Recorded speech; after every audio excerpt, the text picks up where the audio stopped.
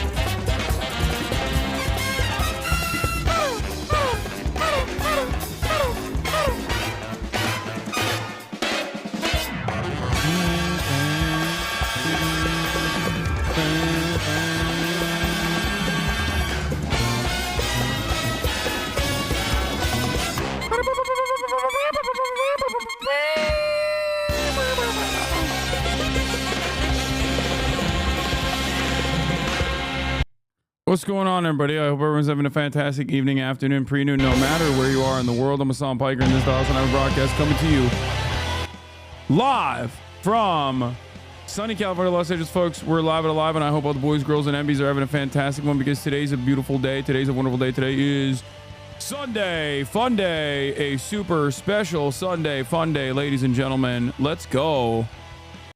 I'm live, I'm alive, and I hope everyone's having a fantastic one. Fun fact, not so fun fact, 98 days since the last time Okay Buddy has happened. And that's precisely the reason why I'm going to pull a fastball on you and do Okay Buddy today, as a matter of fact. That's right, but in a little bit. So get excited, get ready for that. I don't even care. I'm just going to hit that out of nowhere. It's going to come at you. It's going to come at you in a moment of weakness. It's going to come at you out of nowhere. You're going to say, wait, what? Okay Buddy? Oh my God, it's right in front of us. Anyway, ladies and gentlemen, it's Sunday fun day. You already know what it means. That means that you guys are going to send me all the most annoying fucking YouTube videos. Some of them are actually going to be bangers, but every single person is going to treat their YouTube videos like it's absolute heat, even though it's obviously not the case. But having said that, I will yell at a bunch of you. I will yell at a bunch of you for sending me shitty ones. I will not yell at a bunch of you. I will say, thank God you sent this to me. Out of all of the, I don't know, like out of the 50 shitty videos, there'll be like one that's a banger and we'll watch it. But yeah, we're not doing that yet though. Stop sending me all this shit. This is part of the broadcast where I tell you about my personal news. I'm currently wearing a lingerie, okay? This is a pajama. Now, why am I wearing pajamas on the top? Why am I wearing jammies on top? There's two reasons for it. One, because Will got them for me. You'll find out on the next episode of Fear and Podcast. It's gonna be a banger, okay? And the other reason why I'm wearing it is because it is Sunday, and on Sundays we are cozy, okay?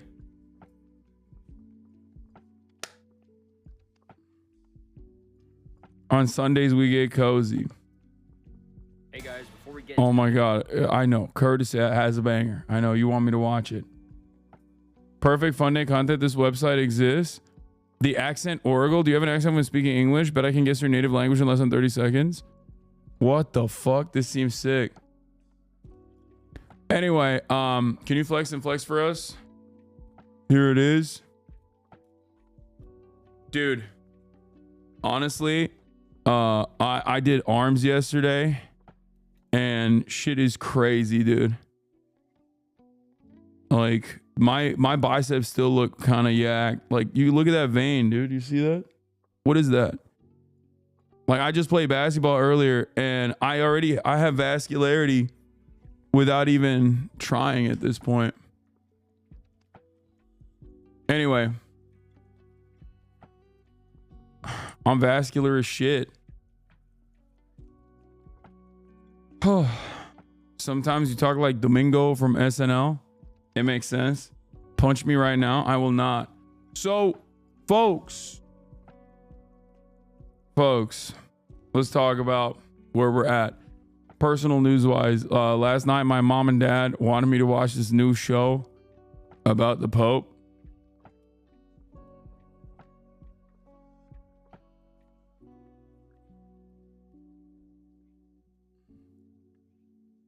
About like picking the new Pope, which is really interesting because there is a process of picking a new Pope.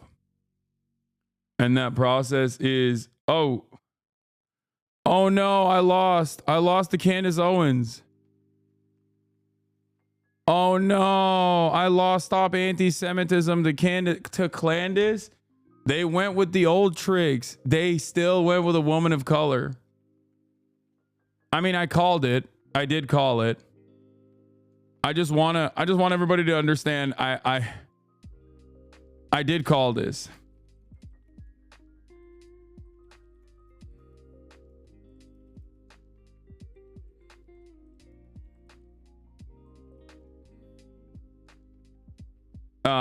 Yeah, no. The thing is, the Stop Anti-Semitism group, they love giving it to women of color. And this is the second time that they've actually given it to an actual anti-Semite. Agents base take on the CEO shooting in Universal Healthcare. Who got shot. I don't have no thoughts on that nigga, man. He didn't make no difference in my life. He died. I don't think murder is okay, but the nigga got murdered for a reason. So maybe he should stop murdering people's... I don't know, man. Nigga led to a lot of deaths for his own pockets. That's just capitalist society, man. That's the way it works in America. Yeah, you know what would solve that, guys?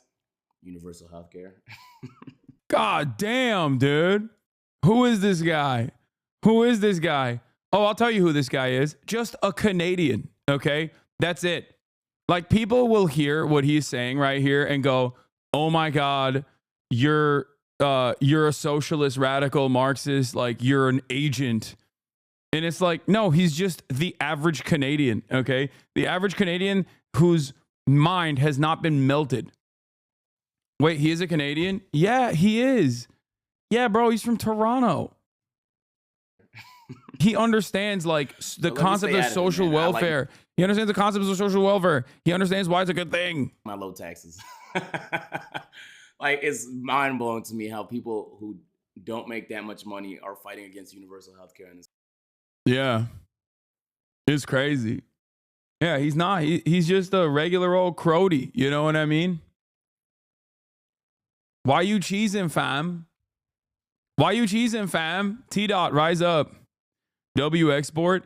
Bro, he's a W export, but honestly, we have also like destroyed his brain, okay? Your friends abroad love Luigi. Chinese netizens? Oh, Chinese netizens love Luigi. Let's go. Yeah, we'll talk about Trump attending the Army-Navy game and bringing Daniel Penny with him.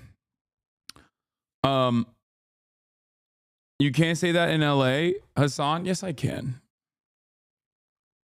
Keep Toronto out your mouth, Crody. I'm cheese to hear that. Keep Toronto out your mouth, Crody. Bro. I need you to watch Kaya's reaction to what?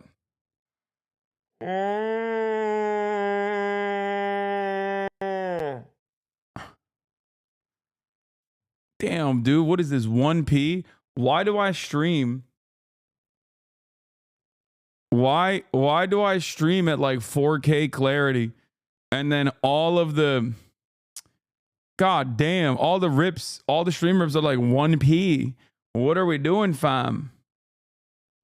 Outfits look good. Do you style yourself? Yes, I do. There's a North Star video on liberal Islamophobia featuring E and D. Sure. My clips are always high res if it makes you feel better. Yeah, Kaya couldn't imagine it when I was talking about the drones over New Jersey. But yeah, I woke up this morning. Got yourself a gun. That's what I didn't do that. I woke up this morning and would you let a PA style you? No, but there is a dude who has been following me for many years who like specializes in the world of fashion, like bringing unique, eclectic talent into the world of fashion and making them like fashion icons, like a PR specialist that reached out to me recently. I won't reveal who it is, but it's like a very famous guy who I've been a mutual on Instagram with for years and years and years. They work with like, what's the dude? The pink haired dude from Euphoria. Like, I think he worked with him as well. So anyway, he was like, yo, you trying to link up, do something? So maybe I'll be a fashion boy. Maybe I'll be a fashion boy in the future. You never know.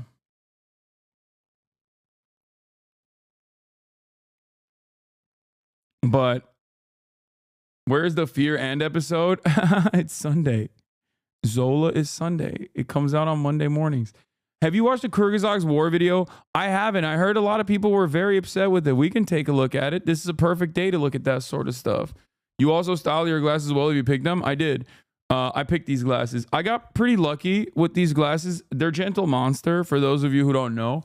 I bought them because I like the brand, but Gentle Monster is kind of hit or miss because I bought them online. So you never know if when you buy something online, you never know if it's going to be good or not. Was there SNL last night?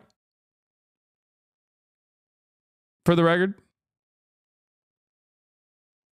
No? Okay, is SNL done? Yes? Yes? No, they canceled it? I can't tell if you guys are lying to me. What's happening here? But yeah. Sunday, fun day.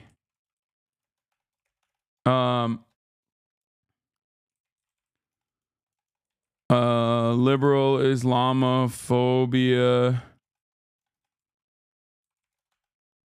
You didn't do Paul Mescal's SNL for the Irish representation? I love Paul Mescal. He's hot and cool. But Israel is really crazy. SNL. Oh, we got the SNL playlist. SNL Sunday, baby. Sunday fun day. SNL reacts. Liberal Islamophobia. Kurzgesagt. I don't know. Kurzgesagt. Under fire over Israel vid. More deep dives. New Jersey drones investigation. How do you feel about Trisha being on last week? Guys, I know this is going to come across as like very strange to you, but I don't know anything about Trisha Paytas. This is going to come across as very strange to many of you because you've all been like super locked in, super tuned in, super aware of like all things Ethan Klein related. Like I know that there was a podcast called Frenemies before I did Leftovers with Ethan. I know that. And I know that Trisha Paytas was the co-host. And I know that it was like insanely popular. And the only thing I know is that basically that podcast did not continue any longer. And there was a lot of drama or something. And that's it. Like, that's all I know pretty much. Like, I don't know anything about Trisha Paytas other than the fact that she has a podcast. She's married to Gila's brother. And she has like a lot of like everything I've known about Trisha Paytas has been like she's crazy. She's crazy. Like she's problematic. She's crazy. But like I don't know if that's the case or if that's just like what she used to be like and she's just more normal now. I just genuinely don't know anything. I don't know anything about Trisha Paytas. Which I know for a lot of people that's probably shocking. Okay? For a lot of people that's probably shocking because you guys know a lot and you would expect me to know a lot as well, but I genuinely don't know. The only thing I know is that I was on a plane with her.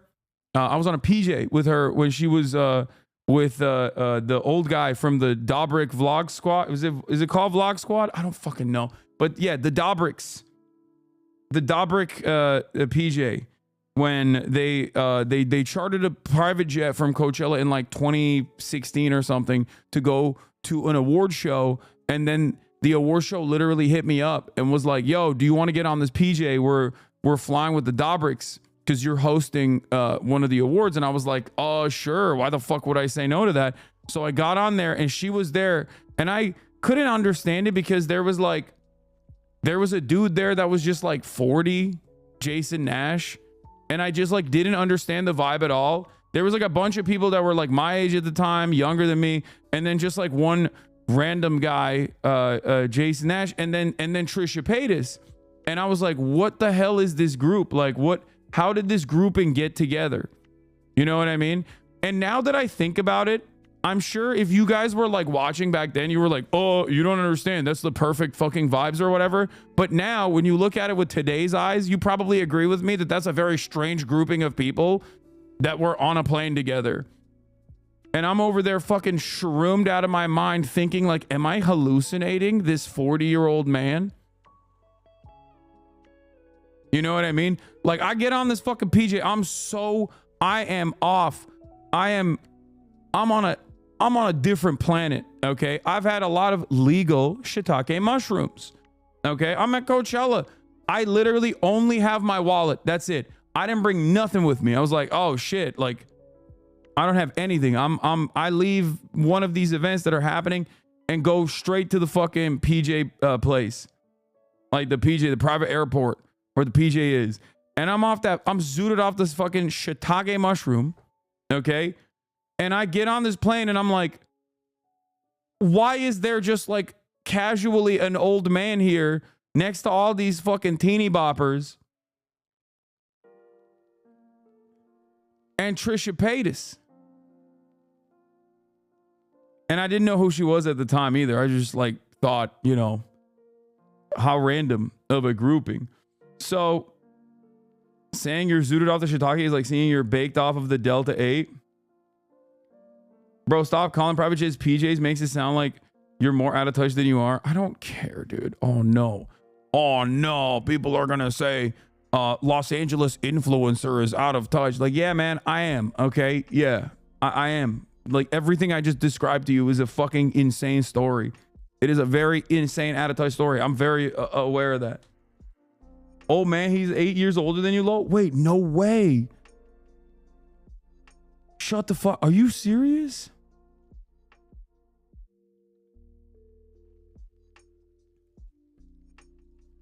No way. I thought he was like 50, bro. Are you serious?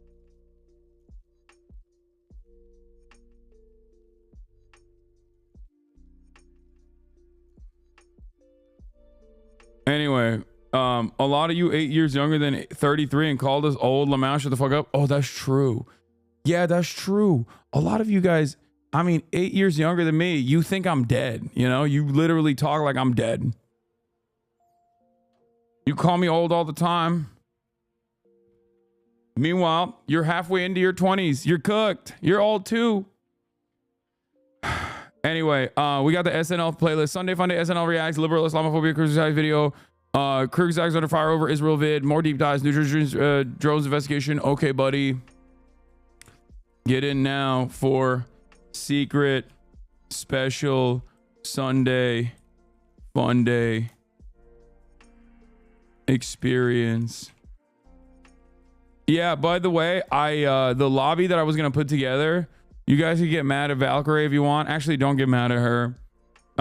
It's not entirely her fault, but I was trying to put it together with her, and then she has to study for Fortnite, which is, I don't understand. Like, I don't understand these words, but she's playing Fortnite, I think, on the Lacey Fortnite thing that everyone's gonna be a part of. So she was like, I gotta study Fortnite. She didn't use those words, but that's how I took it.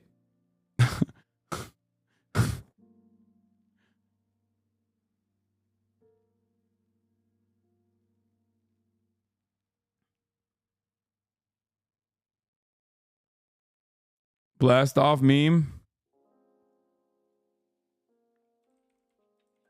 But yeah. I looked up your age on Google, and the picture that they used for you shocked me. What does that mean? I take on the drones. I would like to share. No, keep it to yourself. And nobody wants to hear your take on the drones. I'm just kidding. But am I? Little Bear has a threat. If you lie about okay, buddy, again, the HasanAbi rewind is canceled. No. No. Okay, if the HasanAbi rewind is canceled, socialism is canceled. How about that?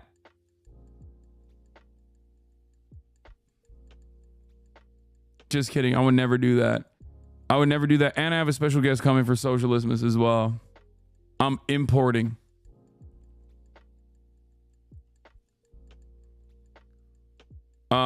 But yeah, socialism is gonna happen this year. Don't worry. It's gonna be a lot of fun. As always. Anyway, let's blast off. Sunday FUNDAY. SNL reacts. Liberal Islamophobia. Kyrgyzstan's under fire over Israel vid. More deep dives. New Jersey Joe's investigation. Okay, buddy, get it now for secret special Sunday FUNDAY experience. Did you see the Pentagon claiming the drones aren't American military, nor are they foreign military? I'm gonna be honest with you. I don't believe when they say they're not American military.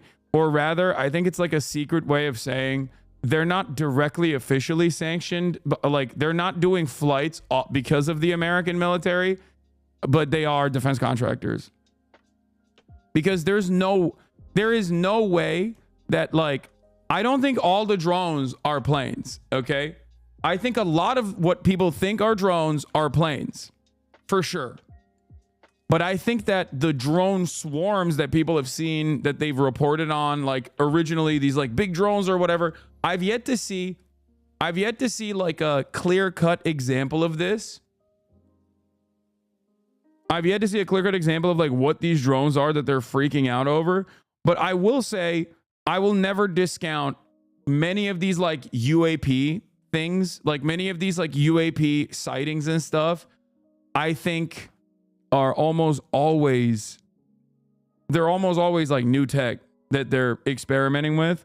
But the problem is, usually when you have new tech that you're experimenting with, you do it in like the desert, right?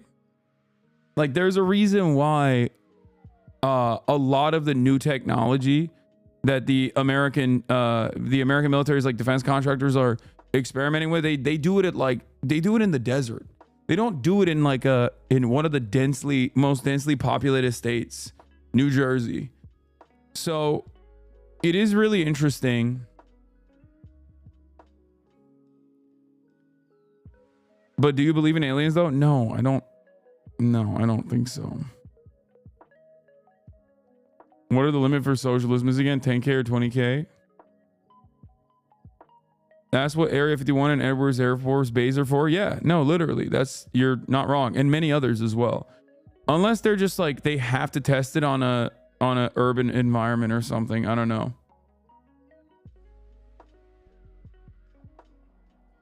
Clear footage last night. We finally know what it is.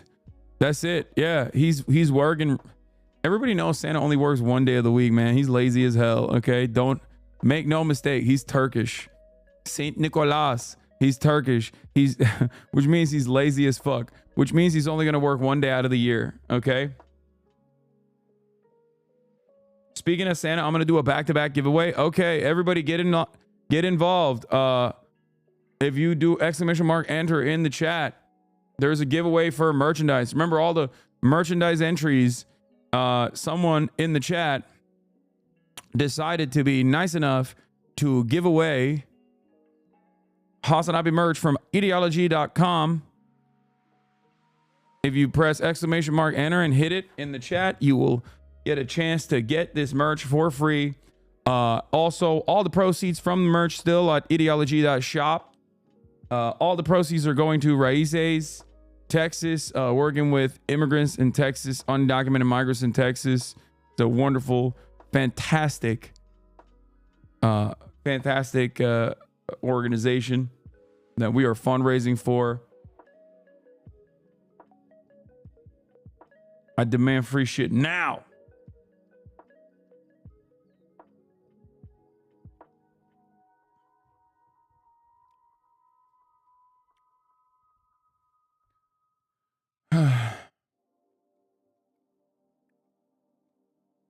I think it's because tech requires to be tested in highly populated dense areas. The stealth bomber being seen by plane pilots as a UFO all over again. Yeah. That's probably it. But I do think the larger story isn't necessarily American defense contractors like testing out their surveillance technology or whatever. I think the real story is mass hysteria and how quickly people can be whipped up into a frenzy and how much the average American resembles the mind of a medieval peasant.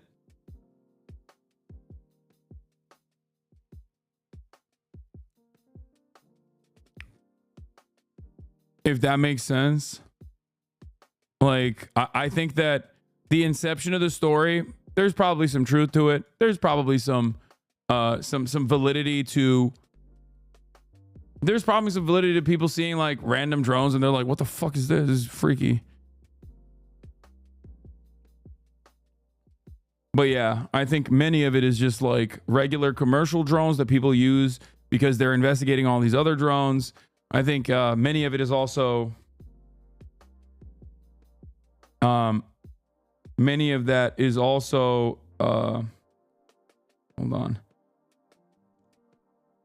Congratulations to Mushroll. What the heck? Mushroll, you won. Why are you just like an old-timey sailor? Don't worry, there's a second one that you can enter again, I believe, right? We're doing back-to-back. Back-to-back.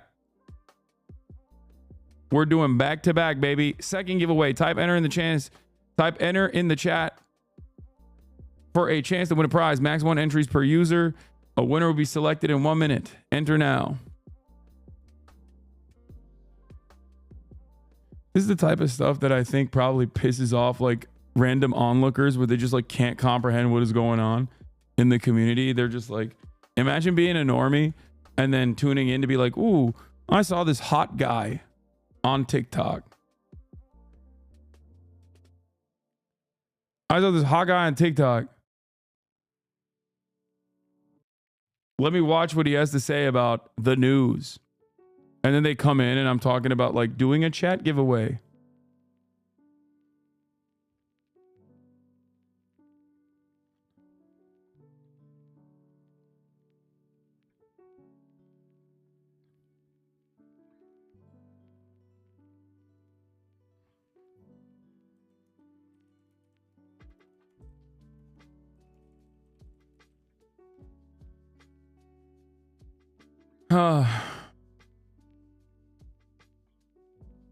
You drinking a mana potion? Yeah. No, they don't see this as weird. They come in here while in a while you're unlocked and think that's weird. Unlock? You mean stun lock?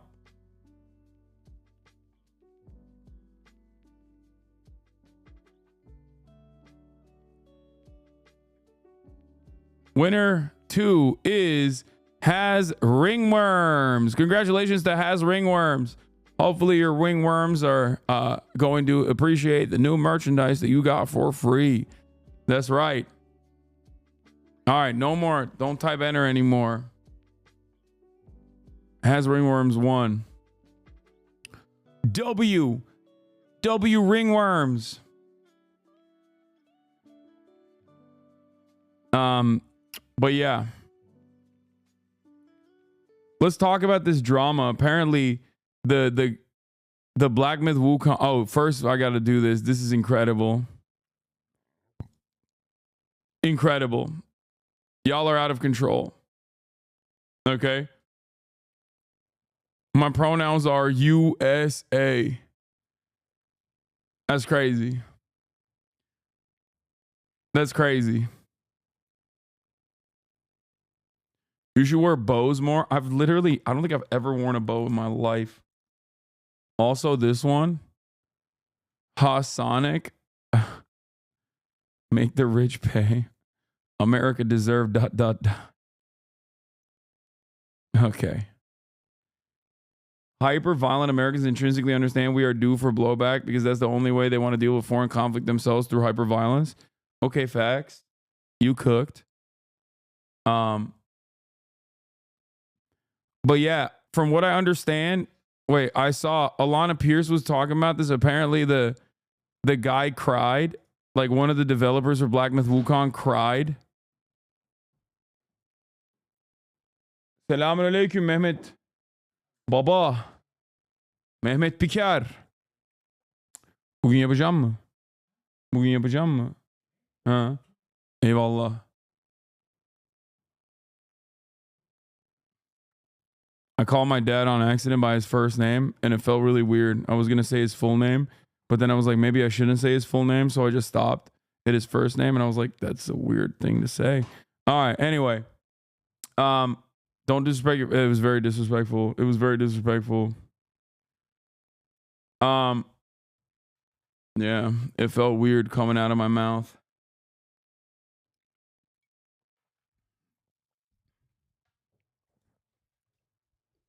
All right.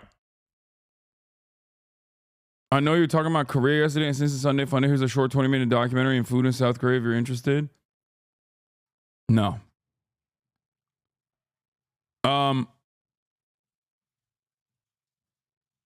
Yeah, I call my dad Dad. All right, where were we? All right, we blasted off already. Let's get started. So I want to first talk about this Black Myth Wukong thing. Apparently, Black Myth Wukong developer Game Science CEO says he wrote the acceptance speech for Game of the Year 2 years ago, question selection criteria for the Game Awards in a rant. Now, I will say this much. It's never good to be a sore loser. And it's never good to openly admit that you're a sore loser. So this is not exactly the best possible way to go about this. Having said that, I do think that Black Myth Wukong deserved Game of the Year. What is this? Emmy gave you a quick shout out. And Happy New Year. My highlight of 2024 was all the cosplay streams I did and having lots of cool guests on my stream like Pokey, Hasan, and Norafon, and a bunch of other cool people. And in 2025, so most of my friends have already been canceled, which means that there's not many more left. So I'm happy for them for that. That's crazy. Respect your opinions, but Astrobot is an incredible game. I've been thinking about potentially playing it, honestly. But yeah, I heard Alana Pierce was talking about how like one of the developers was crying. And I kind of get that. I kind of understand where that comes from. Like I understand why if you're a developer, if you are a dev, if you are a developer and you put your life's work, you know, you put all this effort into this game and you really thought you were going to get it. And then, you know, Astrobot wins. Like, I understand why you'd be kind of shocked, kind of sad. I don't know. Where is the video? Where's the Alana Pierce video? I can't find it. But having said that, I do think it's appropriate for me to play. It's appropriate for me to play Astrobot first before I make this assertion. Because I did play Black Myth Wukong, and I heard a lot about how great Balatro and Metaphor was as well. I did hear a little bit about Astrobot as well, but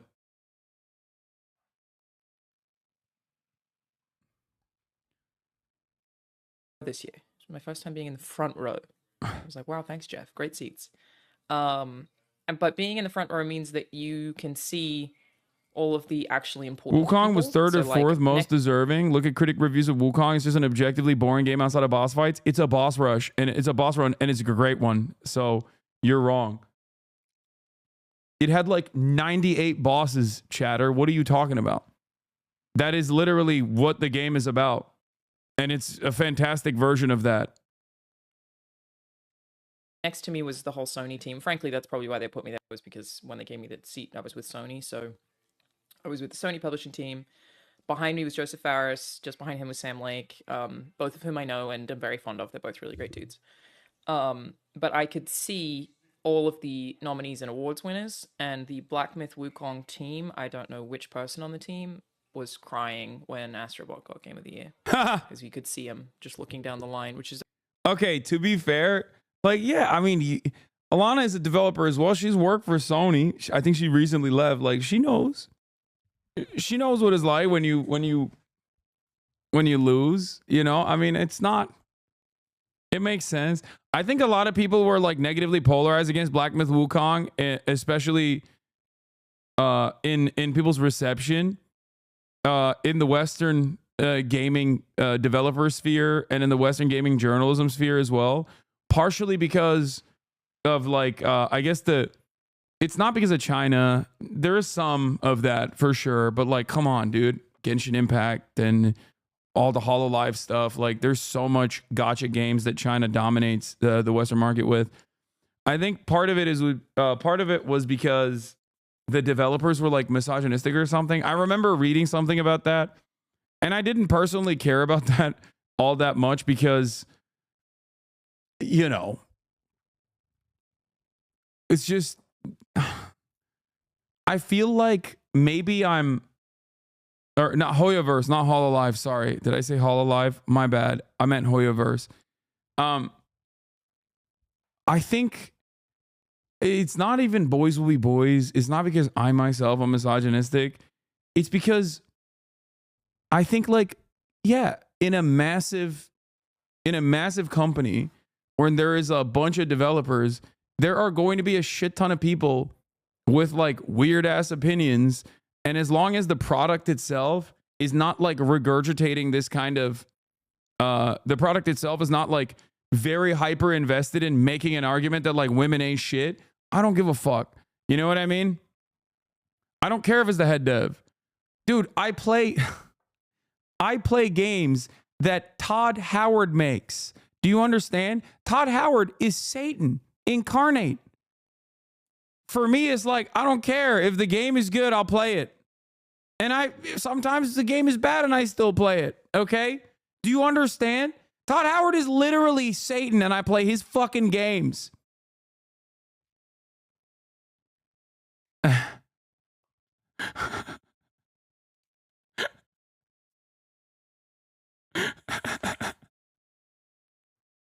So yeah, like I said, as long as it's not like seeping into the game and it's like it's a massive and dare I say very consequential aspect of the work itself, then I personally don't care. And people say Hogwarts Legacy, not realizing that like I literally had a very similar approach to Hogwarts Legacy as well, and people yelled at me and called me fucking transphobic for it. On the one hand, people called me transphobic for Hogwarts Legacy. On the other hand, people were saying that I was caving to my trans audience. I was audience captured by big trans on the Ben Shapiro side. And I was just like, I don't give a shit. I think that I have a much more reasonable approach.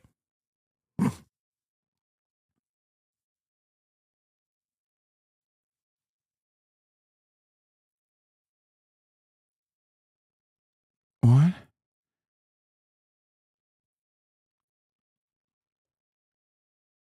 What the fuck? You torture me for 7 years? I'll just make a new account? Murderer 1710. Johnny didn't die, or did he? Okay, well, I'm going to ban you. You need to get help. You need to get back on the meds, chatter. I have no idea what the fuck you're talking about. Medication time. Remember, when the holiday season is around, we will have more sightings like this.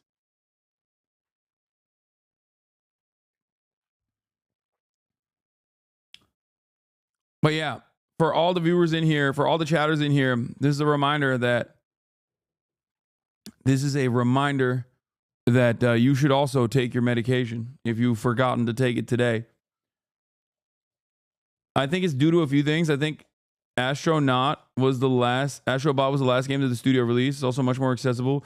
Wukong was good, but it was difficult. I don't think Wukong was that difficult. I think, if anything, Wukong was not difficult, which I think factored into its accessibility. I don't think Wukong was difficult at all, especially in comparison to fucking Elden Ring.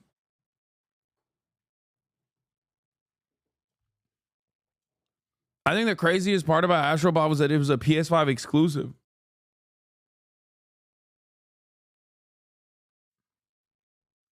I made millions on your Wukong L's. There were very little of them, so it's shocking that you made any money off of that.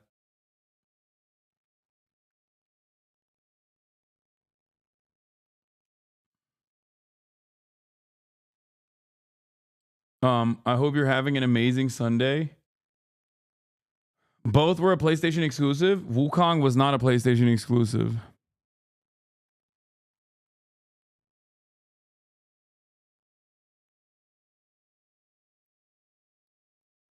Wukong was just not on Xbox, but it was not a PlayStation exclusive.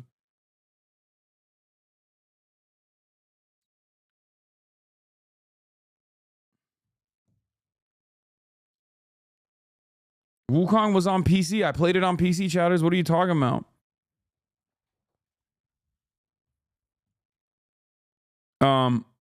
Anyway.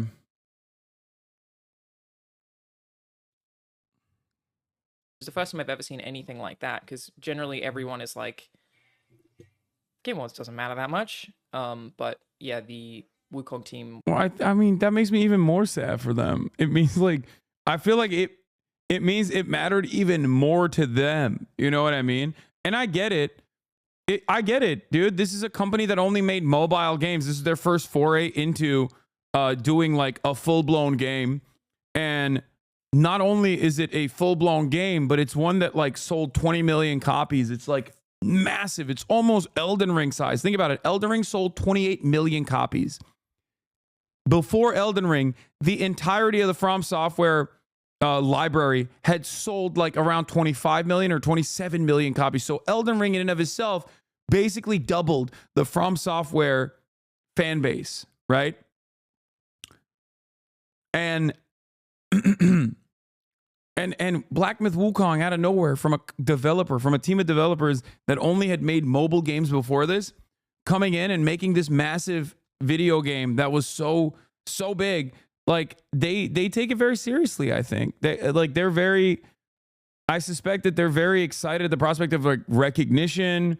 They're very excited at, they're very excited about representing China on the main stage in amongst Western developers. Like that's, I get it.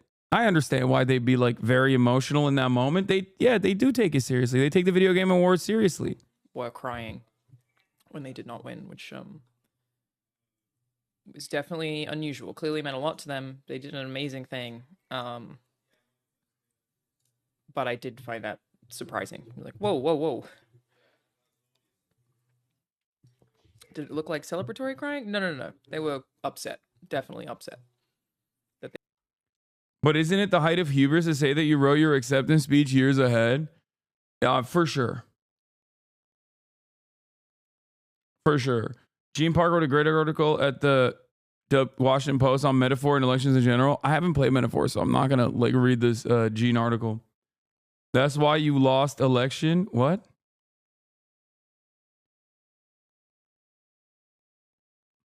All of these sites are using Google Translation of the Chinese game dev statement. Is crying when losing a bad thing. It's an emotional experience. I don't know. I understand. Black Myth Wukong Studio CEO wrote the Game of the Year acceptance speech 2 years ago. Question selection criteria for the Game Awards. Feng Ji emphasized the significance of their 4 nominations. It seems Game Science CEO isn't happy with their game. Black Myth Wukong didn't win the highly coveted Game of the Year award this year at the Game Awards. Black Myth Wukong was beaten by Team Asobi's Astrobot, which snagged the most prestigious award. Apparently that wasn't enough. A game CEO and the producer, Feng Ji, went on a tirade on Chinese social media platform Weibo, where he questioned the award-winning body's decision process.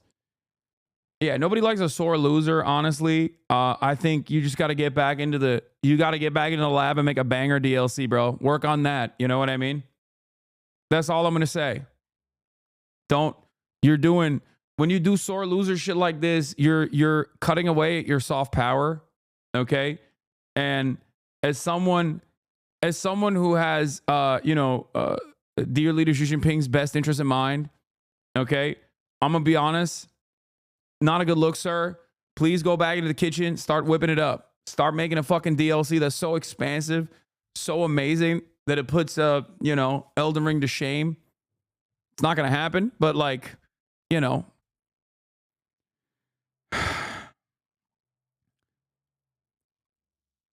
Game Awards this year coincided with a major update for Black Myth Wukong. For me personally, this project spans 7 years and officially come to an end. 4 nominations: Best Action Game, Best Art Direction, Best Game Direction, Game of the Year were first for a Chinese game. Ultimately, we took home the Best Action Game and Player's Voice. Especially winning player's voice was gratifying, yet I must admit there's a sense of loss and regret. More than anything, though, there's letting go of illusions. The games nominated this year were all exceptional, but honestly, I still can't figure out what the criteria for the game of the year. I feel like I came all the way here for nothing. Yeah, that's like you're being a little bit of a sore loser, you know? I completely understand these feelings and share the frustration. Because behind these emotions lies not pain or malice, but dignity and confidence. HasanAbi from Metacritic, Astrobot 94, Metaphor 94, Balatro 90, Wukong 81. Yeah, I don't care, man. What do you mean?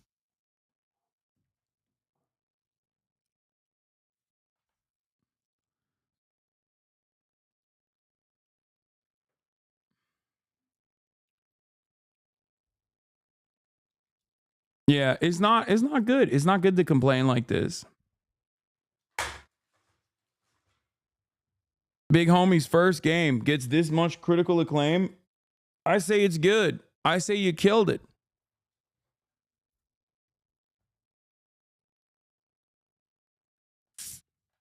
That's all I'm saying. Wukong won player's choice. Yeah.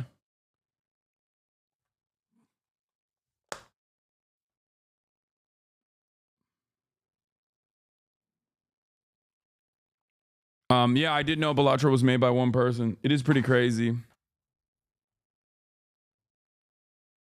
Dap said it best as a kids game versus Wukong.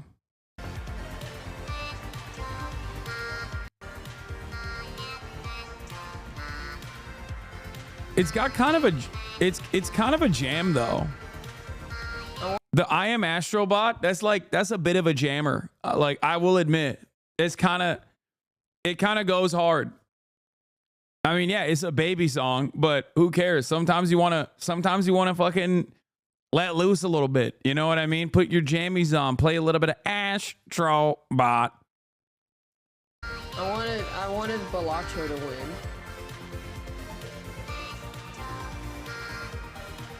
But Astrobot is probably so much bigger in the general non-gaming line. I'm pretty sure the Balatro dev was in Little Bear's chat one day and gave her a free copy or something. Wait, really? Does that mean that Balatro dev is so fucking nice he made sure I got a free game key because he saw me playing the demo? Wait, does that mean the Balatro dev might know who I am, Little Bear? That's kind of chill.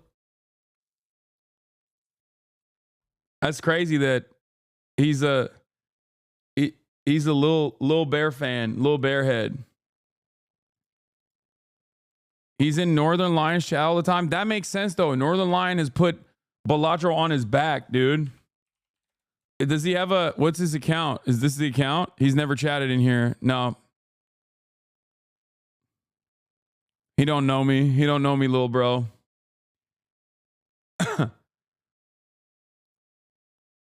You said probably? Nah, he don't know me. He hates me, actually. I bet. Okay, so you know Lil Bear. Lil Bear knows Balatro guy. Balatro guy knows Kojima. You basically in.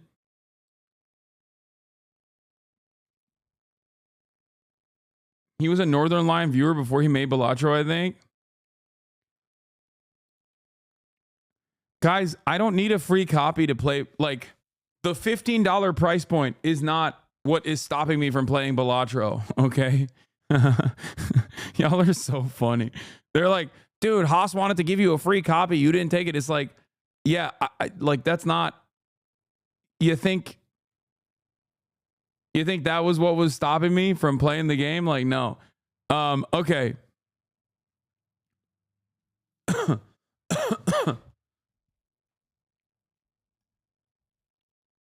Do not download it. It's too addicting. Carl hates immigrants so much he won't even brown his steak. Sargon of Akkad is back, getting bullied by everybody online for the obvious reasons. This is not because he's right-wing, I think. Like, a lot of people will mistake this and go, oh, it's because he's like a right-wing guy. No, it's just because he's British, dude. I think this is just, to me, this is what all British food looks like.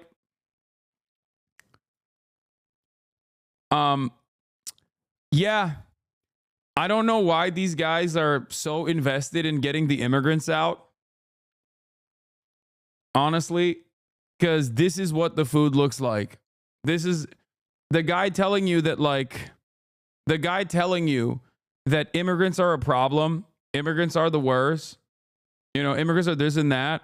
That's the guy who's whipping up the worst sloppy boiled steak you've ever seen. Just the wettest. Just the wettest steak of all time.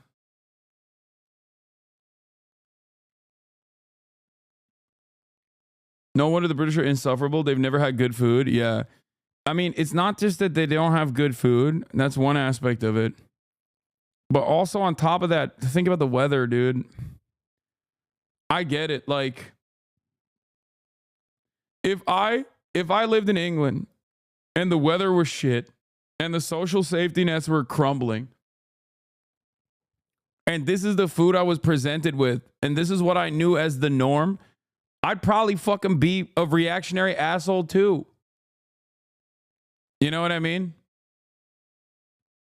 This makes me appreciate leftists in England way more, because you overcame great odds.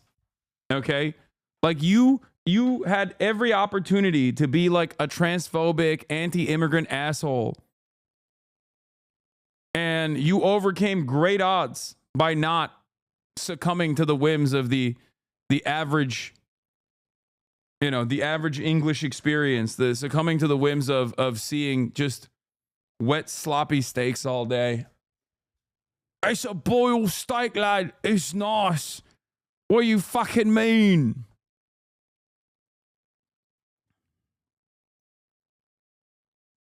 The point of Angloid food is the texture. Ugh.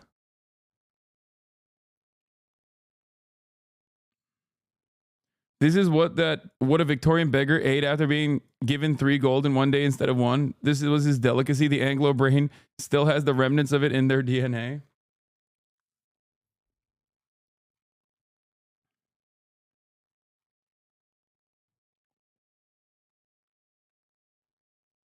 Also, the rich people in England back then just ate French food, and lower classes didn't have time to cook, so that's why their food is like that. Okay, but we're in 2024, you know what I mean? Huh. So we're unifying across party lines. Nice. Oh, look, drones. I mean, honestly, look how much change this has created immediately. Drones, there are drones everywhere, look. So Trump's talking about abolishing the FDIC, the Consumer Financial Protection Bureau, National Labor Relations Board, like... Look at the fucking drone! Really? Aliens? Again? We don't know where they're coming from, but drones! Sure seems like we could be doing a lot more if we were a unified working class, huh? The drones! Pay attention to the drones! America. Oh, God. On accident. Look at that. The last thing on Wukong is poor form, but I sympathize when you have the responsibility of the name of your whole nation on your back. Yeah.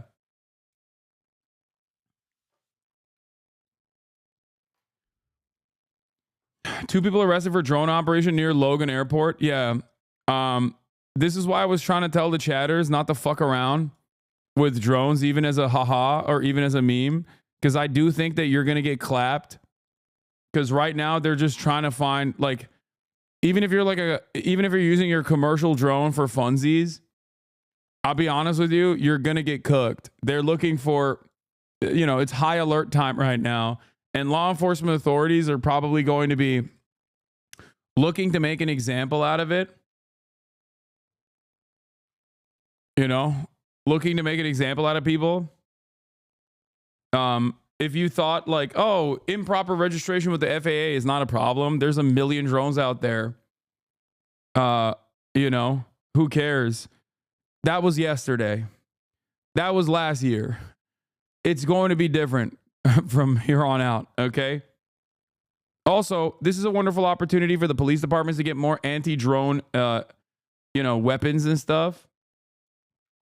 So, hey, where's Luigi? He's making pizza. Where? Right back there. Luigi. Oh, thank God you're here, Luigi. Oh, thank God Luigi's here. Not guilty. That's hilarious. Yeah, dude. My man, free my man. It's clear that it's clear to me that he was not doing the thing, the heinous crime that you say that he was responsible with, even though I'm not so sure it was heinous to begin with. But yeah, I think there's reasonable doubt. Anyway, before we get to the drones, let's see what the Chinese netizens are saying about our boy Luigi. What do Chinese netizens think of Luigi Mangione? His mugshot is going viral on Xiaohongshu because everyone agrees he's really hot. Another netizens said it looks like he's wearing a mess. Someone said what's ironic is that he was snitched by a McDonald's worker who can't even afford health insurance. Another suggested let's leave bad reviews for the McDonald's who has become public enemy #1. Netizens gave him nicknames like Robin Hood, Batman, and Zorro. Someone said if I see him on the street, I will rush over to ask for his autograph and phone number. Another said he should go see a Chinese medicine doctor for his back pain. Using acupuncture and massage, many foreigners got their spine fixed in China for a cheap price. A student studying at UPenn felt tons of school pride, posting UPenn engineering and cowards. Someone said that UPenn admission officers are visionaries. They admitted people who changed the world like Trump, Musk, and Mangione. Another central, he's Italian, let's go easy on him and make him eat pineapple pizza and drink Americano for 1 year. Someone said if Hollywood make a true crime series about Mangione, I don't even know who can portray him. He's hotter than many actors on TV. Another said his arrest photo is straight out of a magazine shoot. The light. Bro, this is not just like American class solidarity. This is universal class solidarity. Chinese netizens sound exactly like American netizens. When have we ever had a situation like this? I'm just saying. Luigi is the uniting factor here, it seems. Luigi said, workers of the world unite. The lighting and camera angles are brilliant. Another said, regardless of the outcome of his trial, I'm willing to marry him. One replied, get in line. Another asked, can he open an OnlyFans account to atone for his sins? Another son with an American IP said they got the wrong person. He was eating hot pot with me on that day. Many commented below, I can testify to that. Someone joked, his face is everywhere. Every time I saw his name, I can't help but think of this Luigi. Someone captioned this photo, Mario, go save your brother. I love diving into Chinese netizen world, you know, seeing what the hell's going on in the minds of Chinese netizens. Yeah, we'll do the New Jersey drone story in a second. A little bit of news coverage, okay? First and foremost,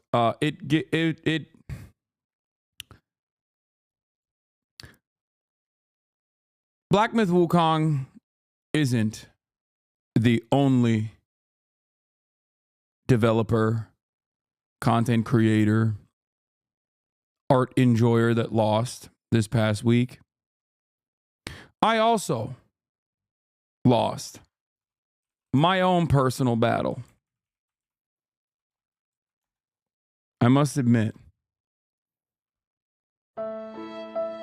First, it was the Streamer Awards, put together by my podcast co-host and personal best friend, Cutie Cinderella.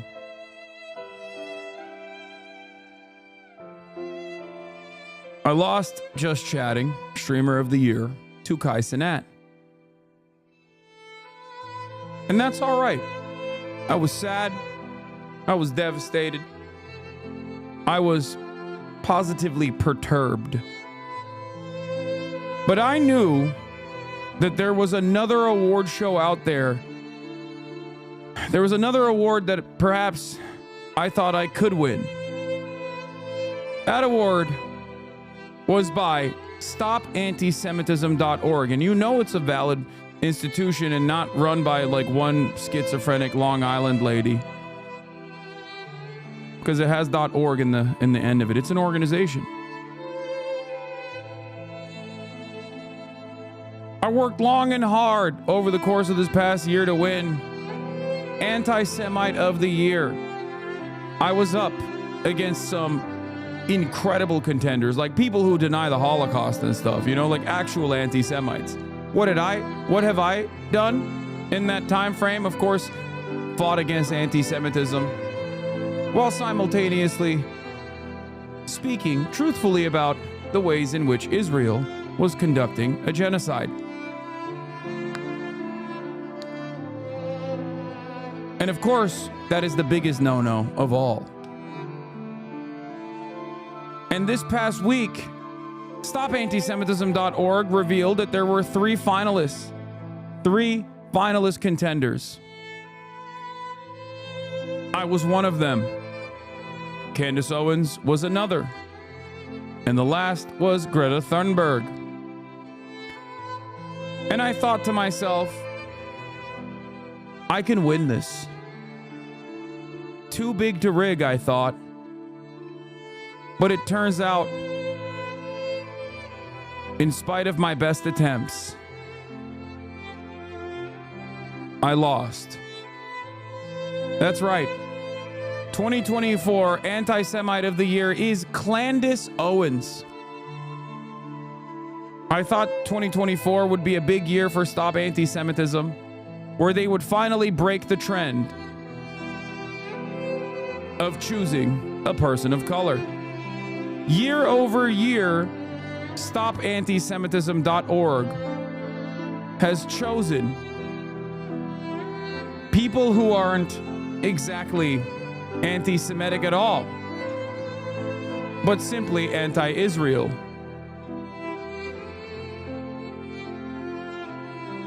Women of color from all different backgrounds, most of them not white, most of them women. The first time that StopAntisemitism.org actually chose a real anti-Semite was last year.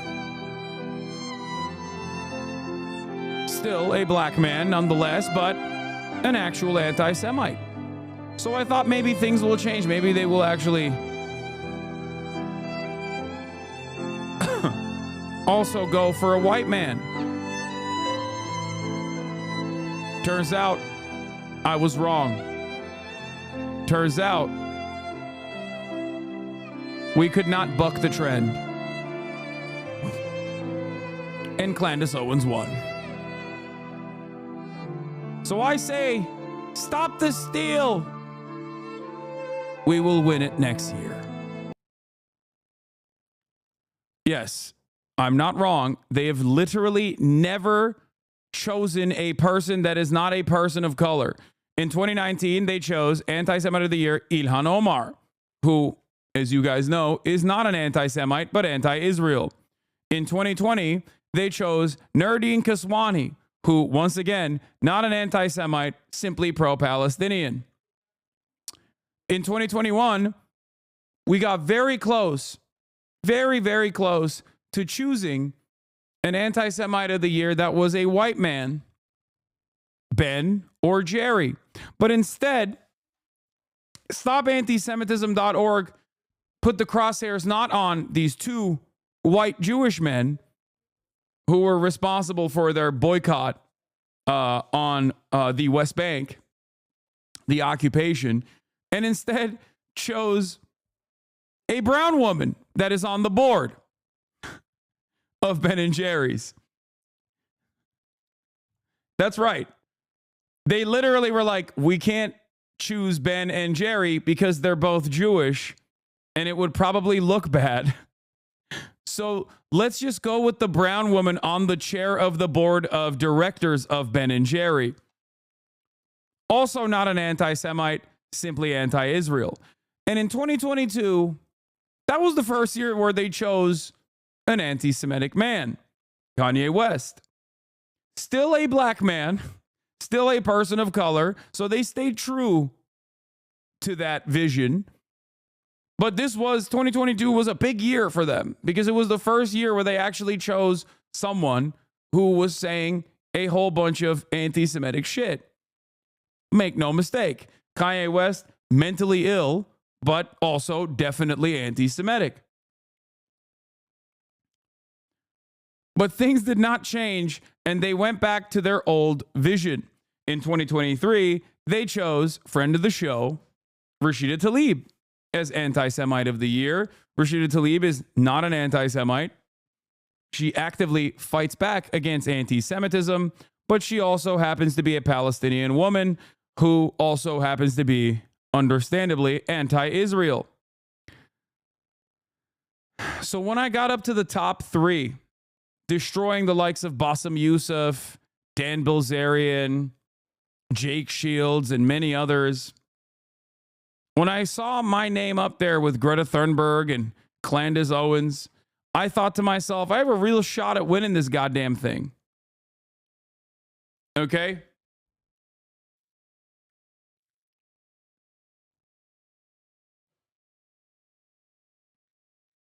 But unfortunately, Candace Owens did win.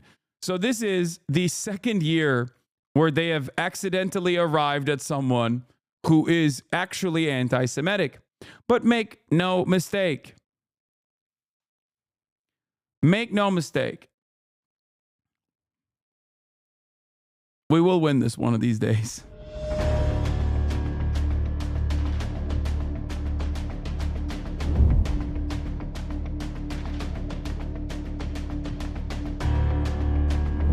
If Hitler just...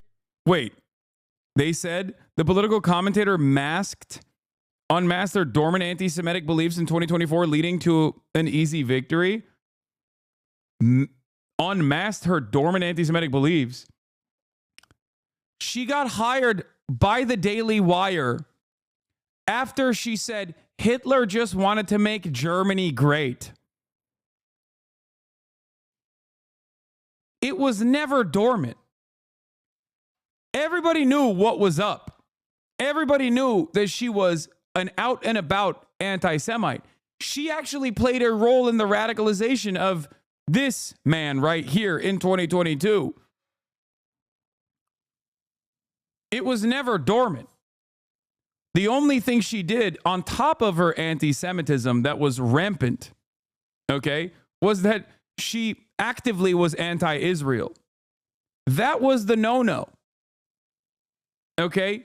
It wasn't just that she was anti-Semitic. Nobody had an issue with how anti-Semitic she was. The Daily Wire certainly did not have an issue with how anti-Semitic she was.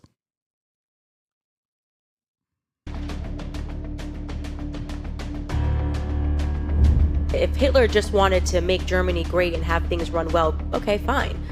Yeah, Owen started raising eyebrows in 2019 when she seemingly defended Hitler's actions in Germany, citing nationalism. Raising eyebrows? That's the maximum amount of anti-Semitism you can do. Like, there is no... I can't comprehend how insane you have to be like, ooh, she started raising eyebrows when she defended Hitler. It's like, no, that's it. That is the maximum amount of anti-Semitism. You've maxed out. You have maxed out on anti-Semitism. There is no cap beyond that. Okay?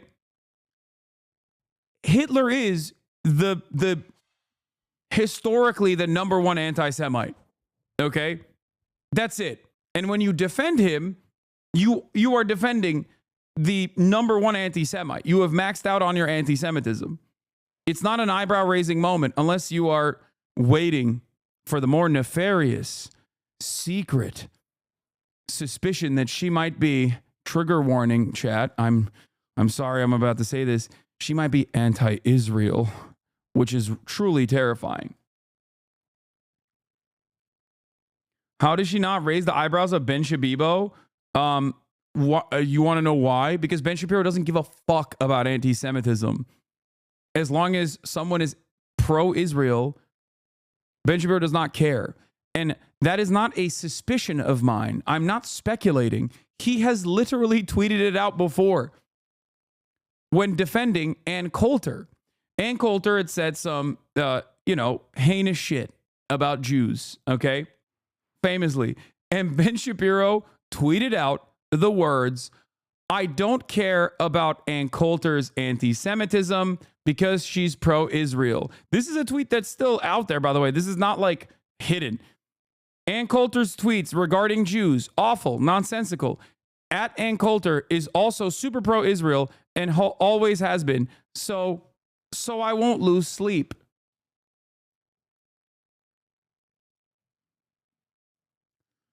Make no mistake. Ben Shapiro has never given a single fuck about like anti-Semitism unless he can use it as a weapon to wield against those who criticize the state of Israel. Okay? There it is. Tweet's still up.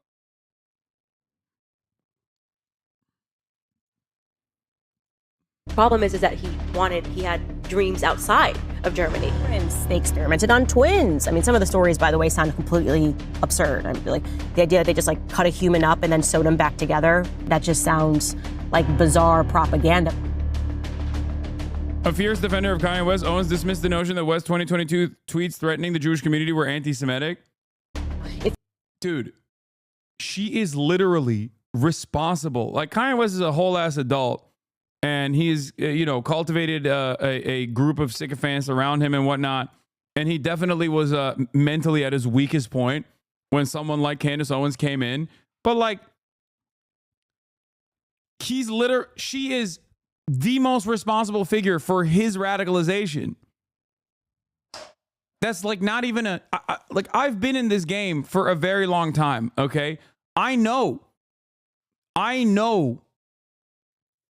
how all of this happened because I was there. I was covering it actively. If you are an honest person, you did not think this tweet was anti-Semitic. You did not think that he wrote this tweet because he hates or wants to genocide Jewish people. It's like you cannot even say. Come on, man. He says he's going DEFCON 3 on Jewish people. That's a crazy thing to say. Like, what? Again, it's almost as maximum anti-Semitism as defending Adolf Hitler, which is something both Candace Owens and Kanye West has done.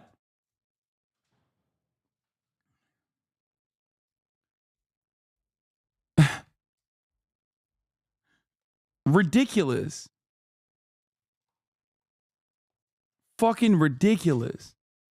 Are you shadow banned on Instagram? I just created a new account to move from TikTok before a ban and I can't find it any other way via a direct link. Yes, I am. When you type my name, if you don't type my full name, you will literally find HasanAbi fan accounts on Instagram before you arrive at my account. Yeah, it's true. I've been shadow banned on Instagram for years. And it's not because I show too much meat, chatters. It's because I'm you know why I'm shadow banned on fucking Instagram. Come on. The word Jewish. The reason why I'm shadow banned on Instagram is the same reason why I'm on Stop Anti-Semitism's like award finalist for Anti-Semite of the Year. It's because I'm anti-Israel, okay? That's it. Without people getting upset. Every person who speaks about Israel has to basically say a statement that's like, I don't want to get killed. We don't have that about any other country in the world except for the one that, took over ours. And that's the truth, okay? We are an occupied nation. Just like within all communities, there are gangs, right? It's so crazy because there are so many more overtly anti-Semitic things that Candace Owens has said throughout her entire career that you could point to. And then you still have to tie it back to like shit that she's saying, even if she's saying it in an anti-Semitic fashion, to criticisms of Israel. This is what is known as an own goal. Okay? You're dunking on yourself because the reality of the matter is, I know she's anti-Semitic. Okay, I know she's anti-Semitic. I'm pretty fucking tuned into what anti-Semitic dog whistles look like. And also Candace Owens has gone way past the point of dog whistles in general. But when you say she's anti-Semitic because she's anti-Israel, you literally end up offering validity to anti-Semitism. Okay? Most people look at the situation and go, this is crazy. What the fuck is going on? Why can't we say shit about Israel? There are plenty of opportunities where you could turn around and point to Candace Owens being overtly anti-Semitic on its own, Like, like saying that Mengele's experiments were fake or something. Like, that's it. That's super anti-Semitic. Saying that Adolf Hitler just wanted to make Germany great. That's anti-Semitic as fuck. Okay?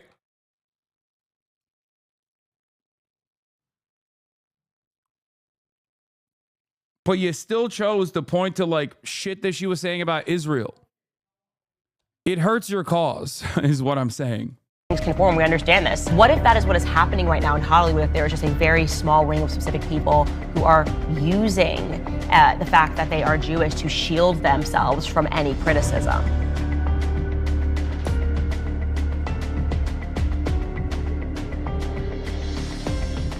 Mazel tov, Candace. Yeah. Nice. What would your montage video have looked like if you won? Come on, dude. It's the one that like Diddy G was sending all over to every fucking news outlet that would listen. The one that Fox News digital team bid on and actually posted. It would be that 100%.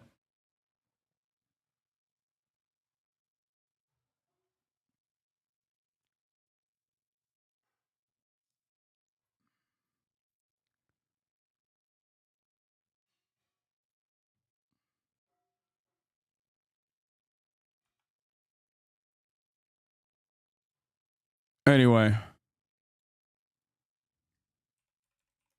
Seems to me like Stop Anti-Semitism was so horny to give this award to another person of color that I was robbed, and someone who's actually anti-Semitic and anti-Israel won on accident.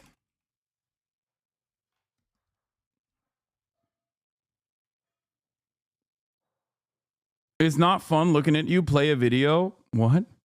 I think a lot of people would disagree with you.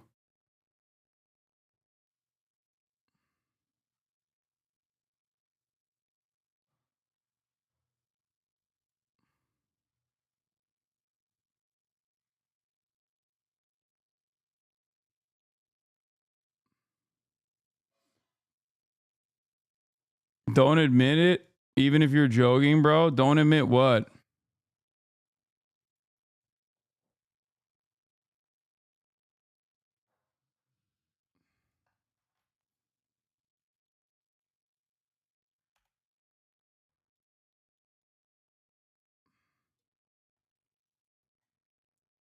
You losing proves that Diddy G has no motion. I know.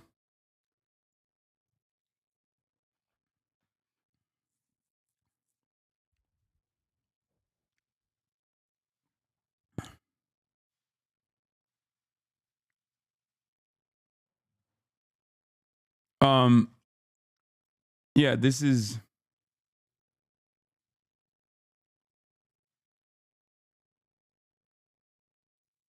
what is this? Do you see the Dan Bilzerian on Raw Talk with Bradley Martin? He was spitting some hard facts. The USA is occupied. What? Did you see the USS Liberty Vet thing? Yeah, Don Goku TV. I'm going to stop you real quick. Okay? Name one white anti-Semitic on YouTube that is trending or well known. I haven't seen any except Candace Owens. What? Are you insane? Dan Bilzerian is another fucking prominent leader in the anti-Semitic movement. But also, it's not even... It's not like there are so many anti-Semitic people who are fucking pro-Israel. What are you talking about? Hella white people. One of the most famous televangelists in the country that literally speaks at pro-Israel rallies. His name is Pastor John Hagee. Okay, you were called out on TikTok. What? No, I'm not going to look at that. Thought I got married on Friday 9 months early so we can get my wife health insurance. You didn't even scared about the Republicans repealing the ACA.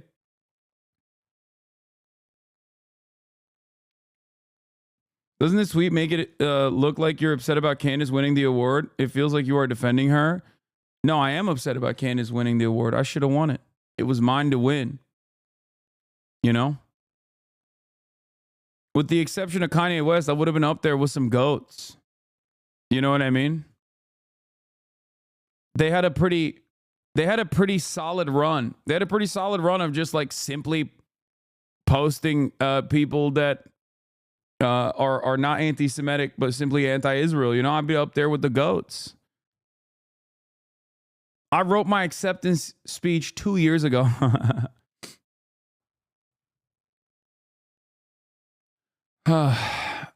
But there's always next season, you know? This segment is a Clip Chimp gold mine. Yeah, I don't give a shit.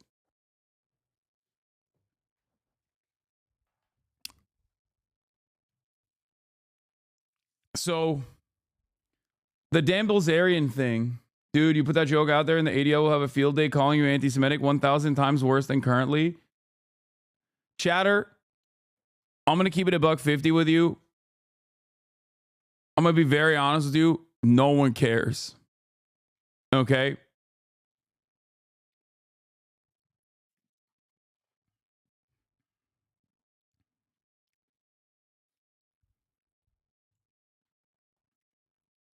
It doesn't. No one cares. This is not. I think you're mistaken when you think that this has any sort of real motion, especially considering that the past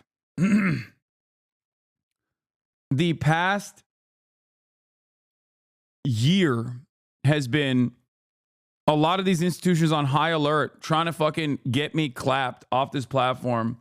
Brad's exact response to Dan denying the Holocaust was, yeah, I don't believe in anything the government says after COVID. Got to talk some sense into him. I saw one clip. The other chatter who was talking about like Dan Bilzerian is spitting truths. He's not.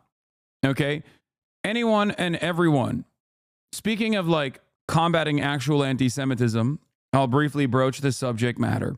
Anyone and everyone that thinks that like Israel's existence is related to some like ancient Judaism, that Jews are monolithic in their approach to Israel, is wrong. In the simplest terms, they're just wrong. Okay? That's it. And I think it's gross that while there's an active genocide going on, especially of the Palestinian population, anti-Semitic people who are pro-Zionist and anti-Semitic people who are anti-Zionist do this handshake where they both say the exact same thing on different sides of the spectrum. Where on the one hand, you have pro-Israel anti-Semites who are like, no, you don't understand, all Jews love Israel. It's like the most Jewish thing you can do. On the other hand, you have anti-Semites who are like, that's right, all Jews love Israel. It's the most Jewish thing you can do. Everything that Israel's doing is for Judaism.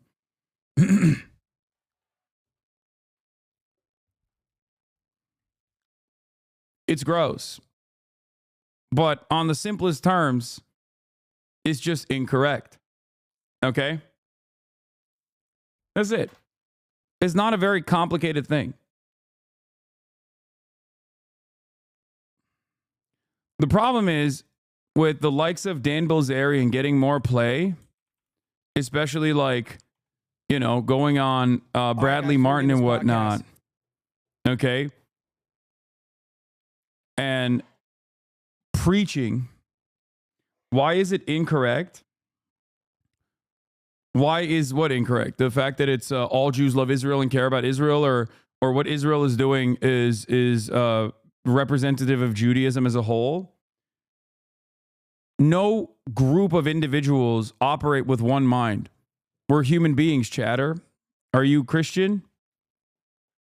If you are, do you agree with all other Christians? Do you think that like America invaded Iraq because of oil, or because they wanted to, you know, because they wanted to do Christianity related shit?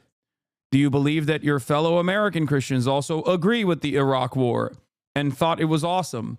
And also personally, every single American Christian also personally was like, yeah, we're doing this for Christianity. The reason why I'm asking you this is because a lot of people can understand their own background as unique. Sometimes they can't understand those that come from a different background. They can't comprehend that there is no monolithic understanding. Okay? Israel's existence is based on religion? No, it's not. Religion is simply a tool. And religion was simply a tool used by secular Zionists that wanted to bring other people to the cause. If anything, the religious existence was more so for the Christians than the Jews themselves. This is precisely the reason why there are plenty of Jews, Orthodox Jews, like the Neterai Karta, that actually look to the Torah and say there is no theological justification for Israel's existence yet. Okay? Israel's existence is not on the virtue of any sort of religious predisposition. Theodore Herzl, the godfather of Israel, is an atheist himself. It's for colonial conquest. That's it. It's land grabs. It's domination. It's control. Virtually every single country in the region, virtually every single country in that region, Syria, Jordan, Lebanon, Palestine, in the aftermath of the fall of the Ottoman Empire, all of that land that was controlled by the Ottoman Empire was partitioned deliberately by Western superpowers, whether it be the French colonialists or the English colonialists, that wanted to partition and create these nation states with one goal in mind: domination. They ensured that they cut across different borders and boundaries so that there were plenty of ethnic strife that existed, and they put their guys in positions of power. And in Palestine, they use that as a dumping ground for their settler colonial operation. That's it. And those issues still remain to this day. Okay? For Syria, it was the Alawites. For Jordan, it was directly a British monarch, a British-backed monarch that controls Jordan. It is not an accident that many of these countries were controlled by oftentimes Western-backed ethnic minorities. Some of them still do. Okay?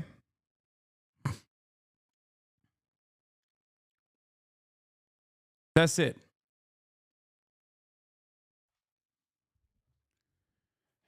The goal was to have permanent destabilization, which makes it easier to control. Okay? Permanent destabilization, which makes these countries easier to control. And also, that way, you can pick apart their natural resources with ease. As long as there is consistent ethnic and religious strife, then imperialism can continue. Then colonialism can continue. Okay? That's it.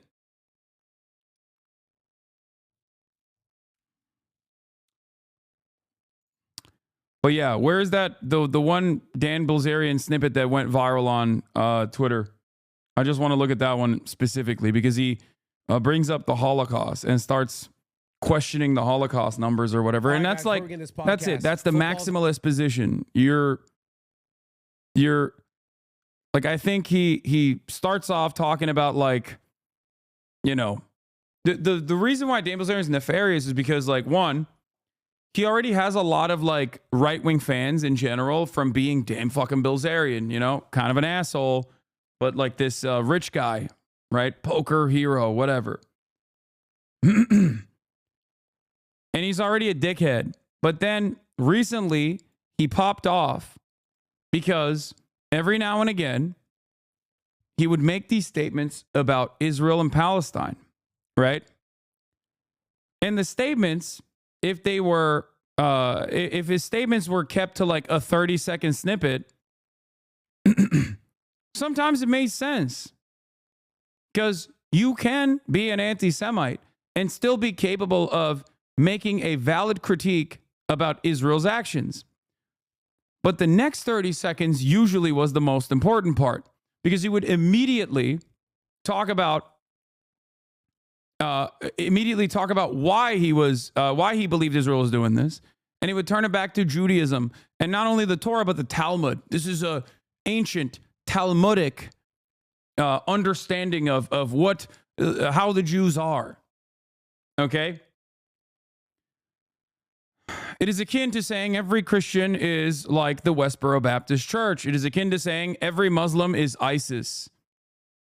When you point to, and sometimes Nazis love doing this, when you point to like random fucking, Kahanis or whatever, and be like, this is what every Jew thinks. This is how every Jew operates. It's just pure anti-Semitism. Okay?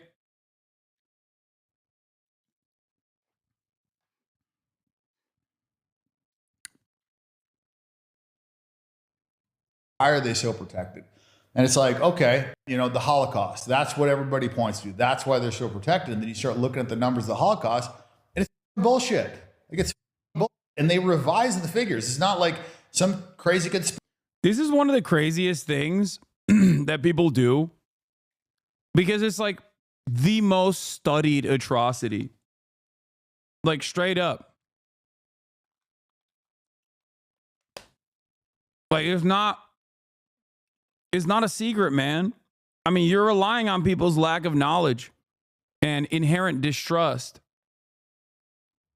of institutions to make this fucking argument, to say that like this insanely well documented atrocity at this point in 2024 is actually real suspicious, real sneaky. I don't really understand what's going on.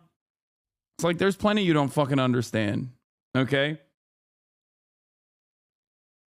Conspiracy. They said 4 million people died in Auschwitz, and then they literally revised it and said it was more like 1.1 to 1.5 million. Well, it's like, how can you be that far off? It's like less than half of what you said. It's a quarter of what you said, or or like a third. I think he's just talking about Auschwitz, but no, I think the final number is 6 million Jews specifically. It's much larger than that overall.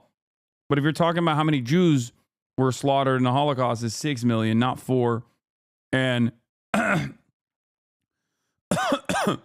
what's really what's really interesting about this is that Dan Bilzerian is saying this, and he's a pretty prominent Armenian man. So as a prominent Armenian American, I think he probably knows very well when people deny genocides. That's what makes it crazy to me, is that what he's doing right now for the Holocaust is exactly what you learn in school in Turkey about the Armenian genocide, that it's like not real. What you said, and then you start looking at like just the math on this stuff. Like the math doesn't math. Like you cannot cremate that many bodies. You'd be cremating those bodies for hundreds of years. Not to mention, like, gas chambers are not like an effective, efficient way to kill people. And these are the Germans. These are the guys. He didn't deny it. What do you mean? Yes, dude. It's called Holocaust revisionism. It's a subtle denial. It's a way to brush the subject matter with plausible deniability. Are we really doing this? This is like literally combating anti-Semitism 101. Like, hello? Yeah. It's not even subtle, for the record. I don't think it's subtle, but maybe for people who are just like completely. He said it's over exaggerated. Yes, it's called Holocaust revisionism. There's an entire fucking field of study dedicated to this as well. Yeah.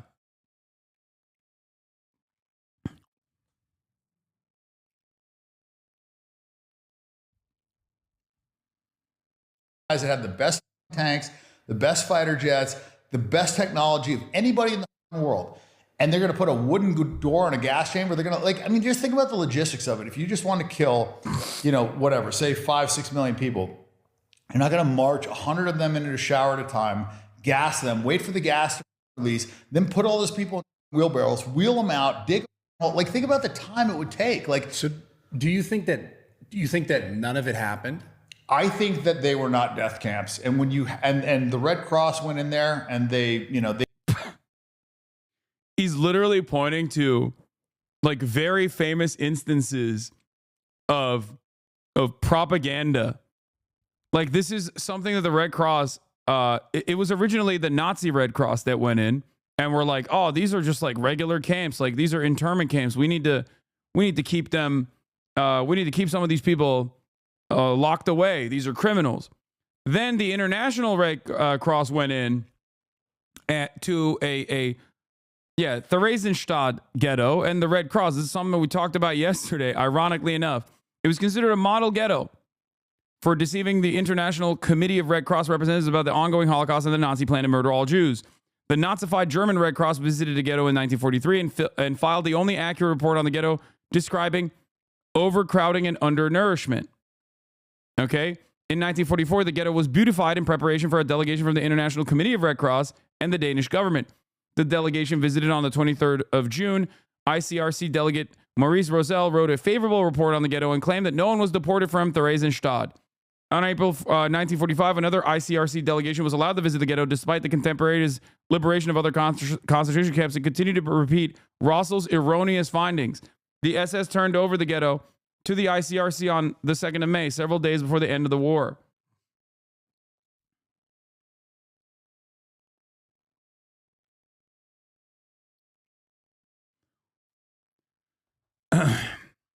Not only did these guys actually actively fucking document the overwhelming majority of the people that they slaughtered.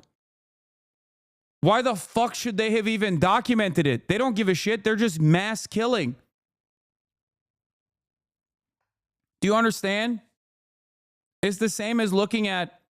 It's no different than looking at the accurate assessment from the Palestinian Health Ministry of all of the people that have been meticulously logged as killed by Israeli rockets or Israeli gunfire specifically. That's where that like 40 to 50,000 number comes from.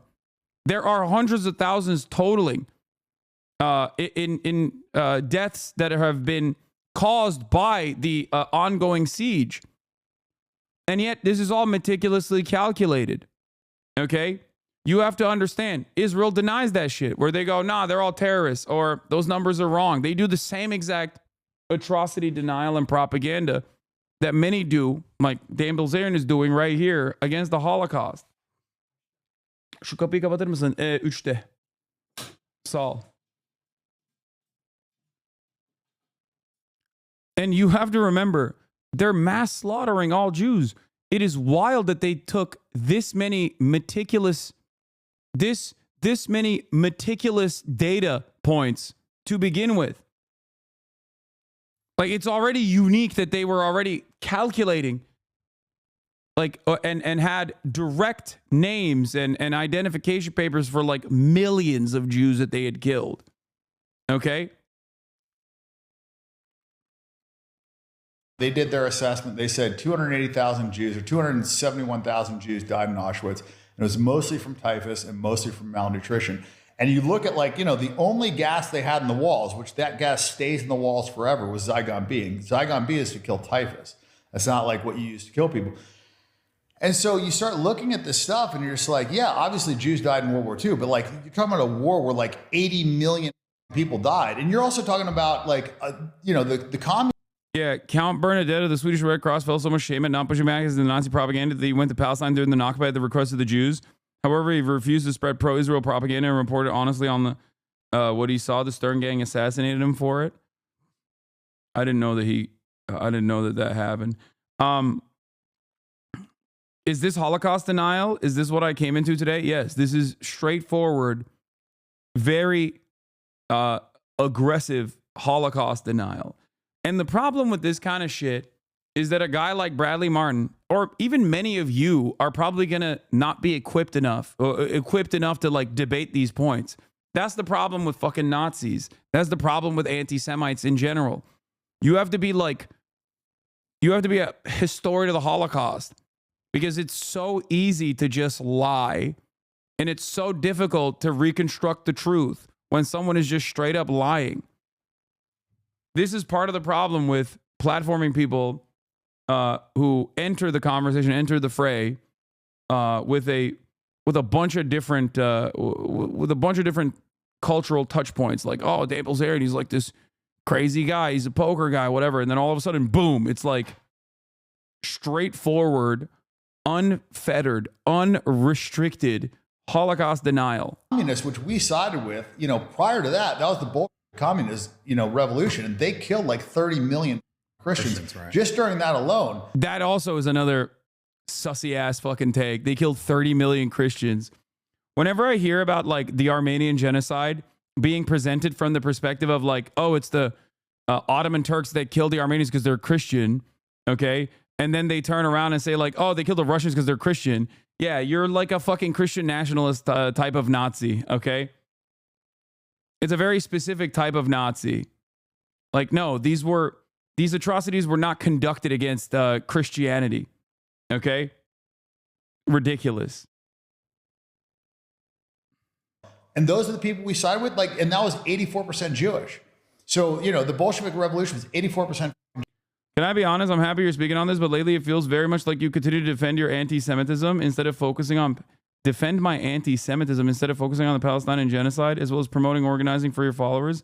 I think it's very clear you're not anti-Semitic, and I don't feel like you have to keep defending yourself. Are you fucking stupid? This is like a clip that's going viral about like pure Holocaust denial. It's something that I do care about. You know what I mean? That's insane.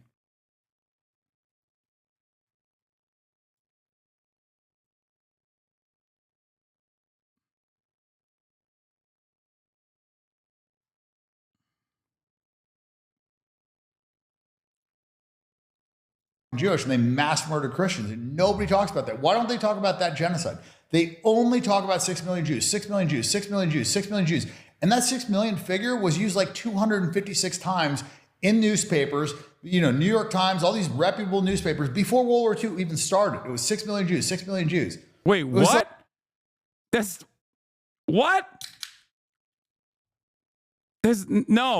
not the fuck. If anything, if you want to talk about the fucking incompetence of mainstream press, especially in the West, they said the exact opposite. They were like, come on, Hitler's just joshing about the anti-Semitism stuff.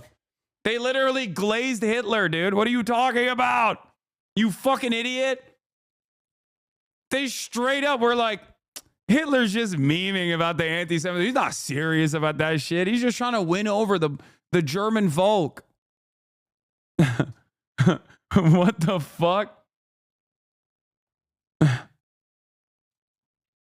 2025 is the year of prove your lie, where when someone is accused of lying and tries to defend by demanding proof, the counter argument is that they have to prove their lie to support it. Yeah, most people, ironic that he's complaining about talking about Jewish casualties and completely discards the Roma Sinti people. Yeah, or any number of different like victims of the Holocaust that spanned, like, it was what the total number is, like 12 million or 14 million. 6 million is the number of Jewish people that were killed.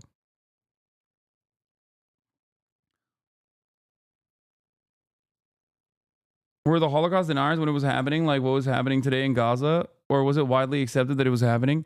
Dude, there was no internet. What are you talking about? You think the average person in the Western world knew that there was like straight up concentration camps like slammed with like Jewish people? No, they just didn't. Most people didn't fucking know what the hell was going on. Most people didn't know what the hell was going on in general. Not just the Holocaust, but just in general. Like, the media was infinitely more centralized and more controlled than it is now.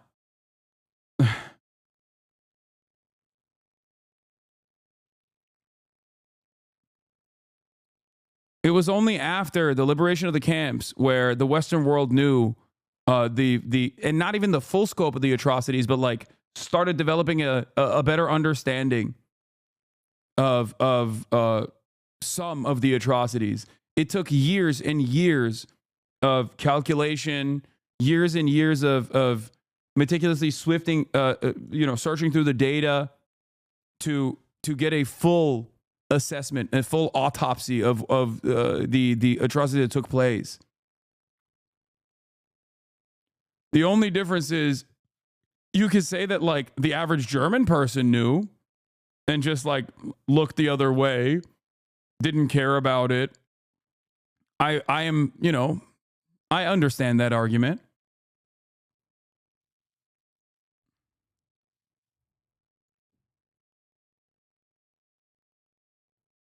But as far as like random Americans in like Missouri, I don't think they fucking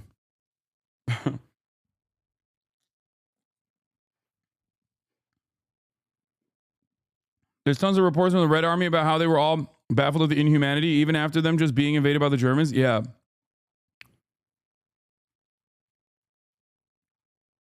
Like, there are reports of generals and other people that, like, reported on the conditions of these camps and, like, what was going on. And people were like, that's insane. You're exaggerating. We have a war to win. You know, that type of shit. Yeah. A lot of people that even heard about it were like, come on. And I think that is partially because, you know, it's one, the atrocities were so insane. And two, you don't have like the level of information dissemination that you do now with like the internet. And make no mistake, there are people who know exactly what the fuck is going on in Gaza. You have direct access nowadays to a person that is existing under a genocidal occupation, a person that can escape this genocide. I've had a genocide survivor on the stream, Motaz Azaiza. Not only is a genocide survivor, but he filmed it. Like, he filmed it. He was responsible for showing it to the rest of the world. And yet people still don't give a shit. Or those who give a shit can only fight for so long. And it seems like, regardless of the fact that people do give a shit, regardless of the fact that people do care and people do protest against it, our governments don't care. The appetite that our governments historically have had for death and destruction is much higher than the average person. Like, and then you look at the Census Bureau, and there's more Jews 2 years after World War II than there was before. Once again, this right here is also exactly what people who defend Israel say. Yeah. Oh, wow. I can't believe there was more Jewish people in America. Wow. That's crazy that the Nazis were not able to come to the United States of America and steal our Jews. How shocking. How shocking to me that Jewish people kept, you know, having children throughout the process. That's crazy, man. For the record, this is exactly what people fucking say about both the Nakba and when they're engaging in like genocide denial of the Palestinians. They're like, there's more Palestinians now than there ever were before. I guess it's not a genocide. So that's why I always say it's like it's a handshake between anti-Semites on both sides. You got pro-Israel anti-Semites and you got anti-Israel anti-Semites. They're both fascist. They're just fascist for different groups. One is an anti-Jewish fascist. Jews are the outgroup in their ideology, Dan Bilzerian. And for others, they are anti-Arab, anti-Palestinian, anti-Muslim fascists, usually Islamophobic fascists. So Jews are the in-group in that situation, and the out-group are, Muslims and maybe anyone and everyone that is against the nation-state of Israel. Right. So, like, the numbers don't make any sense. And also, look, I'm Armenian. They killed half my people, and Israel, denies that genocide. But yet, if you even question their genocide... Wait. Interesting enough. All manner of the genocide denial that he engaged in, the Turkish government engages in as well.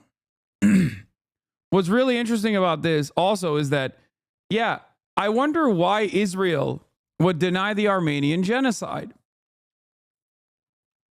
Perhaps the reason why they would deny the Armenian genocide is because, one, Turkey is a trade partner, a very valuable, very important trade partner.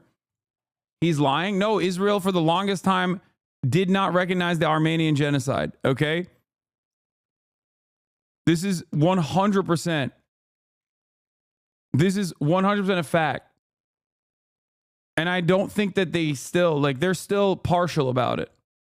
Okay? And neither did the United States of America until recently. The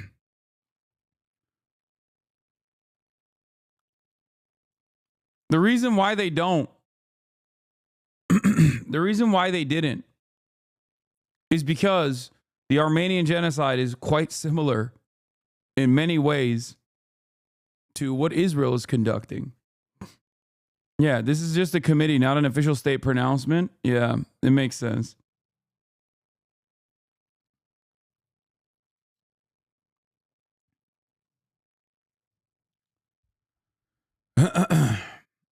Azerbaijan and Turkey are big partners to Israel.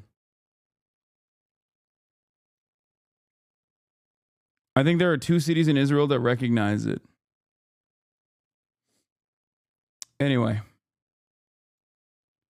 Why has Israel not yet recognized the Armenian genocide? Religious affairs. Have Israel's diplomatic, military, and economic concerns trumped its moral imperative? From the Jerusalem Post.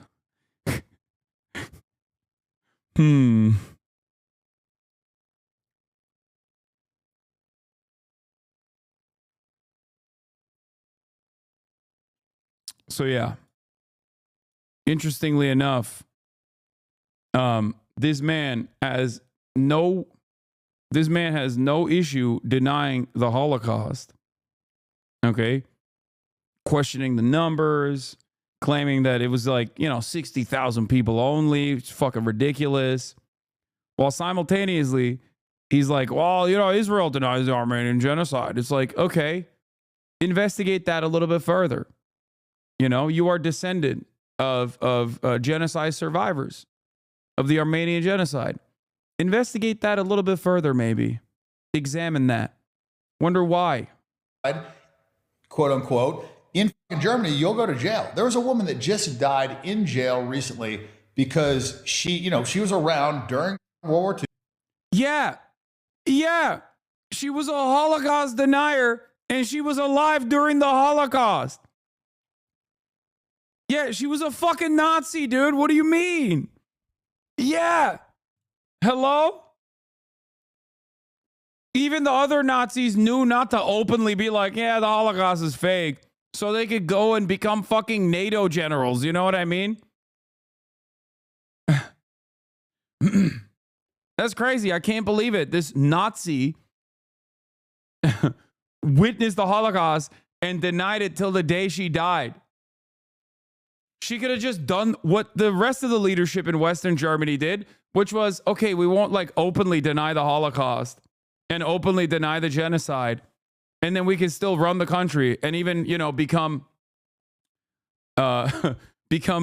active participants in America's imperialism by joining the ranks of NATO. She saw what happened. She said, they didn't mass murder these Jews. I saw it. This didn't happen.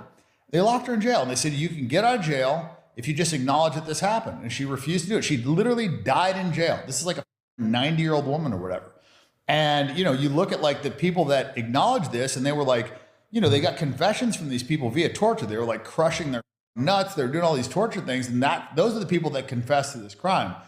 So, and this started becoming more apparent with what's going on in Israel. Like they said, people were, made into lampshades and soap, and they acknowledged that was all lies. And then you look at what Israel said for October 7th, beheaded babies in ovens. They come up with all this stuff that sounds really horrific, and it was all mass rapes. Why is Bradley not pushing back at all?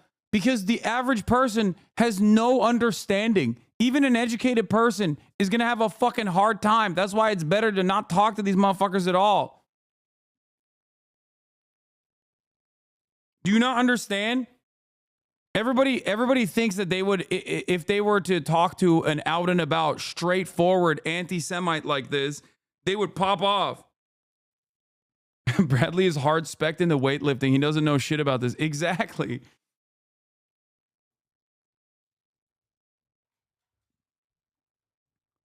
He has no capacity to fucking deal with this shit, which is why I always say it's like flat earthers, man. Which is, innocuous. It's not as like significant or severe as like straightforward denial of the Holocaust, which is like the maximalist anti-Semitic position. But like flat earthers have their own set of rules. They have their own set of standards. They have their own set of facts. You have to literally vigorously interrogate all of that, figure it out, learn it, know what the counters are to be able to have a normal conversation with a fucking flat earther. Okay? That's it. That's the problem. I'm using like a silly example so you understand, like even a silly thing, even a silly conspiracy, even if it's a silly ass fucking conspiracy, there is an entire world that they've crafted, an entire world of lies that they've crafted. Okay? So it's very difficult to parse through all of that and just and actively push back against this. Because as I've always said, it's relatively easy to just straight up lie, especially if you're confident. Okay? Very easy to lie. Very hard to dispel these lies. That's it. All the stuff was all bullshit. And then so you start seeing it's like these people have such a pattern of lying, and then you look at the media. The media's lied to us, like during COVID. Like how many times we get lied to? Yeah, and then he ties it to like something that Bradley also was like suspicious about, and boom, the circle is complete.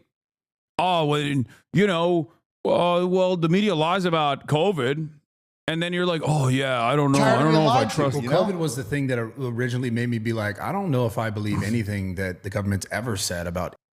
Yeah, there you go, and the circle is complete. Is packaged, clipped, and fucking shipped. Oh, bro got his haircut in a GTA barbershop. I feel like Nazis and flat earthers are the easiest people to debate. My brother turned into a tanky anti-vax incel. That is stressful. Wait, what? A tanky? What are you saying?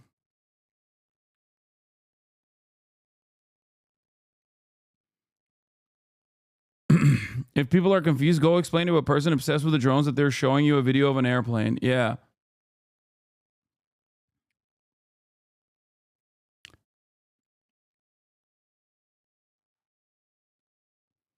Every one of these theories is a set of facts that sounds really convincing if you don't understand it. If there was a flat earther speaking unchecked to your chat, at least some will fall for it. 100%.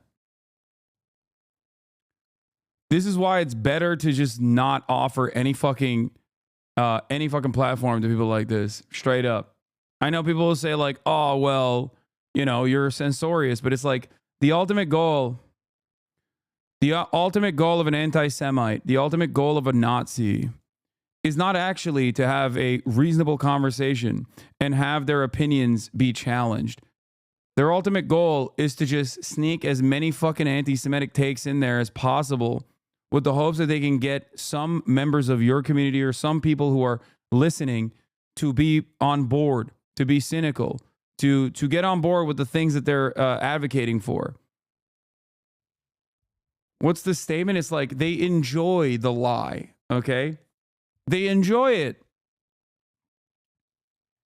They enjoy the act of lying because maybe some of them know that they're lying and it doesn't fucking matter. Okay?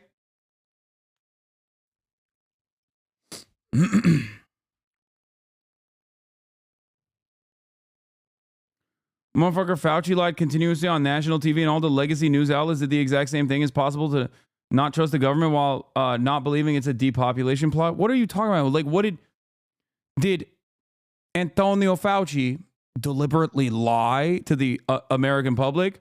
Or did epidemiologists of all different backgrounds universally tasked with like combating a novel pandemic, a novel virus that was ripping through every fucking developed country and also undeveloped nations as well. They were tasked with defending the public. And they were trying to do their very best. I personally think most people in positions of power like that have this delicate balance that they have to take. They can't just say, you know, this is not that big of a deal, because then people won't take it seriously and then more people will die, as they did in the United States of America. Okay?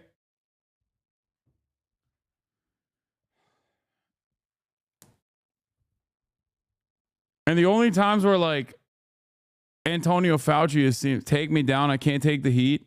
Okay.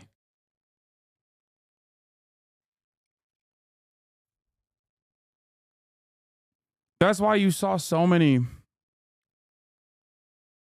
What's crazy is so many of the things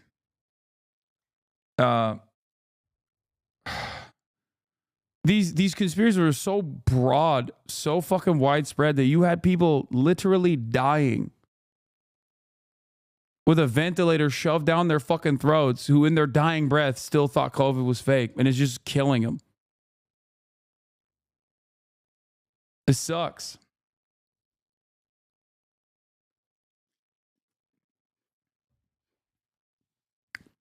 But people basically were just of one mind, where they're like, no, this is an invisible thing. I don't believe it.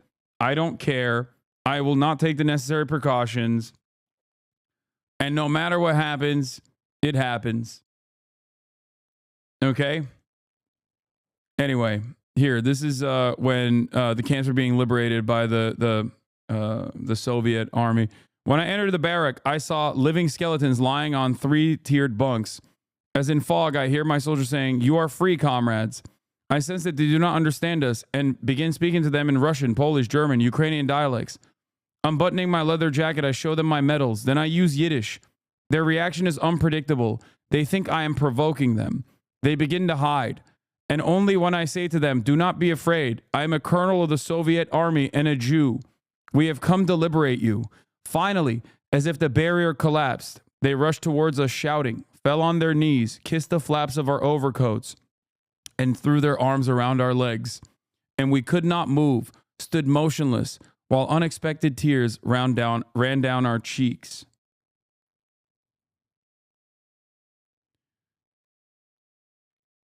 To the extent that we can access the Red Army's views, it is through memoirs and letters. Vasily Gromadsky, an officer of the 60th Army, offered this description.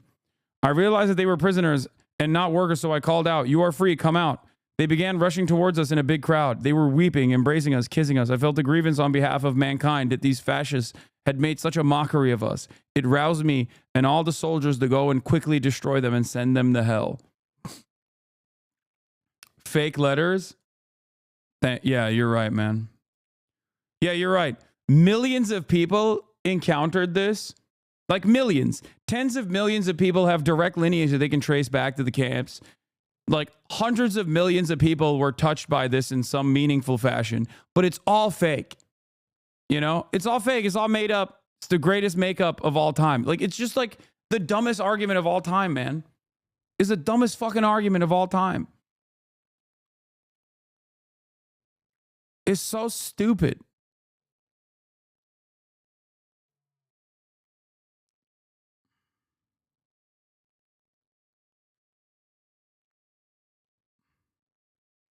Everything is a lie mentality is so stupid. Yes, the government has lied in the past. They've also told the truth because the government is like a million different people and always conflicting and shifting interests.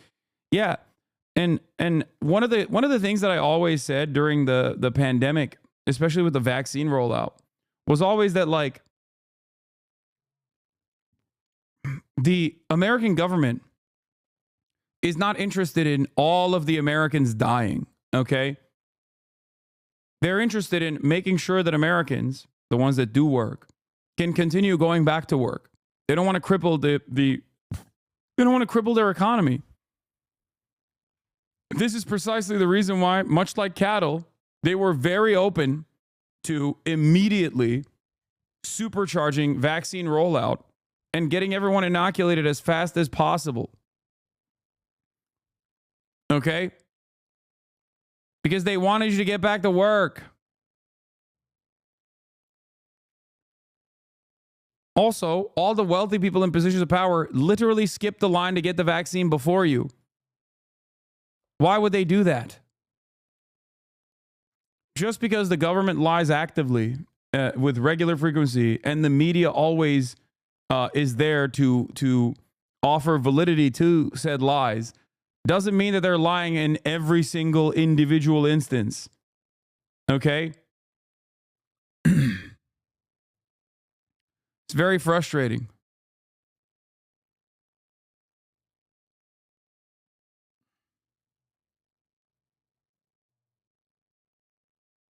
You didn't address this Squidso chatter point of depopulation? What do you mean? What was the point of depopulation?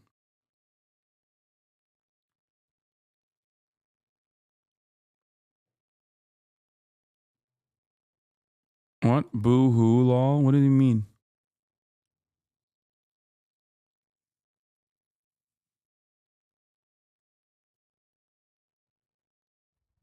What insane thing did I not mention?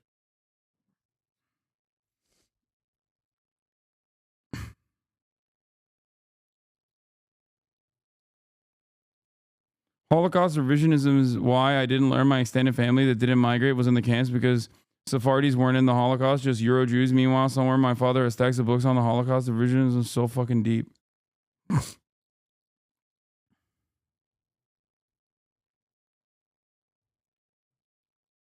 Oh, chatter to the government wants to do depopulation, you know, of white people. Yeah, that's really stupid.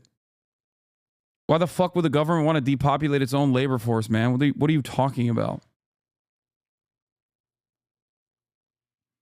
And why would they especially want to depopulate the most servile, the ones that like actually do, the ones that actually aren't cynical of these fake government narratives about how the vaccines are good for you?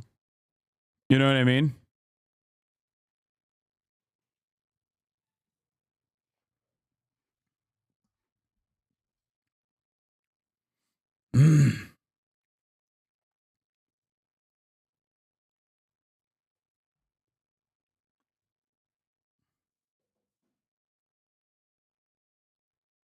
It's so stupid. I mean, does the government lie about everything? They just tell the truth about communism? Yeah. Those people love when the government tells the truth about socialism, you know? That's why all the free thinkers happen to agree with basically like the overwhelming majority of prevailing narratives that come from the media about the dangers of socialism. It's great. Yeah. There's selective skepticism. Yeah, there's selective skeptics for sure. That's precisely the reason why they go, Bill Gates wants to microchip people to make them autistic and gay. But then they turn around and actually say they love Elon Musk, in spite of the fact that Elon Musk is literally the #1 billionaire on the planet, the wealthiest one, the most powerful, and is actively working to put a chip in your fucking brain. It's crazy. Anyway, Trump has attended the Army-Navy football game, but I don't really care about that much. Let's get back to the fucking drones, baby. Speaking of narratives,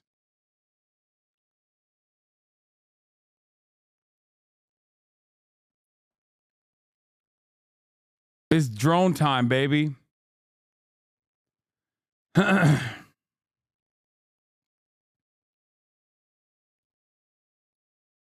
But I guess, in terms of Israel, U.S. President-elect Donald Trump made it clear in private conversations the annexation of areas in the West Bank is off the table. People familiar with the matter indicated. Yeah, okay. We'll see. We'll see about that. All right. Calls for action about those reported drone sightings over the Northeast. New York's governor adding her voice after sightings forced a temporary shutdown at an international airport, saying this has gone too far. ABC's Phil Lipoff joins us now with more. Phil, good morning.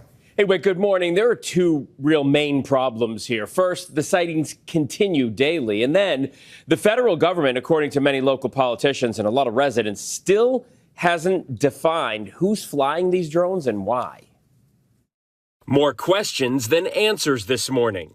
Look at it. Frustration building with each new drone sighting across the Northeast. And seems like there's multiple drones all over this airport tonight, man. The FAA forced to slow traffic at Stewart International Airport Friday night north of New York City because of multiple reports of drone sightings in the area. Overnight, Mayor Eric Adams saying his team is taking the reports of drones in the region seriously. We're going to have an immediate response. We're getting ready to check. We're getting ready to look into some new innovative ways of, if need be, to take down drones with the proper permission from the FAA. And New York's Governor Kathy Hochul saying this has gone too far, demanding that the Biden administration step in by directing additional federal law enforcement to New York and the surrounding area. In Ocean County, New Jersey, the sheriff's department launching its own industrial drone after numerous reports of sightings in the area. One deputy reporting roughly 50 drones coming in over the ocean. The facts are that they are very big objects in the sky. The fact is that's just concerning to us, is nobody has seen them land or take off. Reports of drones flying near a naval weapons station in New Jersey as well. And I did talk to the commander there. His men are seeing it right there at the base. Are you kidding me? A munitions depot of that caliber, and these drones are hovering in close proximity to it. I really think is like the ones that are like near military bases, I think are just like regular people, regular Americans that are, either podcast brained or whatever. And they're just trying to figure out what's going on in the military base, or just like people fucking around. That's what I think.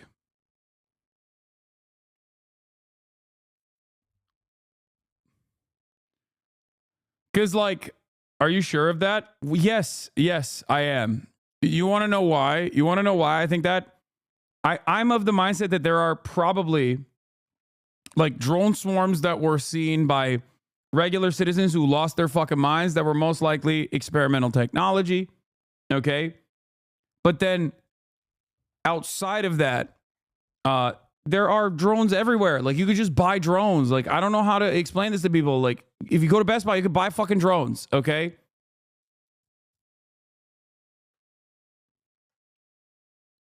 And my assessment of the situation is that like there are plenty of people who will take those drones.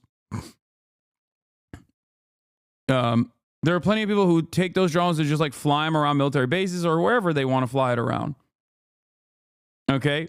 And oftentimes the bases will take them down. Like, understandably. These aren't Best Buy drones. How are you? You're not. First of all, when you say that, I don't think we're having the same conversation because you don't know what we're talking about. You don't know what I'm talking about. Okay. How do you know? Especially when half the imagery that people are pointing to saying these are drones or aliens are just straight up regular fucking flights, commercial airliners, or delivery airliners. The best way to find out about other drones are using other drones. Hobbyists are probably having a field day wanting to figure out what these mysterious drones are, hence adding to more drones to the sky. Yeah.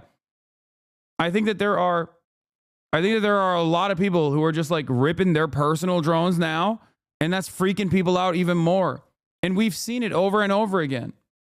We've seen it in the news coverage of people being like, I'm a former policeman. I now have a podcast where I cover unexplained aerial phenomena. And, I put my drone out there the other night to investigate. And it's like, bro, you just freaked out 10 extra people. You know what I mean? When you did that.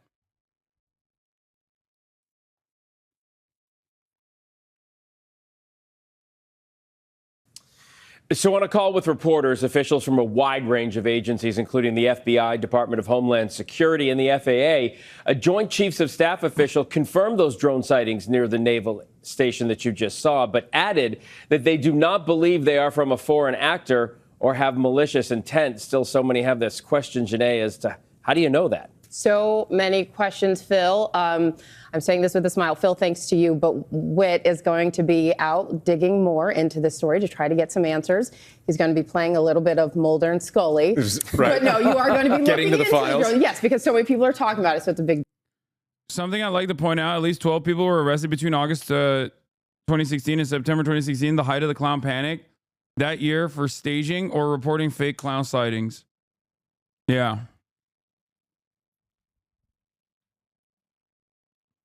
Drones are, for the most part, unregulated. You're required to register some with the FAA, but not all, and laws vary between states. While some sightings are people misidentifying aircraft and helicopters, others are likely people exploiting the media panic for personal reasons. Or people that are a part of the panic, people that saw the media panic and whipped up themselves in a frenzy, and now are investigating. That's what it is. Like, I think that there are a lot of people, like, and I am not saying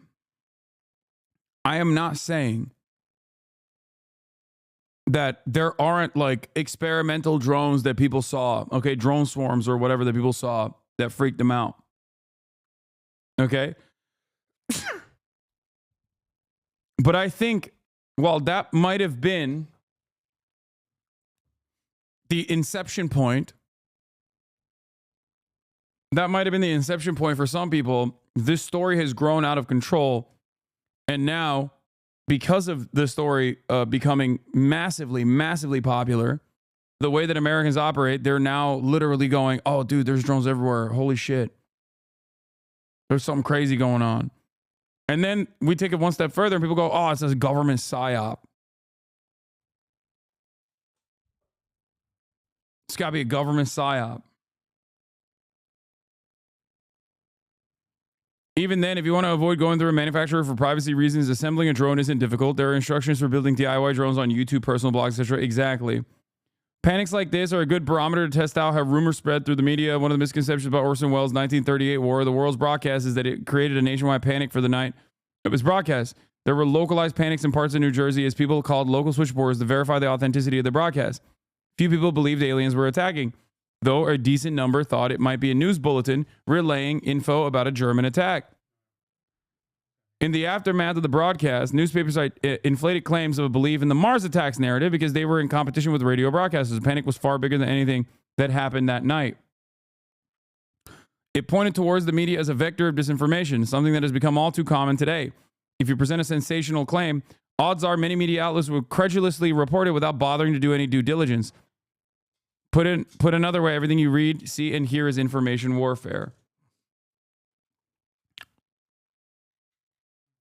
Is the media colluding with law enforcement to distract people from the real events going on in the world?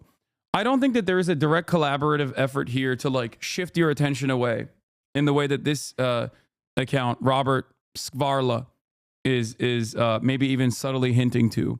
They do this. They certainly do this in times of need.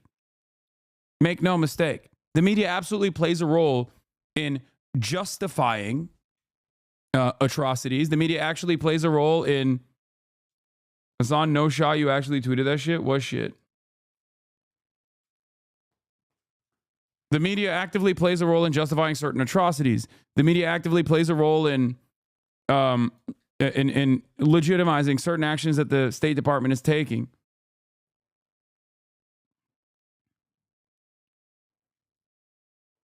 But ultimately, I don't know, like, I don't think the satanic panic, for example, in the early 90s was born out of some psyop need.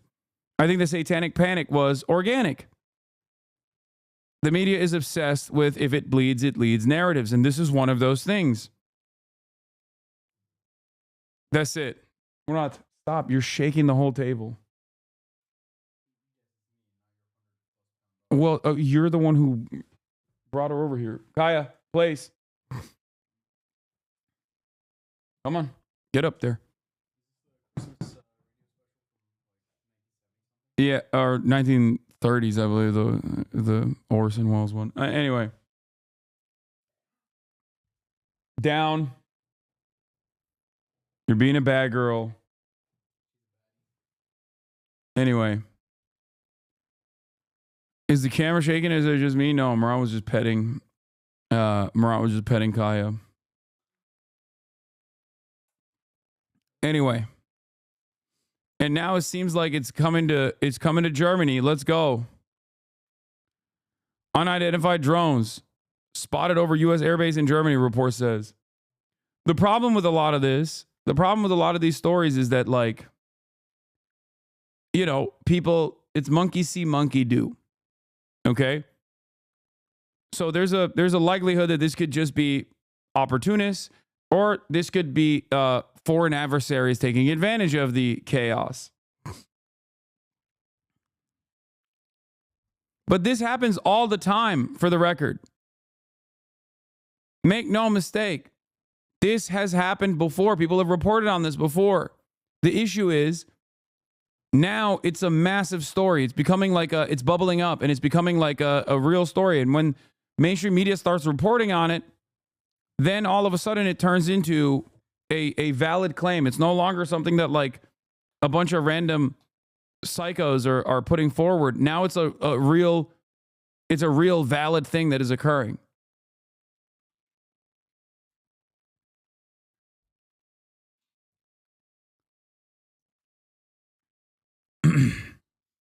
Anyway, I don't think it's I don't think that this is like a significant conspiracy that, like, adversaries are actually doing drone swarms on U.S. soil. I think that my assessment of it is, I think it was because of the ready availability of drones, and because of how difficult it is for the normal human eye to figure out, especially in the night sky, what is a drone and what is actually a helicopter, or what is just like a commercial airliner, that there is mass chaos and confusion. And I think the inception point might have been like experimental drones that some defense contractors were working on. I think now the story is just instilling mass psychosis in Americans that are readily available to believe certain things. And that is creating even more drones that are flying in the air, because there's opportunists who want to, like, freak people out. But more importantly, there are other people who are freaked out that have their own drones, and now they're flying their fucking drones.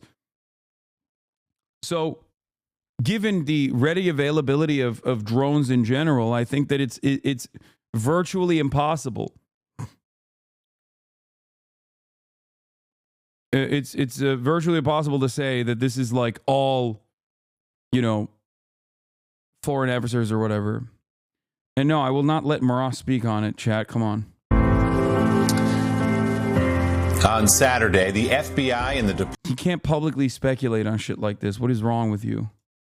Department of Homeland Security reported on the early findings of their investigation into the slew of mysterious drone sightings in New Jersey and other states over the last couple of weeks. With residents and local officials... I feel like you aren't a subject matter expert. Are you a subject matter expert? I'm not. I'm not a subject matter expert in most things. I'm just exercising critical thinking, okay? That's it. It's not like a superpower. It's just something that I try to instill in other people as well, with regular frequency. The problem here is, you know who else is not a subject matter expert? The random fucking cop that says, oh, I saw a drone and I got fearful. But the difference is, they treat him as though he is a subject matter expert in this situation. Do you understand? He has institutional authority. So you are predisposed to believing him because you think he has first-hand accounts, and because he's a cop, you think, oh, he probably knows what he's talking about. We forget that our institutions across the board are not infallible. Our institutions across the board are run by fucking dumbasses. Look at the Bellevue mayor. You know? Look at the congressional hearings that took place and how mad the New Jersey congresspersons were.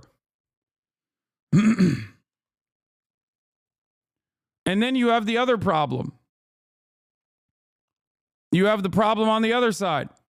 People that don't believe experts anyway.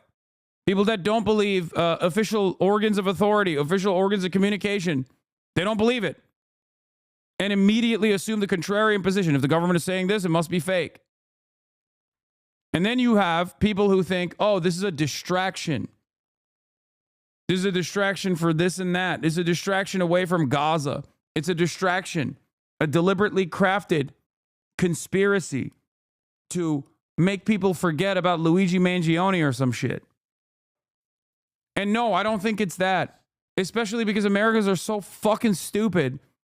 And the way that the media cycle works, especially with TikTok and especially with social media now, is that there's already a finite amount of time that people can pay attention to a single news story anyway. They don't need to do anything to move on to the next thing.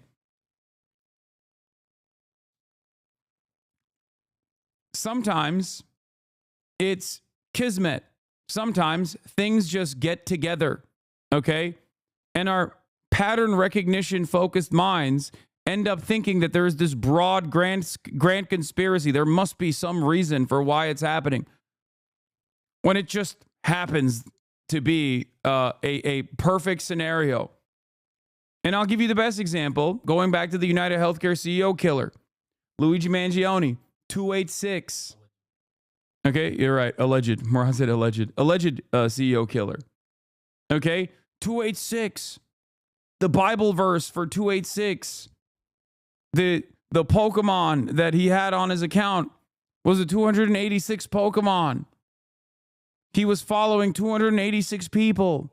What does this mean? It must be a real conspiracy. And the thing is, the problem is, like, what you're doing is assigning value to a number and hyper focusing on that number. And you're basically, I mean, this is like early signs of schizophrenia, for the record. Like, this kind of numerical pattern recognition is yeah, Murat said, or becoming a Swiftie. Altoona is 286 miles from Midtown Manhattan. The denial code for insurance is 286. And sometimes it's just, you know, it just happened to be like that. Okay?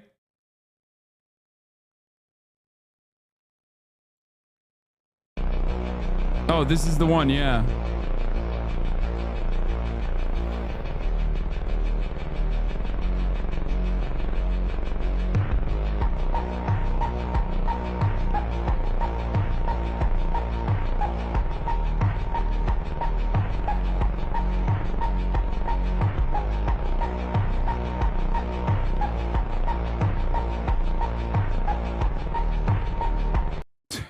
Ensure. You're believing a guy who wrote ensure denial code. A German guy.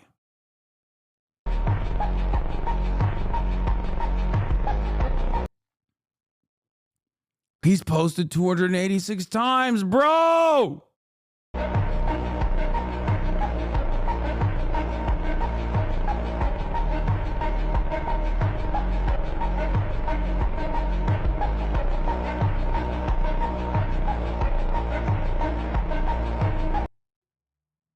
Altoona is 286 miles away from Midtown Manhattan.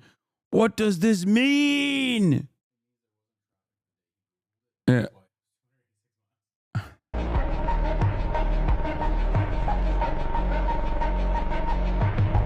Yeah, look, his cousin is following 286 people. If you don't see the connection, you are the insane one here. Yes, you're right.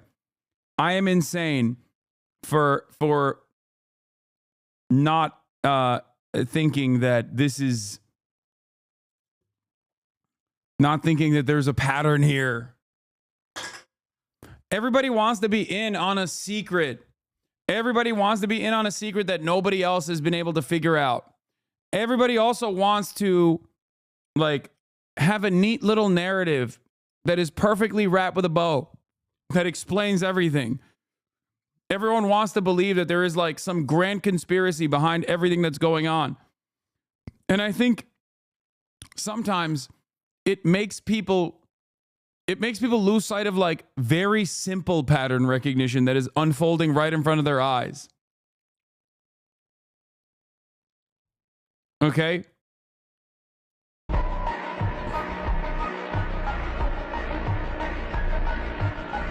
Better is the poor that walketh in his uprightness. That's the best part. With the Bible, hit him with the Bible quote. Yeah, you lose sight of the forest because you're hyper focused on the trees, dude. What is it? Bible verse 286. That's the first thing that comes up on Google as well, but it's not. Blessed you shall be when you come out. When you go out, the Lord will cause your enemies who rise against you to be defeated before they face. No, this is not the one.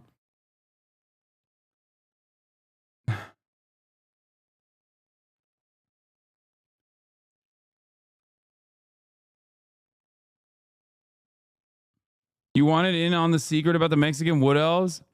Yeah, I didn't believe that duendes are real, dude. What are you talking about? Proverbs 286. Better is the poor that walketh in his uprightness than that he is perverse in his ways, though he be rich. Better is the poor who walks in his integrity than he who is crooked, though he be rich. I'm scared. Not because we arrived at this like secret conspiracy. I'm scared that so many people are just like genuinely fucking looking at all this stuff and breaking their brains. They're looking too hard. Here, this is a great Nick Mullen bit about conspiracies, okay? It's the best. It's so good. It's funny, I think about it. That's probably where my conspiratorial thinking started. Was when I was a young boy at the public pool. Because you remember that? You remember going to the pool? There would always be like a teacher's pet kid that was like, you know, if you pee in the pool, there's a chemical in the water that turns your pee red, and the lifeguard will see it and they'll send you to jail, right? And then you're like, oh my God, no, I don't want to go to jail. I'm 6. I can't. I'll be raised. I can't be a 6-year-old in jail. So you think there's nothing to this? I don't know. On the spectrum, too many coincidences for my taste. There is the answer. I think I get it now. There is no coincidence whatsoever. There we go. We lost another one. We lost another one. Even in the process of me dismissing these fucking idiotic claims, we lost another one. What do you think is more likely? That a dude who's at the age of 26, okay? Fuck the 8, 2 and 6. Luigi Mangione is 26 years old. What happens when you're 26? You lose your parents' health care, okay? Dude has a fucking back surgery. It fucks his life up. He posts on Reddit all the goddamn time. He fucks off to Japan for a couple months. His friends don't know where the fuck he is.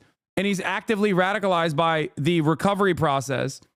And in that process, he develops an understandable resentment that seemingly virtually every single American that is not like Jake Tapper or a CNN commentator or a New York Times op-ed writer understood immediately, only seconds after it took place. All people needed to know was the name of the victim or the profession of the victim. They knew that he was a CEO of a healthcare company, and everyone was like, oh, I know what happened here. I wonder why everyone so quickly understood exactly what the fuck was going on. That's it. That's it. It doesn't need to be that much more insane. Not just Americans, the entire Western world, like it's insane. I know.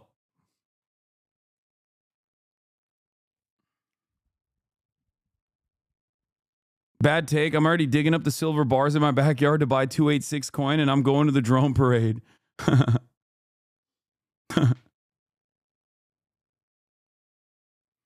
Absolutely think there's nothing to 286, but him putting words on the bullet really does fuck with your head a little because it's so extra. I don't think it's that extra. Yeah, he wanted... Dude, this wasn't like a random guy that he killed. He very clearly had a hit in mind. He very clearly had a target in mind. A healthcare CEO. It seems like he was aware of the United Healthcare being one of the worst. One of the worst at denials. Okay, allegedly.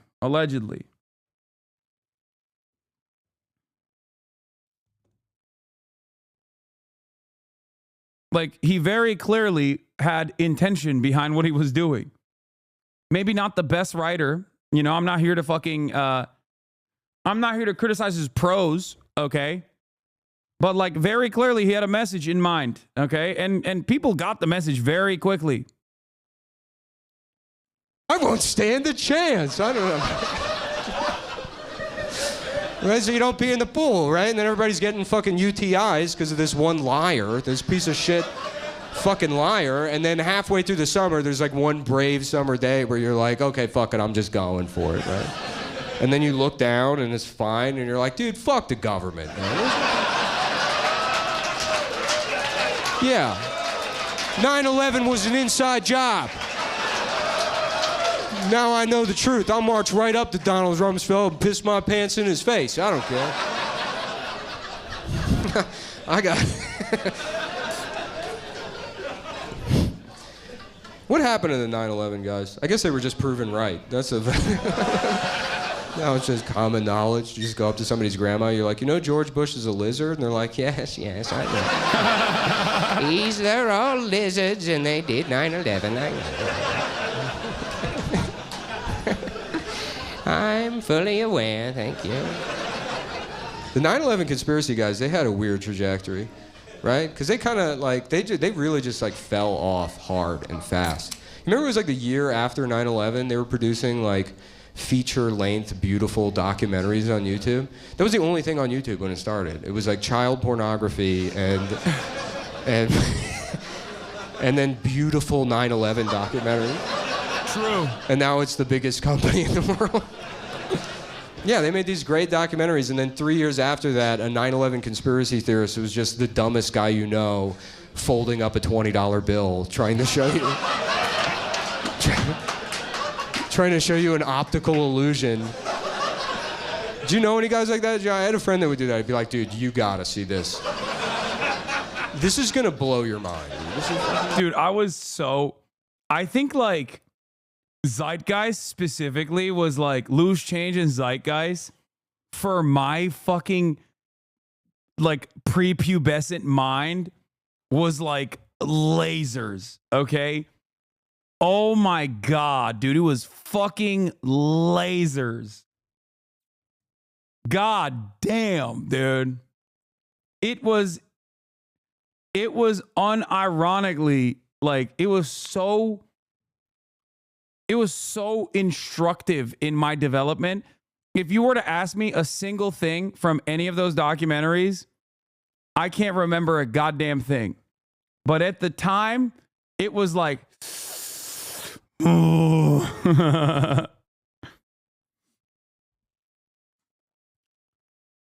The fucking torrented Zeitgeist rip. And I think Zeitgeist wasn't as crazy as like Loose Change. I think was Zeitgeist the one that was like I can't remember what it was. One of them wasn't that bad. One of them was like low key not that bad. It was like it was, I mean, there's varying degrees. There's varying degrees of like psychotic shit. And I think if I'm not mistaken, Zeitgeist was the one that was like the normal one that was like, we should look into the Saudis.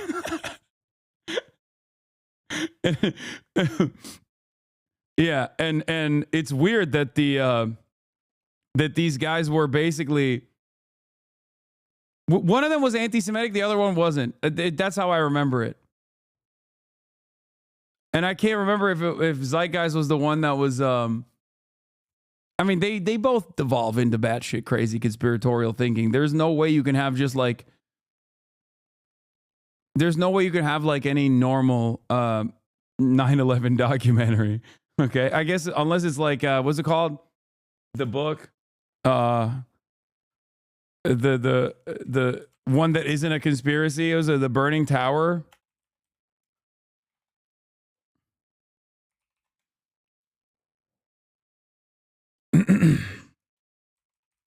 What the fuck was it? Was it the Looming Tower? No, I think it was. Yeah, the Looming Tower. The Looming Tower. Al Qaeda on the road to 9/11.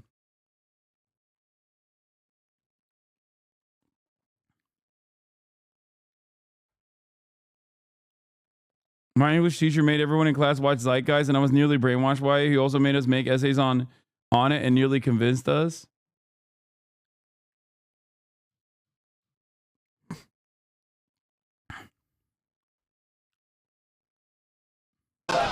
He spends all his time folding up a $20 bill. He shows it to me. He's like, doesn't it look like the tower's on fire?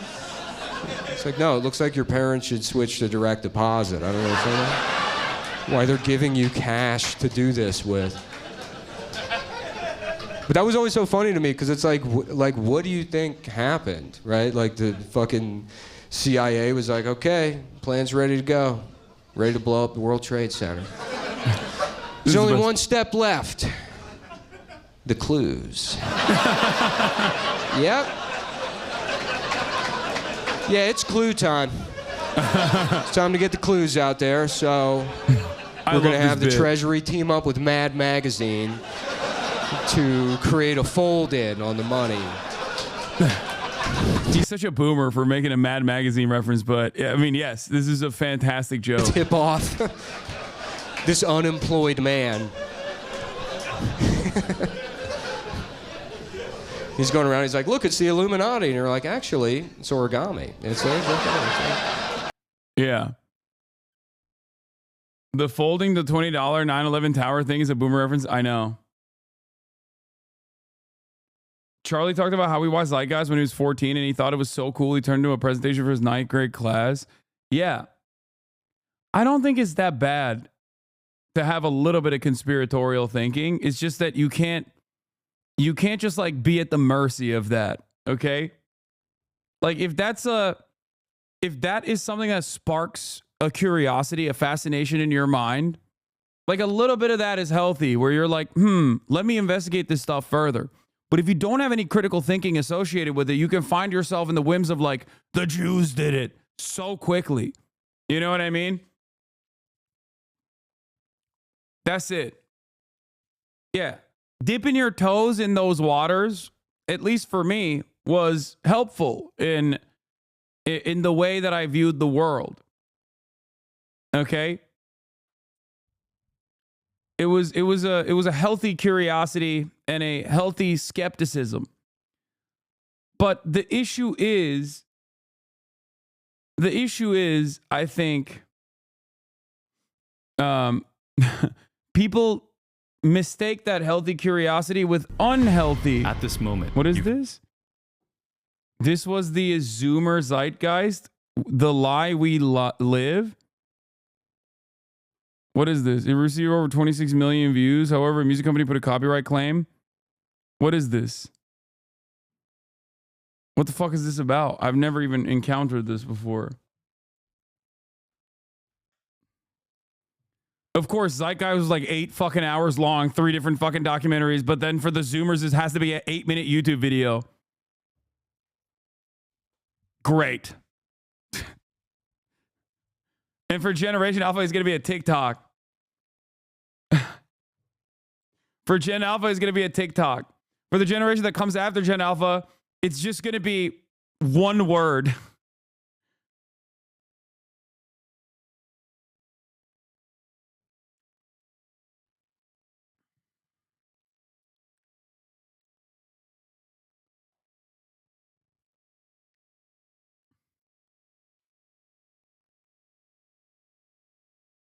An AI summary.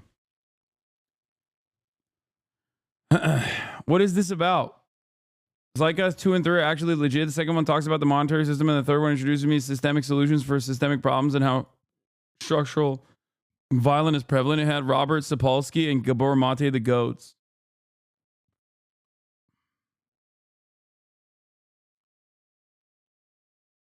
What is this about? Could be anywhere, doing anything. Instead, you sit alone before a screen. So what's stopping us from doing what we want, being where we want to be? Each day we wake up in the same room and follow the same path to live the same day as yesterday. Yet at one time, each day was a new adventure. Along the way, something changed. Before, our days were timeless. Now our days are scheduled. Is this what it means to be grown up? To be free? But are we really free? Food, water, land, the very elements we need to survive are owned by corporations. There's no food for us on trees, no fresh water in streams, no land to build a home. If you try and take what the earth provides, you'll be locked away. So we obey their rules. We discover the world through a textbook. For years we sit and regurgitate what we're told, tested and graded, like subjects in a lab. Raised not to make a difference in this world, raised to be no different. Smart enough to do our job, but not to question why we do it. So we work and work, left with no time to live the life we work for. Until a day comes. Dude, everything, this guy is literally, what's really sad about a lot of these conspiracies is that, like, there is one conspiracy, okay? And I don't mean like a conspiracy theory. I mean like people conspiring, okay? It's just capitalism. And because of an endless amount of Red Scare propaganda, these people will look at all of this stuff and get so fucking close to just being like, yeah, the system is basically designed to keep you servile, docile, work till the day you fucking die. And all of the natural resources that are bountiful and plenty are directly shut off from you. But instead of recognizing that it's just capitalism, they'll turn around and be like, and the solution is drinking raw milk and buying Iraqi dinar.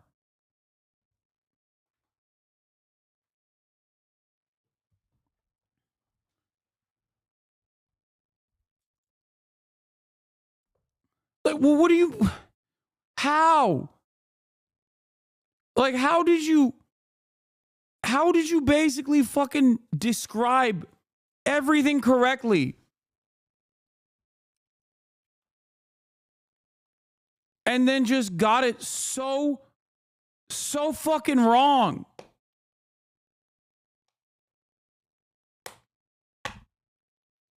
How is that possible?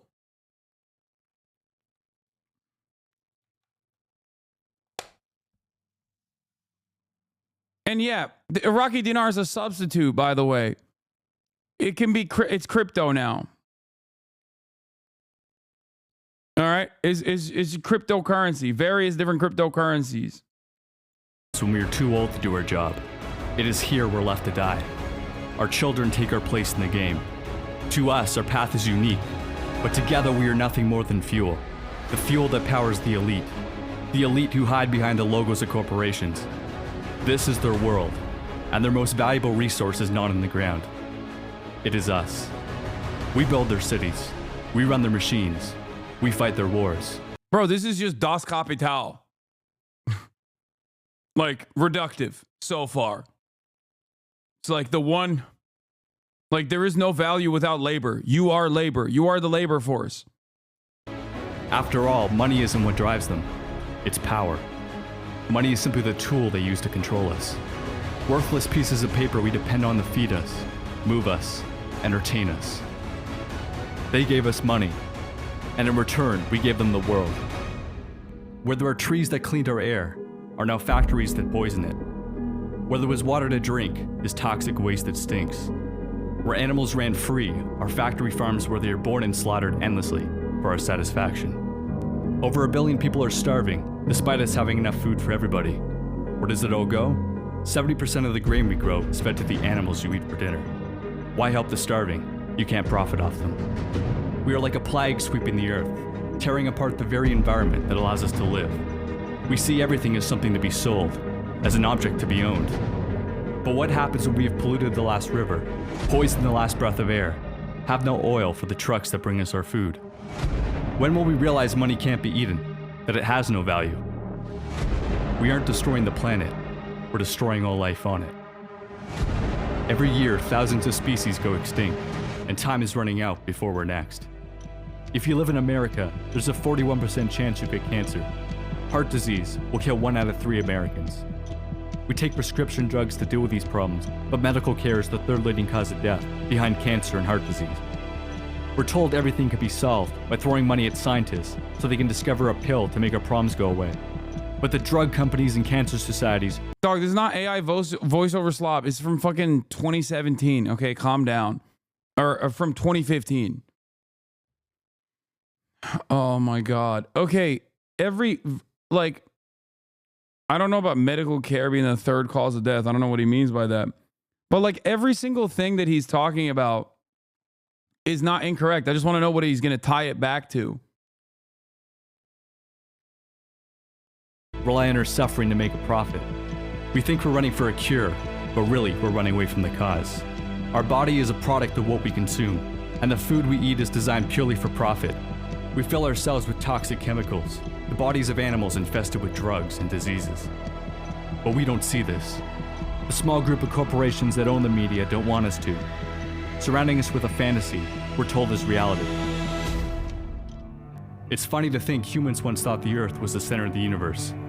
But then again, now we see ourselves as the center of the planet. We point to our technology and say we're the smartest. But do our computers, cars, and factories really illustrate how intelligent we are?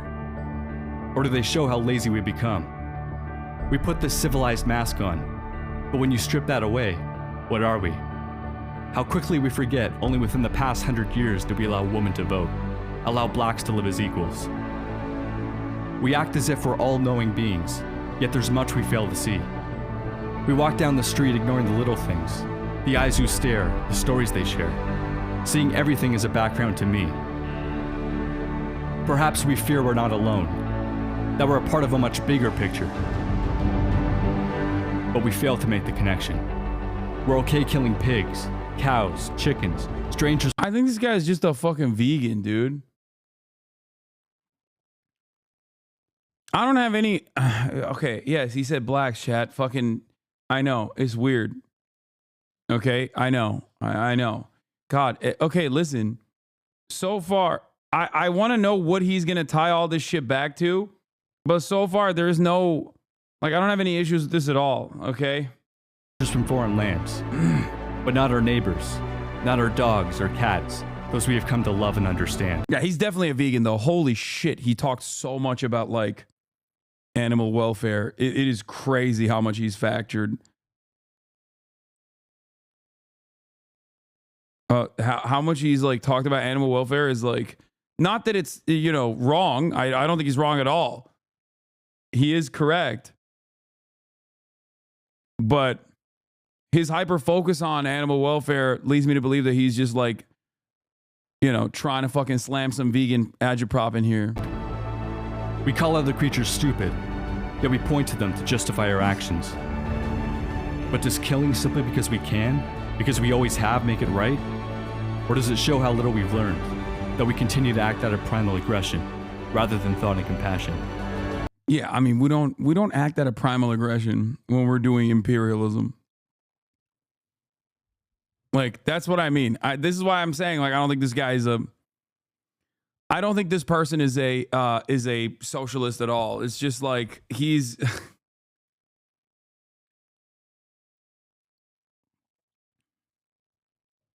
Also, yeah, these guys are hunting. There's definitely a very good reason for them to be out there with spears, you know what I mean?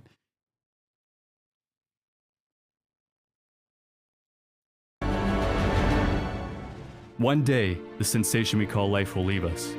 Our bodies will rot, our valuables recollected. Yesterday's actions will remain. Death constantly surrounds us. Still, it seems so distant from our everyday reality. We live in a world on the verge of collapse. The wars of tomorrow will have no winners. For violence will never be the answer. it will destroy every possible solution. If we all look at our innermost desire, we will see our dreams are not so different. We share a common goal, happiness. We tear the world apart looking for joy, without ever looking within ourselves. Many of the happiest people are those who own the least. But are we really so happy with our iPhones, our big houses, our fancy cars? We've become disconnected, idolizing people we've never met. We witness the extraordinary on screens, but ordinary everywhere else. We wait for someone to bring change, without ever thinking of changing ourselves. Presidential elections might as well be a coin toss. It's two sides of the same coin. We choose which face we want, and the illusion of choice, of change is created. But the world remains the same. We fail to realize the politicians don't serve us. They serve those who fund them in the power. We need leaders, not politicians. But in this world of followers, we have forgotten to lead ourselves. Stop waiting for change and be the change you want to see. Oh my God. It's like Bush morphing into Obama is some devious work. I just like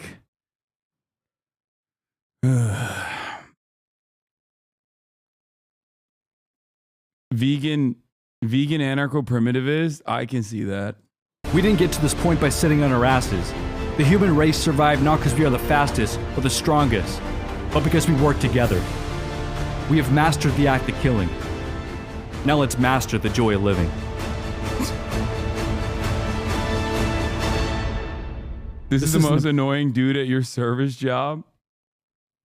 I mean, he's like, this is, and dudes that fucking get primed by this are so close. They just need the correct bow to tie it all together. They're close, yet so far away. Okay? Stuff like this, if left unchecked, arguments like this being made by your coworkers, this is the most coworker ass argument. Probably the wokest coworker that you have, and most likely the most annoying coworker you have. Okay? Is if not examined, if not led to its ultimate conclusion, will lead people so far down the craziest fucking rabbit holes. Okay? This is literally, I mean, people are saying this is 2016 Joe Roganism. You're 100% right. And look at 2024 Joe Rogan. Okay? I think one of the biggest mistakes that America engaged in, its biggest self-own, was completely dominating the communication sphere and shutting off every matter of like materialist analysis and socialist learning. Just like shutting off virtually every single American, virtually every single person in the Western world from ever developing an understanding. You don't have to be a card-carrying communist at all. But like the very fact that this was like not allowed. And not only was it not allowed, but also just actively discouraged, actively vilified, is the reason why people constantly find themselves like looking for answers to why everything is happening. They feel the anger, they feel the pain, they feel the monotony of daily existence, and then they have no solution for it. They have no way of understanding why things are happening. Okay? And while it's very beneficial,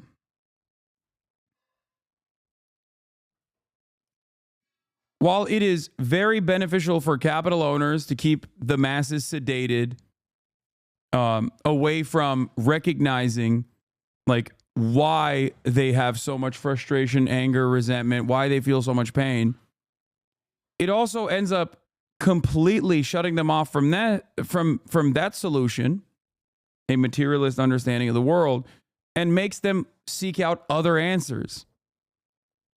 And when you seek out other answers, you are almost always going to go back to good-bad dynamics. Why is all this control happening? Because some people are bad. They're just intrinsically bad. They're irredeemably bad. They're ontologically evil. Okay?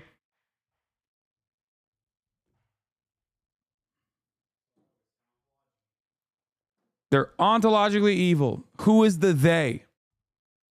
And the they, for many conspiratorial-minded people, almost always goes back to the Jews. Now, in recent years, people have tried to move the they to more appropriate vectors of hate. Trans people, undocumented people, Muslims, right?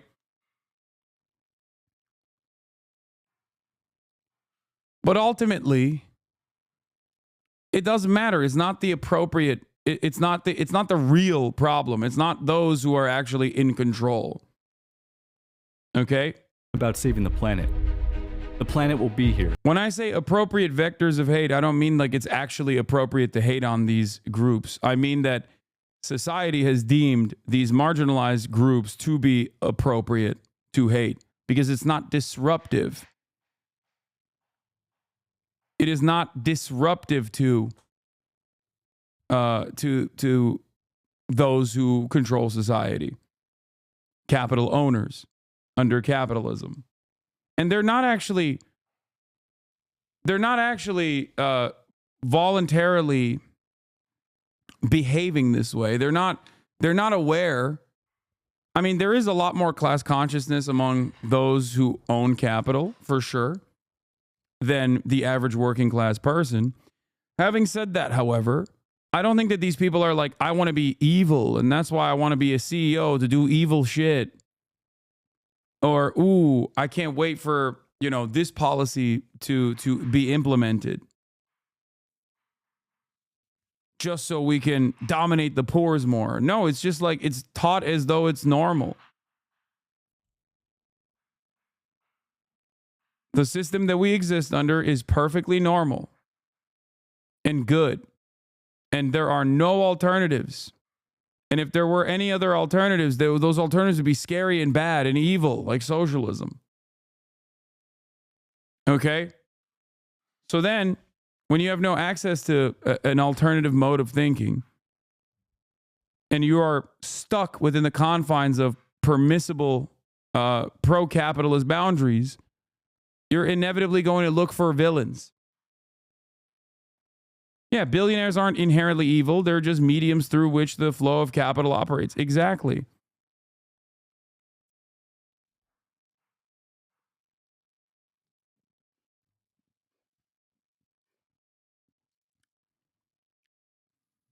Whether we are or not.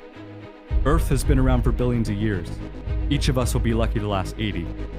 We are a flash in time, but our impact is forever. I often wish I lived in an age before computers, when we didn't have screens to distract us. But I realize there's one reason why this is the only time I want to be alive. Because here today we have an opportunity we never had before. The internet gives us the power to share a message and unite millions around the world. While we still can, we must use our screens to bring us closer together rather than farther apart. For better or worse, our generation will determine the future of life on this planet. We can either continue to serve this system of destruction until no memory of our existence remains, or we can wake up, realize we aren't evolving upwards, but rather falling down. We just have screens in our faces so we don't see where we're heading. This present moment is what every step, every breath, and every death has led to. We are the faces of all who came before us. And now it is our turn. You can choose to carve your own path or follow the road. Yeah, I mean, this is hyper-individualistic garbage at the end of it, okay? I wonder what COVID did to this guy. How much you want to bet he's pumping out content that is blaming Jews now? What is the China language? I'd be shocked if he... The stupidity of modern conspiracies. Conservatives need to evolve past religion. Culture war is a lie, before and after. How immigration ruined Canada.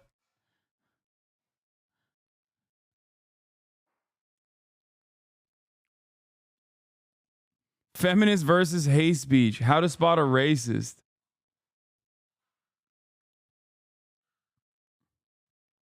Is your child trans? Satire.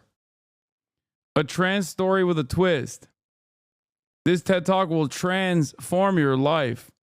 How progressives defeat you.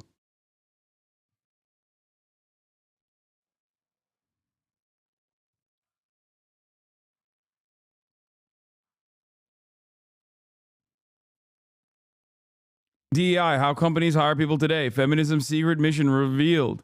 The secret woke training film. Why vegans annoy me even though I'm vegan. He's a vegan Canadian. He's a Canadian vegan conspiracy theorist who is now like firmly in the right wing ecosystem.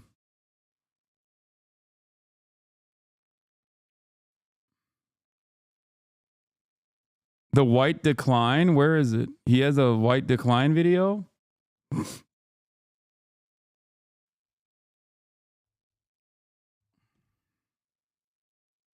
Oh, the white decline. Black pride, white pride. Oh my God.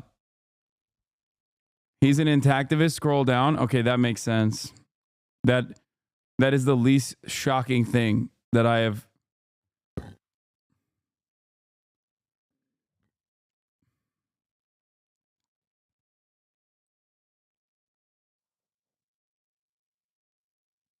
All his videos are something a 15-year-old realized for the first time and thinks he's a genius. Yeah. So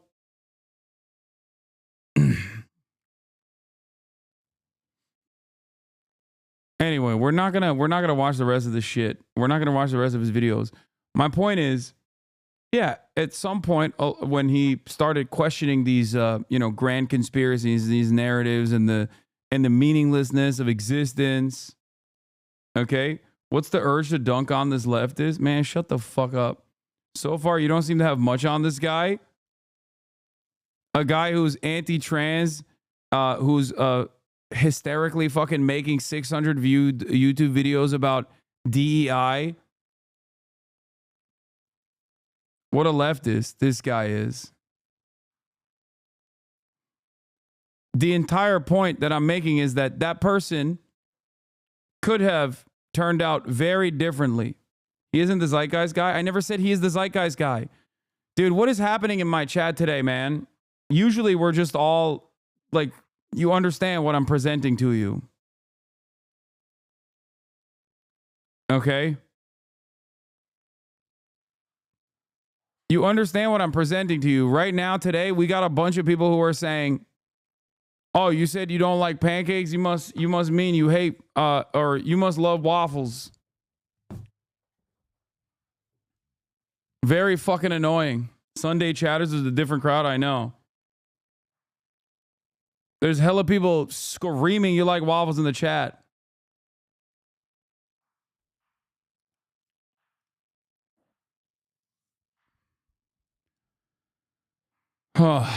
Drone panic has brought in some of the silliest motherfuckers in here. Frustrated by a lack of answers, the Fed saying, quote, many of the reported drone sightings are in fact manned aircraft being misidentified as drones. But information remains thin, leading to growing questions and theories about those objects in the sky. NBC's Sam Brock has more in our Sunday Focus. This music is so funny. What is that? The last time this many people had their eyes trained on the sky, they were watching April's solar eclipse. Now, something much more mysterious has their attention.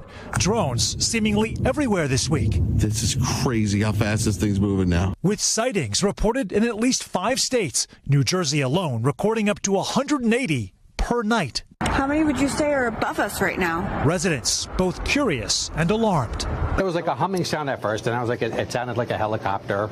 I was like, it wasn't strong enough to be a helicopter. Some lawmakers say they've been left in the dark. I've been a little frustrated. There hasn't been enough transparency, letting people know what's happening. It's allowing a lot of potentially misinformation to spread, or at least fear. And New Jersey Congressman Jeff Van Drew making this claim. Iran launched a mothership probably about a month ago that contains these drones. These are from high sources. I don't say this lightly. But the Pentagon has shot down that idea. For their part, the FBI and the Department of Homeland Security say there is no national security threat and no evidence of foreign influence. But then, what is going on? Coming right above my house. One popular theory, the U.S. government is flying these drones as part of a top-secret program, something the Secret Service denies. Frank Figluzzi served as Assistant Director for Counterintelligence at the FBI. Is it the federal government that's testing something? Do you think there's any credence to that? The public is going to jump to a conspiracy theory. And by the way, I understand that. If they're going to think, look, we're not getting all the facts. This can't be that the government doesn't have answers. It must be that they're covering up some secret testing program. The FAA is the agency in charge of creating drone regulations, but they may not have all the tools they need for enforcement. This is yet another example of technology getting out in front of us. And now we're wondering, who's in charge? And some of those drones are reportedly quite large. A recreational drone is typically around 1 to 2 feet in diameter, but these mysterious drones are said to measure up to 6 feet, roughly the size of. The other part of this is like, who measured them? Like, people just, the very same people that think these drones are 6 feet are the people that say these drones are definitely 6 feet. Are ironically the very same people that think planes are fucking drones. You know what I mean? I'm not so convinced that they've seen hella 6 feet drones. I have yet to see any of these fucking drones in broad daylight.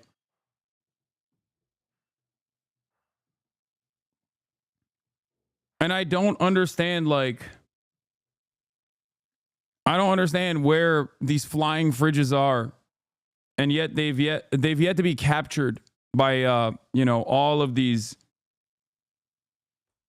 They've yet to be captured by these people. Math equations, maybe.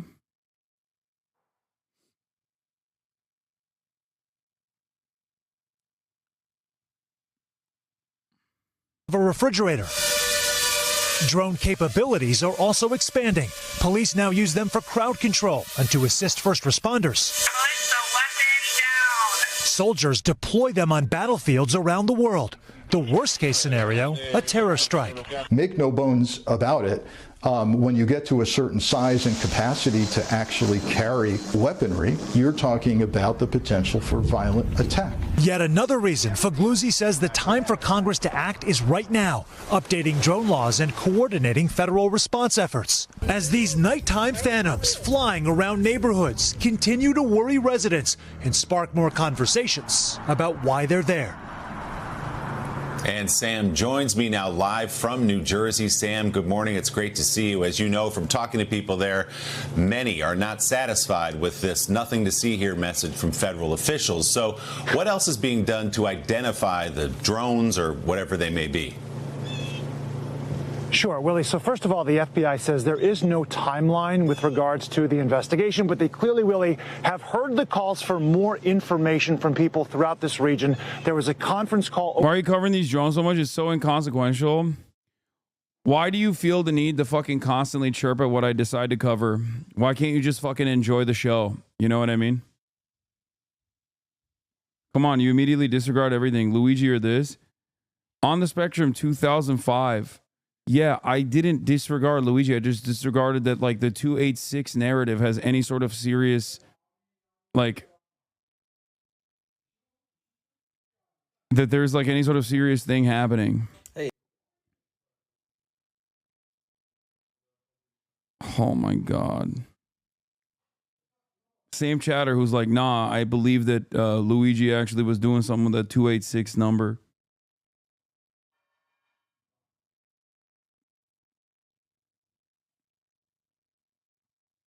Over the weekend that involved the FBI, the FAA, the Department of Defense, the Department of Homeland Security. Some really crucial nuggets coming out of that. Some of the highlights. They received about 5,000 tips to their national tip line. They say roughly 100 of them or less were actually actionable, which is to say fewer than 2% of all of the calls. There is also apparently a huge coinciding, Willie, between the reports that are coming in, the density of those reports, and the flight patterns for LaGuardia, Newark airports. So they're seeing potentially the narrative supported that people might be confusing manned aircraft for drones. You also have another sort of nugget here that was pretty crucial. There's no evidence of a connection between what's been seen in the greater New York, New Jersey area and other parts of the country.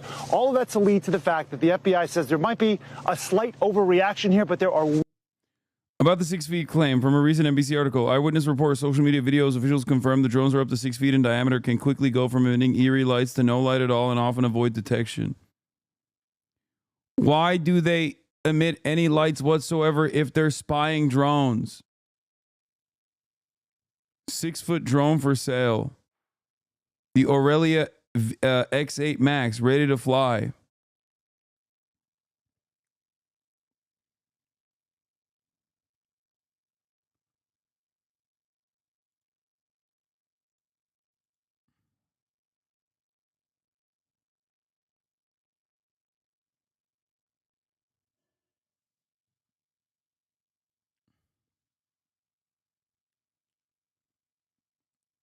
To turn off lights to hide from cop drones? What are you talking about? Why would they have the lights on to begin with then?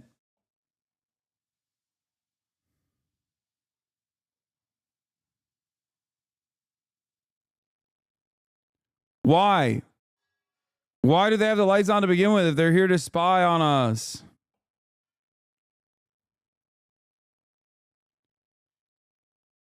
Vloggers getting B-roll or government conspiracy? Probably aliens. When I'm sending drones to surveil highly sensitive sites, I like to use extremely bright beacon and strobe lights to make sure that every knuckle-dragging drooler in a 200-mile radius can spot them. Exactly. Like, why the fuck? Are you in on it too? Yeah, I'm in on it, dude. I'm in on it. I have the technological prowess of a goddamn caveman or an ape, but I'm secretly a part of this vast conspiracy of drones that are being unleashed upon American military bases.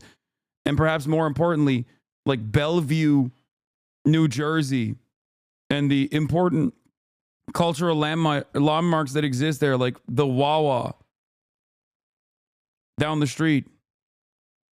And I know that we have to hide the truth. We must hide the truth. We must shelter the American public from this secret conspiracy. Real-world consequences. On Friday, about 90 minutes outside of New York City, an airport had to shut down one of its runways for roughly an hour because of drone sightings. The governor of the state, Kathy Hochul, saying that this now has gone too far, Willie. Wow, it is so fascinating and still a lot of answers to be had here. We'll continue to stay on it. Sam, thanks so much. Hey, thanks for watching. Let's bring in Homeland Security Secretary Alejandro Mayorkas. Mr. Secretary, thank you for joining us this morning. Can you clear up the confusion here? Absolutely, George, and thank you very much for having me. There's no question that people are seeing drones, and I want to assure the American public that we in the federal government have deployed additional resources, personnel, technology. It's so funny because this motherfucker operates drones along the border. Like, that's what the Department of Homeland Security does. Fuck you think they do? They have drones that operate all alongside the fucking border. The U.S.-Mexico border. They're engaging in mass surveillance in real time, all the time.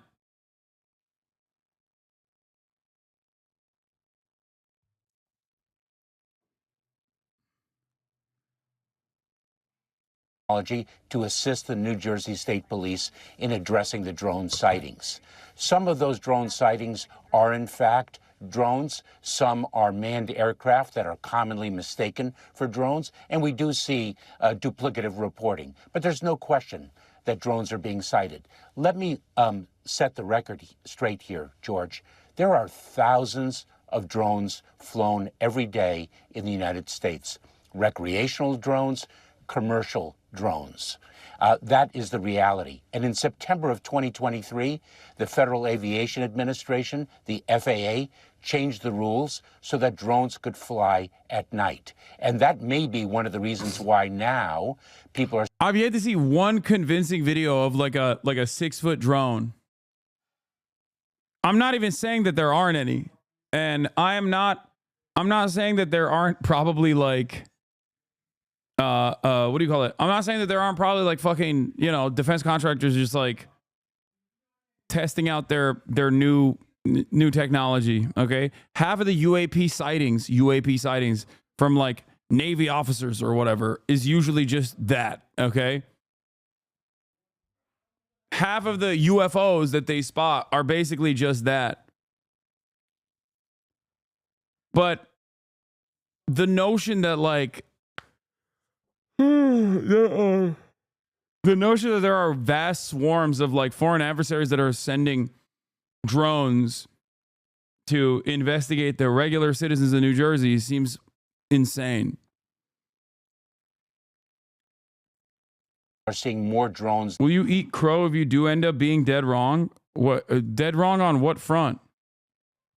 That this is like Chinese drones or Iranian drones to spy on unsuspecting Americans or aliens? Because those are the two conspiracies that I am not in agreement with.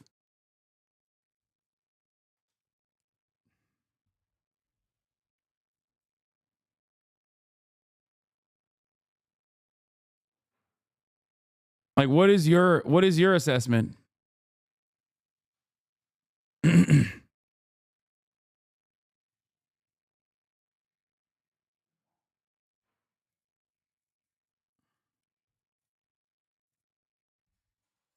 There are cinema-grade drones used to film. Here's one in action, exactly in the beginning.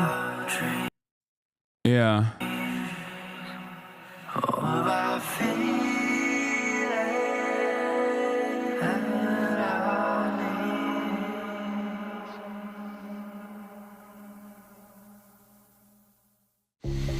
What's up, guys? There you go. That's how big that fucking thing is, dude. Eyvallah baba. Yok, aldım, sipariş verdim.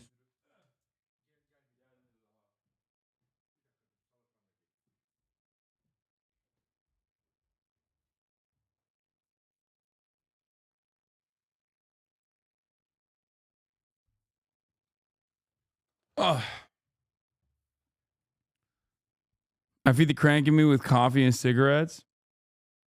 I think these are just normal drones, and this kind of sighting pattern is normal. It's just that the media has been blowing this out of proportion to try to cover up the Luigi situation. I don't even think it's to cover up the Luigi situation necessarily. I think it's just because they love weird shit like this.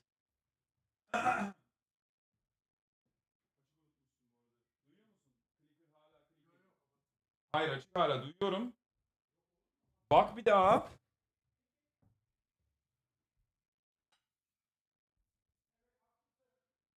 Evet, duyuyorum çünkü buradan. Than they did before, especially from dawn to dusk. And so that is the reality. But I want to assure the American public that we are on it. We are working in close coordination with state and local authorities. And it is critical, as we all have said for a number of years, that we need from Congress additional authorities to address the drone situation. Our authorities currently are limited, and they are set to expire. We need them extended and expanded. What exactly do you need? We want state and local authorities to also have the ability to counter drone activity under federal supervision. That is one important element that we have requested, and we've heard it echoed by the state and local officials themselves. You know, President-elect Trump has put out a post on this. I want to put it up on the screen. Never let a good conspiracy crisis go to waste, chap. Oh, man. I guess we have to get more police funding to combat the drones. I guess we have to expand the surveillance state to combat the drones. Anytime you guys will get whipped up into a fucking frenzy, anytime the average American gets whipped up into a frenzy, these motherfuckers will use it as an opportunity to expand the already vast surveillance state. Screen right now. He says, mystery drone sightings all over the country. Can this really be happening without our government's knowledge? I don't think so. Let the public know and now, otherwise shoot them down. Your response? Well, we are aware of the drone sightings, as I've said. I think there are more than 8,000 drones flown every day in the United States. With respect to the ability to incapacitate those drones, we are limited in our authorities. We have certain agencies within the Department of Homeland Security that can do that, and outside our department. But we need those authorities expanded as well. Are there any legitimate national security concerns here? For example, have you seen any evidence at all, especially in these recent sightings in the Northeast, of any kind of foreign involvement? We have not seen any foreign, we know of no foreign involvement with respect to the sightings in the Northeast, and we are vigilant in investigating this matter. The Department of Home. He said that because there was a Chinese person that they caught in near a base with a drone that was surveilling an American spy satellite being launched.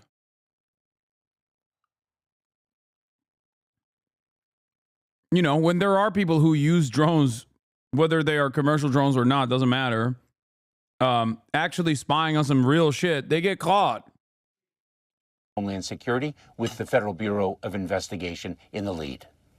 But there have been concerns in the past. In fact, a Chinese national was arrested in California this week, allegedly for flying a drone over Vandenberg Air Force Base. Last year, you had drone flights over Langley Air Force Base in Virginia, over a nuclear facility in Nevada. So what is the national security concern right now?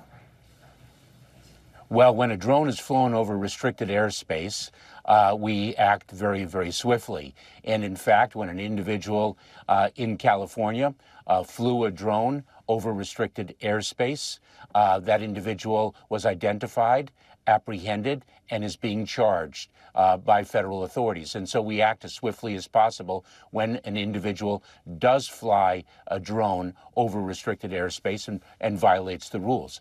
You know, there are, George, more than 1 million drones.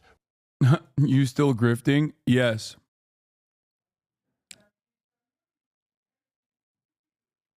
Yes, I'm still grifting. Thank you for checking in. Registered in the United States. Fucking bot. That's an awful lot, but bottom line, you're saying Americans have nothing to worry about? Look, it is our job to be vigilant in the federal government with our state and local partners on behalf of the American public, and we can assure their safety by reason of that vigilance. We've deployed personnel, technology, and if there is any reason for concern, if we identify any foreign involvement or criminal activity, we will communicate with the American public accordingly. Right now, we are not aware of any. If we become aware of any, we will communicate accordingly and take appropriate action. Secretary Mayorkas, thanks for your time this morning. Thank you, George. A couple of years ago, I made a video on this channel called My Plan to Quit Streaming. And in that video, the fuck? You can only fly a drone 400 feet AGL, or you can only fly 400 feet above the ground the pilot is standing on.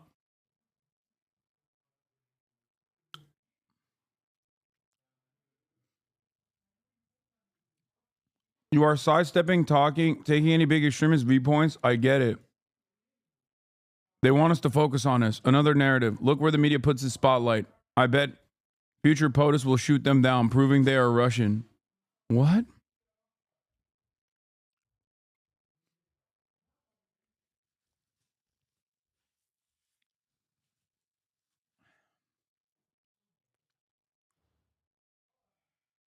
I don't know how to describe this, but yeah, let's do a drone light show over an American city and become their gods.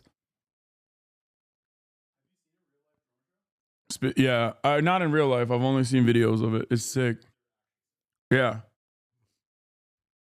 Specifically suburban New Jersey.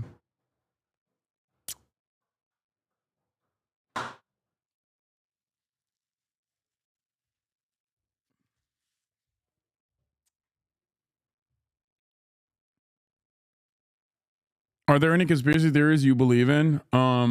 Maybe. I don't know.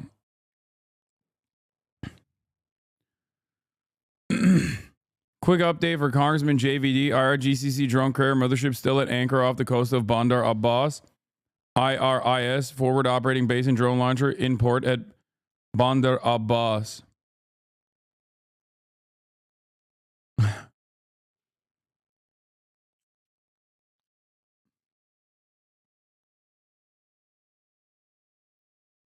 What are your thoughts on them using this for crowd control? What do you mean? What do you mean? Why'd you say, this doesn't...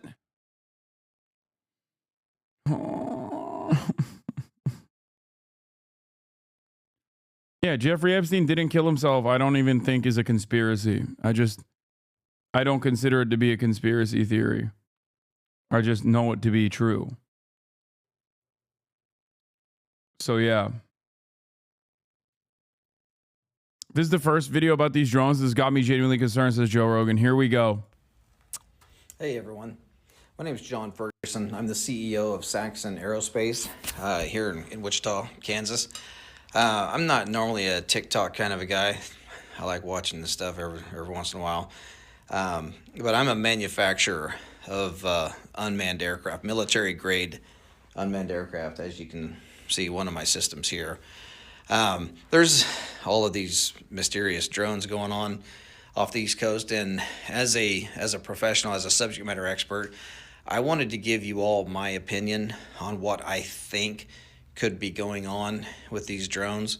I don't particularly believe that these have a nefarious intent. I could be wrong, but I want to give you the truth and what I believe. It's my own opinion, and I've not bounced this off of anybody. So, you know, if you think it's bullshit, whatever. My friend was trying to get the video of one of the drones she saw during the day. Her camera app was just a black screen and she had to force close it. By the time she got it open again, it was too far away.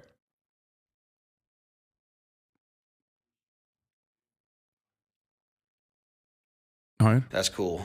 You know, I don't want to spread misinformation, as we know that there's a lot of that going around.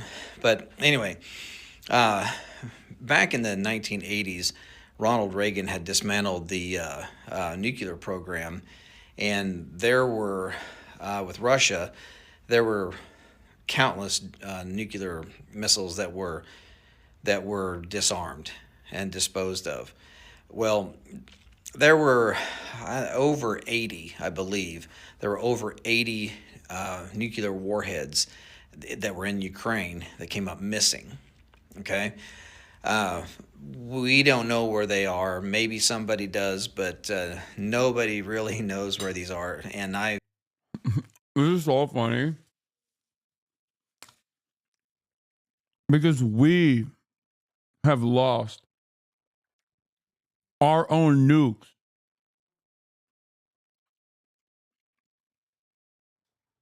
And if you want to understand the federal law enforcement agency's like opinion on that, let me tell you, okay? There's one in the middle of a fucking a farm that they just basically partitioned off. Okay? I don't think they give a shit.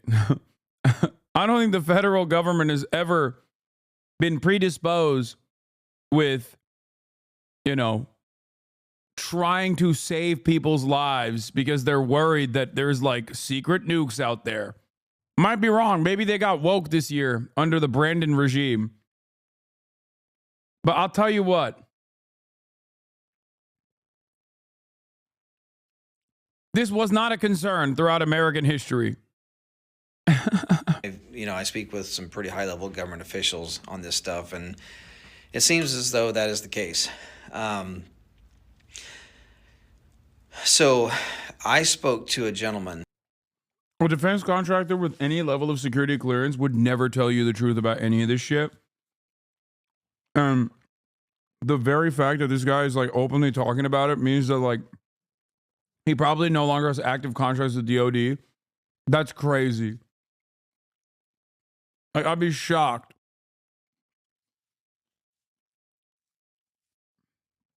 If you have any level of clearance with the fucking Department of Defense at any point, and there are engineers in my chat that know exactly what the fuck I'm talking about. There ain't no fucking way. There ain't no fucking way. Bro, defense contractors are the leakiest motherfuckers on the planet. Not with anyone that wants to keep their jobs. Okay? You can only do that if you're Elon Musk, and it doesn't really matter. Random fucking low-level engineers are not gonna, with any level of knowledge, are not going to risk their livelihood.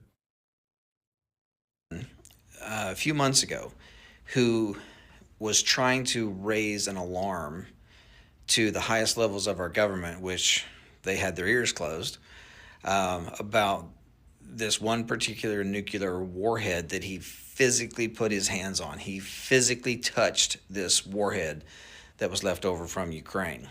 And he knew that that thing was headed towards the United States. Okay? What? That is a very serious deal. And everyone knows that the United States government, this administration, is pushing to get into a war with Russia. We all know that. We all feel it. We all see it. Okay? Well, back up a few years. Do y'all remember when those drones were mysteriously flying across the Interstate 70 corridor from Colorado up into Nebraska, down here into Kansas, and out into Missouri? Well, it was believed that those drones were looking for radioactive material because there had been some material that come up missing here in the United States, and they felt like it was high probability that the nuclear or the radioactive material would be taken along the Interstate 70 corridor heading east or west or south. So from what we understand, they were out there trying to find this radioactive material. Now, drones, they have no reason to be in the air at night unless you're doing some type of ISR work, intelligence surveillance. What? Dog, you literally build drones for the fucking government. I'm sure you're aware that there are a ton of recreational drone users out there, right?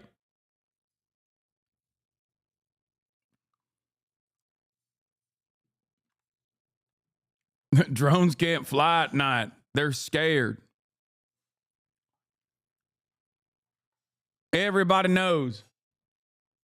A drone has never flown at night. They're scared in the dark, unless they are my military drones that I make. I'm making with the special sauce. Wait, what? Why are you so against all subject matter experts on this, Hasan? You are the expert of all experts, however. Wait, what?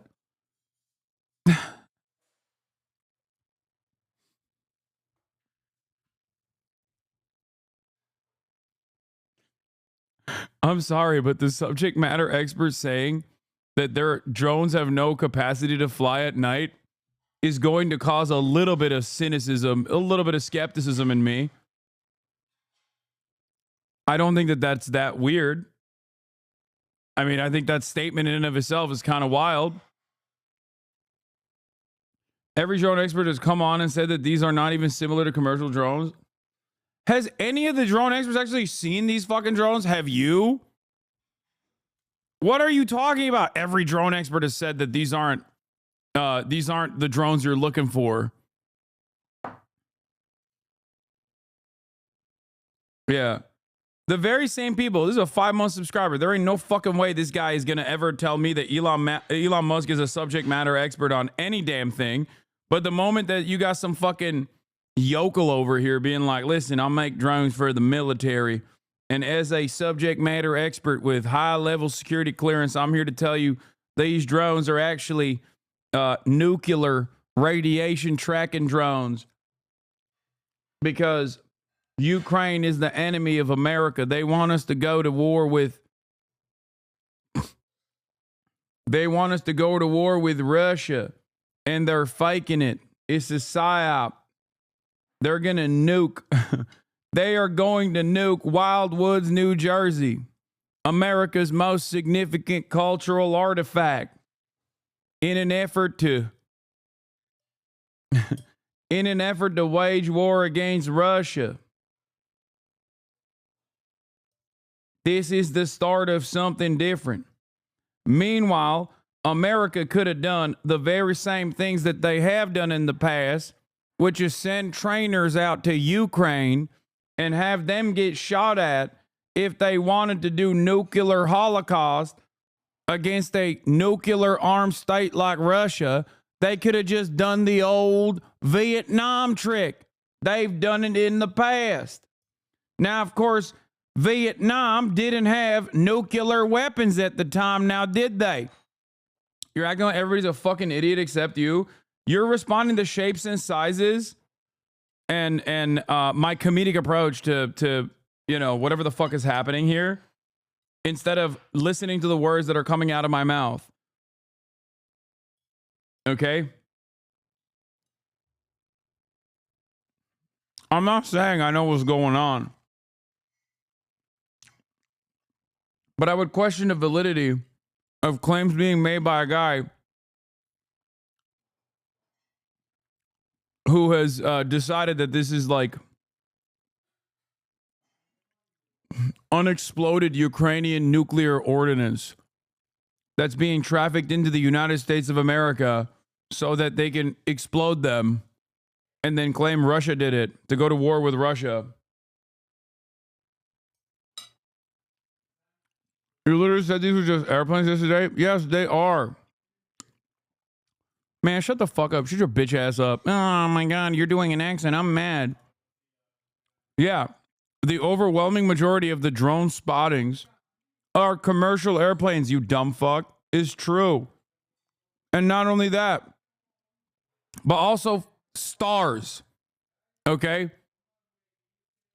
Most people don't have the understanding. Even fucking subject matter experts are going to have a hard time figuring out whether what they're looking at is a drone or a fucking commercial airliner. You said all of them? That's not what I said. No, I didn't. You fucking heard like 10 seconds of my commentary and ran along with it. What am I doing right now? Why are there so many goddamn debate perverts in the chat today being like, no, you actually said every single one was a commercial airliner? No, every single one that we've seen has been either a commercial airliner or a fighter jet or some shit. Or Cessnas.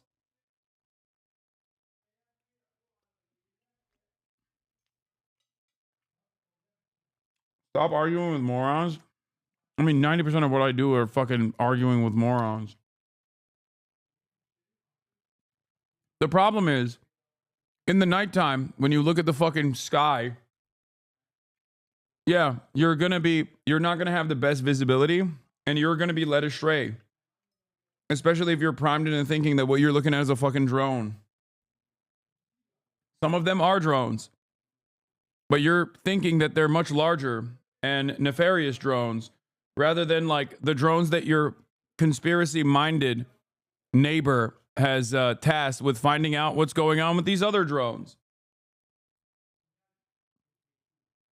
I'm not saying I'm 100% correct, but as far as this shit goes, I don't think this guy is on the money at all. Surveillance reconnaissance, you know, looking for bad guys, or looking for a victim, a search and rescue victim, or law enforcement, or some type of military project, right? There's no reason for a drone to be flying at night, really, okay? Because they don't see shit. So, you know, unless you have thermal optics, drones really don't see stuff. You need to do mapping during the day. If you're going to do farming stuff, you mostly do it during the day. The only reason why you would ever fly an aircraft, an unmanned aircraft at night, is if you're looking for something, whether it be a person or trying to smell gas. We have methane gas detection systems that can detect gas leaks in pipelines. You really wouldn't use thermal optics for trying to find gas leaks, just simply because the only way you're actually going to find a gas leak with thermal optics is if the gas leak is aggressive enough that it has a difference in temperature. Because thermal imaging, it creates a digital image based off of the temperature variance. So whatever is different in temperature, it creates an image. Gas, usually gas leaks so slow that it goes quickly into ambient Here's a third thing. Are you ready for it?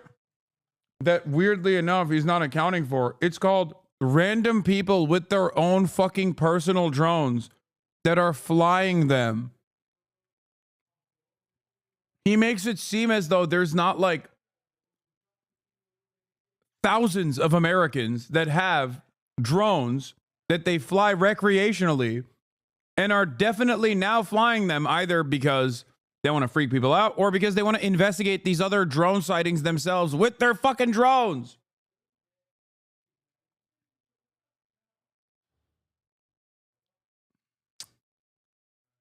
Before you can even see it. So we have special sensors that can detect gas leaks. We also have special sensors that can detect radioactive material. So with this gentleman that I had spoken with, who was trying to raise the alarm to try to get somebody in the government to say, hey, we need to work together to go try to find this nuclear warhead, none of that ever happened.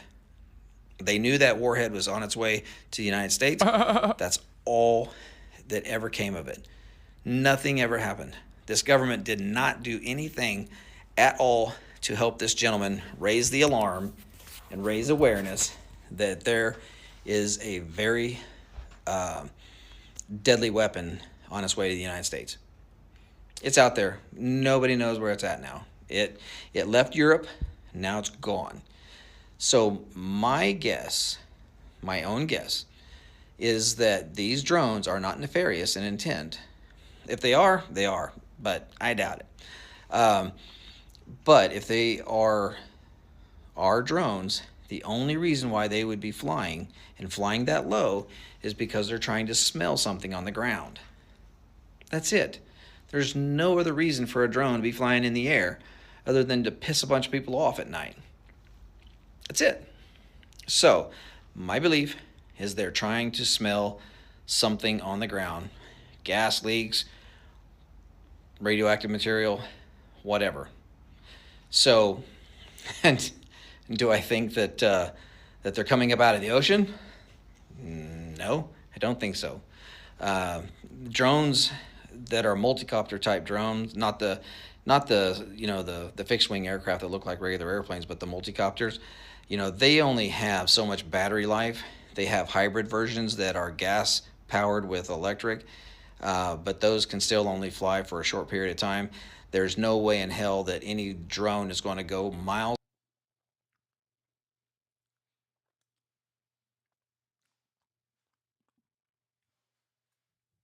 I can't tell when chatters are being sarcastic or if they're being genuinely fucking idiots about this.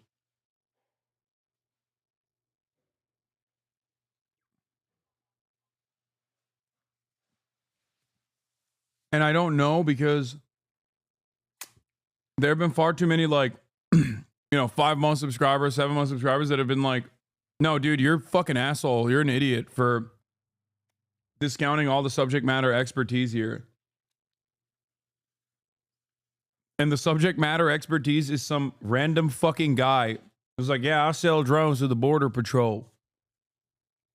I know a thing or two. I'm a CEO after all, who sells drones to the goddamn Border Patrol. Let me tell you, I got the best Mexican surveillance drones out there. And everybody knows no drones fly. Nobody has drones except for the people I sell my drones to. No, this is not the same chatter. That other chatter that said this guy's a subject matter expert, I banned.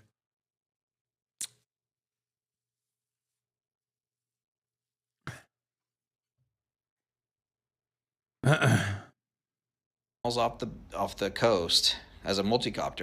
Look, I'm not out here trying to push conspiracies, but you're showing a stunning lack of curiosity. Big guy, I'm not trying to push conspiracies, and you're doing a good job of being critical, but man, you are showing a lack of curiosity.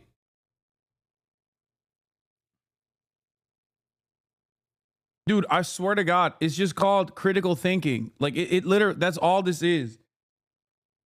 My starting point always is, what is the most reasonable solution? And yes, it comes across as no fun, but like, what is the most reasonable answer to this?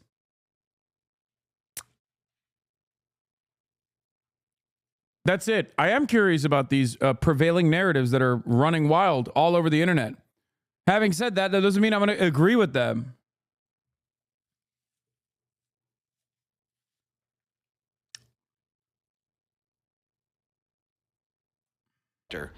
And fly into the interior of the United States and do a bunch of work and then turn around and fly back. It's just physics will not allow that to happen. So these drones, I believe, are launched from a location that nobody knows, but I do believe that they're flying low enough that they're just trying to sniff the ground and try to find something. So again, I hate to be a pessimist or a guy that thinks, you know, directly to the negative.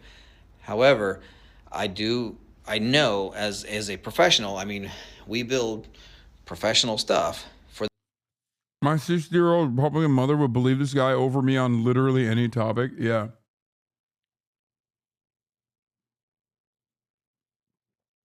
Like, there are so many. One, the question is, how do you know that the drone is actually 6 feet and not fucking 4 feet? 2, are there no drones that are commercially available that are 6 feet? 3, FAA regulation aside, why the fuck do you think people actually follow FAA regulation when drones are readily available? Okay? Most people are stupid. There are regulations around guns. People still get them with illegal means. Sometimes they don't even know it's illegal. Okay?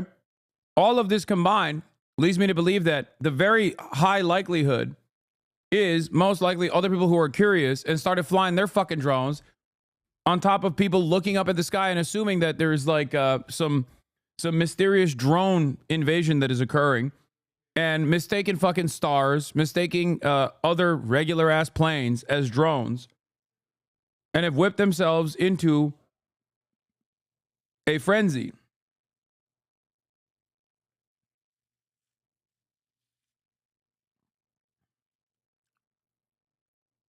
On top of that, I'm certain that there are, like, I'm sure that there's like, I mean, do I think that the federal government, or not federal government, but like the defense contractors are not working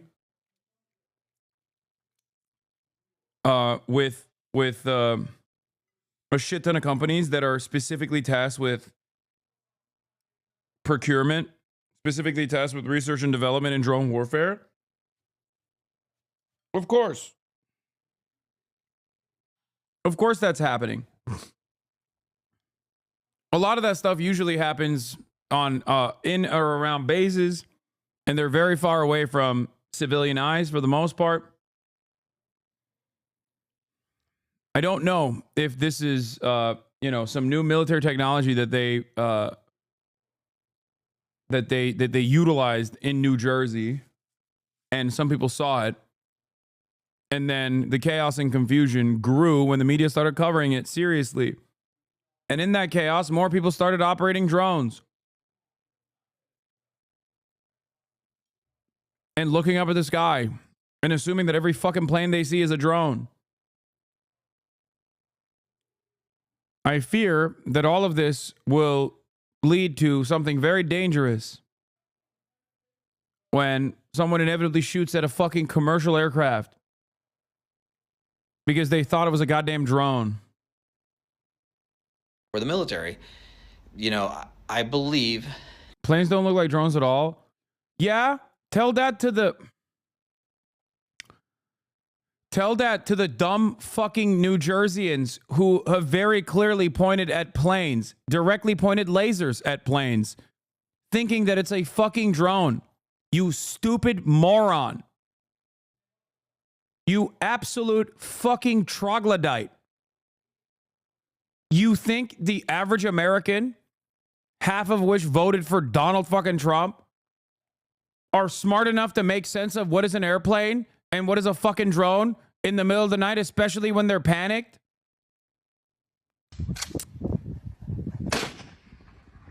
Okay, I don't know about this video footage, okay? I don't know how real this is. Don't get they're actually out there trying to smell something that's very important. So anyway, let me know what you think of this video. I'm not trying to gaslight. I'm not trying to scare people. I'm just trying to let people know that this is a serious deal. It's only serious for what the potential could be, you know, or for what the potential is. You know, there's a lot of them out there. They're flying all over. They're flying low. They're flying at night. There's no reason for it other than to smell something. So anyway, God bless. I hope you all have a wonderful Merry Christmas, and let me know what you think of the video. Thank you.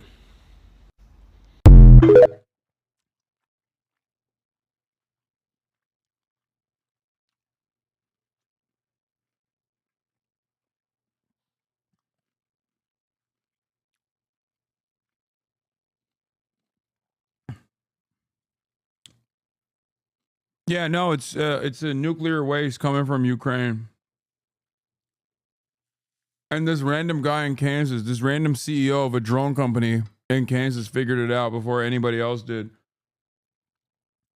And the American government is not taking these clear threats against American safety seriously. Okay, so I'm picking up on the second video here. The FAA requires all unmanned aircraft to fly that are flying at night to have nav lights. These nav lights are standard nav lights like you would see on any other aircraft, right? It tells you if you can't see the Yes, I know. Except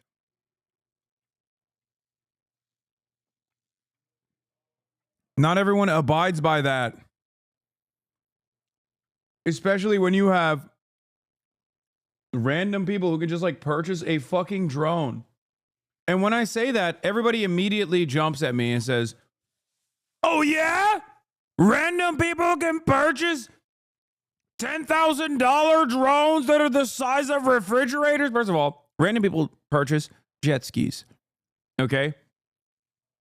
Just remember that. Secondly, you have no idea if the drones that people are seeing are 6 feet. Like actually 6 feet. The size of cars. Especially considering that drones with lights on them are readily available, and people purchase them and fly them recreationally. Especially considering that people on the ground, especially the panic people on the ground, they have no heat signature somehow. You don't know that. You don't know that. You're making that up. You made it up. You did not put a fucking thermal camera up at this alien, okay, that you think is a fucking alien. You're just making it up. I'm done. I'm done. I'm done. I'm done. All of you need to be institutionalized. Half of chat needs to immediately check themselves into a mental health care facility.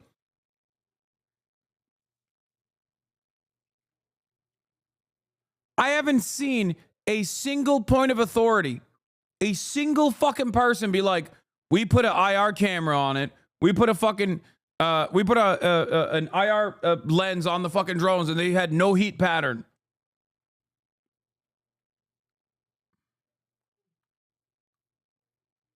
Bro, UFOs are real. You're just mad.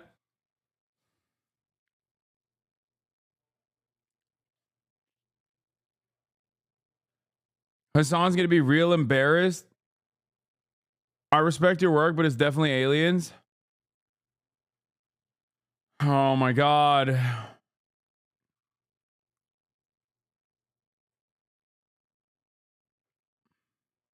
the orientation of the aircraft, then you can see the nav lights and you can determine your orientation of the aircraft by watching these nav lights. But again, the fact that these unmanned systems are using nav lights means that they're complying with FAA regulations, right? So I'll show you what these nav lights look like. But again, they're complying with FAA regulations. They seem to be flying no higher than, say, 400 feet, which the FAA requires any Like, notice how there's Alicia and many others who are like, okay, I've moved on from the drones. What about the orbs? Like, these people they're crazy, man. They're crazy. They just, and many chatters in here are just as crazy. What about the orbs? It's like, dude, you saw someone dupe you with a fucking AI footage. I think it's biased to push towards mundane explanations and also wild explanations. I don't know where he has to take a fucking bias to self-soothe against the real weirdness that is happening. I'm not.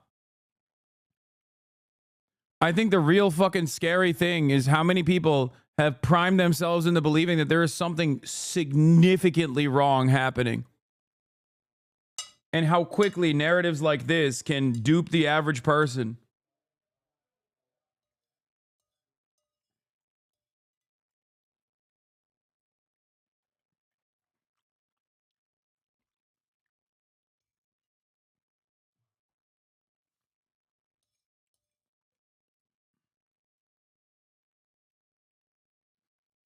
And it's terrifying.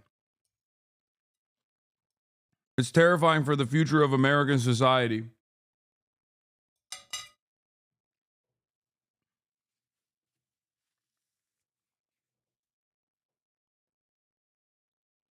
unmanned aircraft with a standard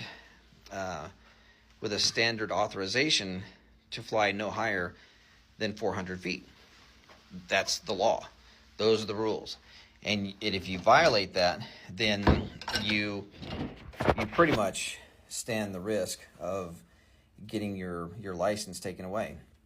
All drone operators commercially have to have an FAA Part 107.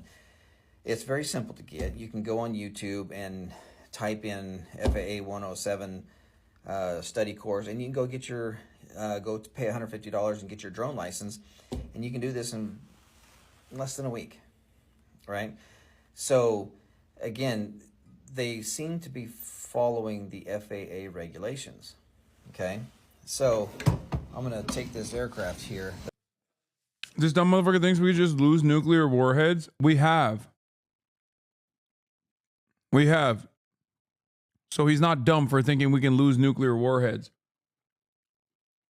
We've lost 6. I think he's dumb for thinking that the American federal agencies are like scouring through the American heartland to find a nuclear warhead.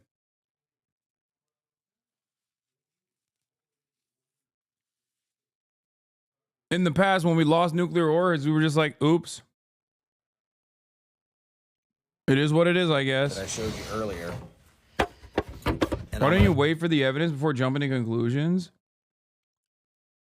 What? Can you tell me what evidence exists right now that I have cast aside? Like, what verifiable evidence exists so far on this narrative that I've simply cast aside? Real quick, before I ban you.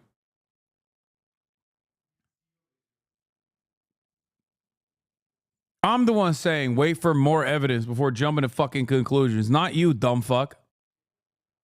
You're the one who assumes that you know exactly what's going on. I'm saying here are the most likely scenarios. Okay?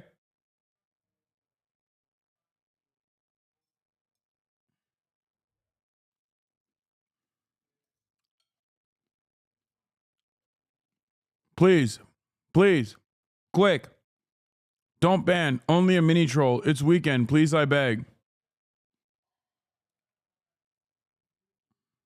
I'm gonna put the battery in it.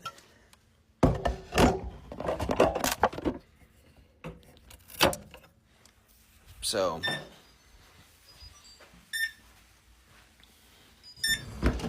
you can see here that we have standard drone lights, right?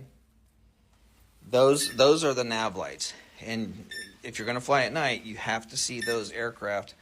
You have to see those lights fly, or you have to see those lights from roughly 3 miles. So now we're going to go to the communication system.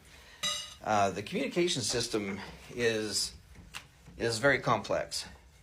I don't believe that they're flying from vessels offshore because there's only a few things that you can do with your communications.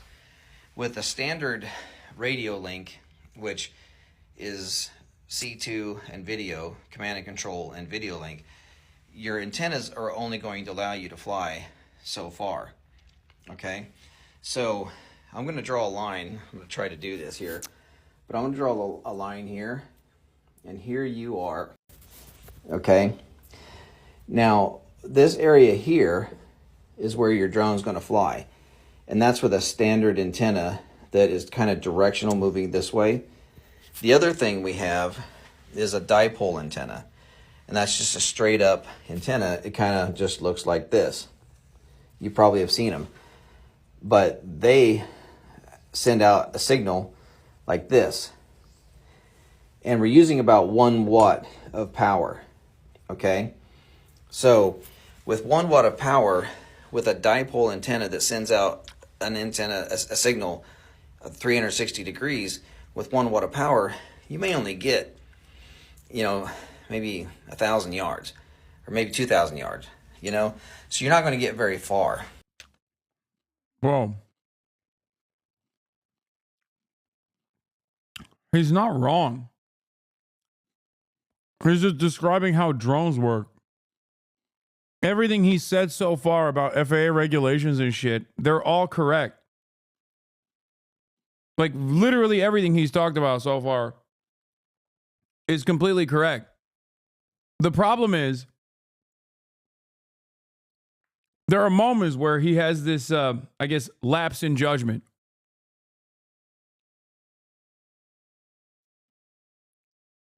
Which is when he says stuff like, oh, this can't be, there's no one will ever fly a fucking drone at nighttime unless they're trying to sniff out something.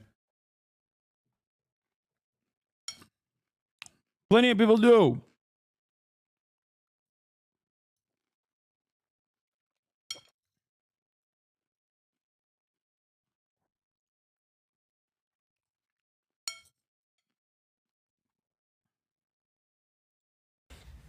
But if you go with a directional antenna and you look at like a pie, like this is half of the pie, and your drone's flying out here, okay, you're taking that 1 watt of power and you're sending it out this way. You may be able to fly here, and that will give you maybe a mile, maybe more than a mile, okay? So... What? Yep, just like me. I fly around car-sized drones at night just for fun. Have you seen a car-sized drone? Have you seen one? Have you seen a car-sized drone yet? Not saying that they don't exist, but have you seen? Oh, you have. Please link it. Mods will give you permissions to link this this truthful drone. Now, if it is actually a plane sighting,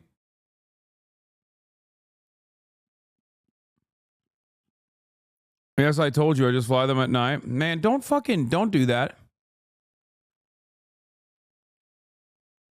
Don't try to be like, oh, I'm just joking. You're saying that for a specific reason.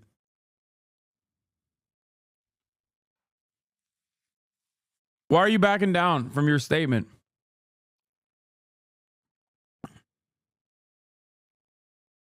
Why are you backing down from your OG statement? You were being sarcastic. Oh, everybody loves... You were being a fucking smartass. I picked up on it. Now you're trying to act like, no, I'm kidding. I'm actually saying that sincerely. How do you explain the government hearings? I mean, it's easy. They do government hearings on a number of different idiotic shit. It's make work. Well, why are you this tight? Because this story and the interpretation from people in this community is exactly what I fucking despise. It's a microcosm of a much larger problem where people just don't want to look at things with a lens of skepticism. People do not want to apply critical thinking. And I fear that when people don't apply critical thinking to silly, innocuous, dumb stories like this. They're also not going to do that for much more significant prevailing narratives that are born out of social conditioning, like white supremacy, okay, queer phobia, misogyny, capitalism. That's what I get very upset about. It's the stupidity of it all that frustrates me, okay? And I'm not saying I know exactly what is going on. I'm not saying that at all. But it is unimaginably annoying to me when people come in and they're just like, nah, dog, you just don't get it. It's fucking aliens, and I know it.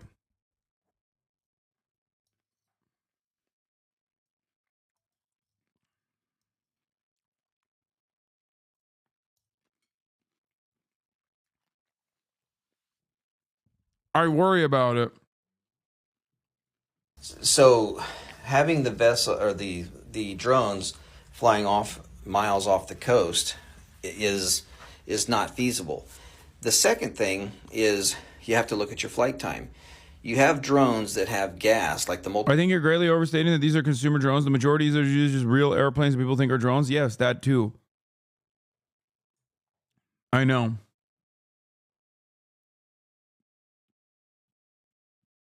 Possible drones spotted.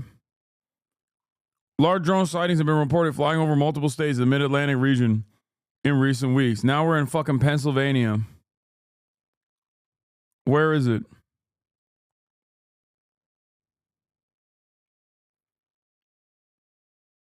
It's unclear if the objects were drones or another form of aircraft.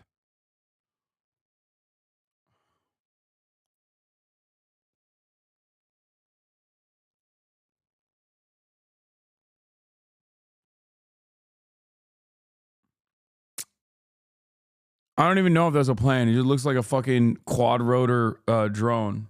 The one we were talking about. But see, it's difficult to discern. That's car size, dog. You're fucking stupid. You can't make it out. It can be far away in the distance. That's the problem with fucking nighttime.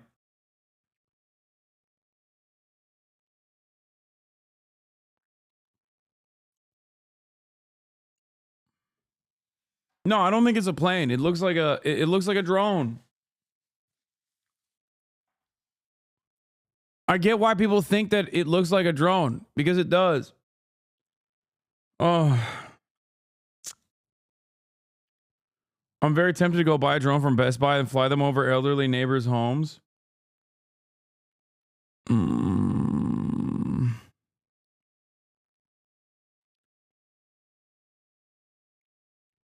Any vids of people saying they're aliens, probably good content? No, it's not. You want to know why? Because there's hella fucking people in the chat that do legitimately think it's real and it's actually aliens. And I'm afraid of how stupid my fucking chat is that I'm going to accidentally end up alien pilling half of them.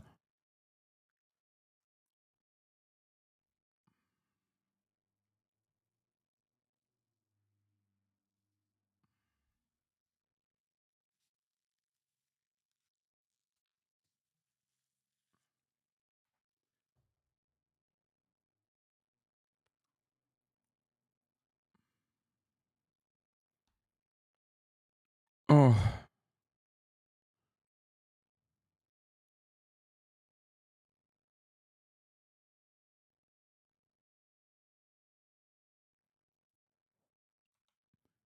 It's unclear if the objects were drones or another form of aircraft. According to the Associated Press, Homeland Security officials met with state and local lawmakers.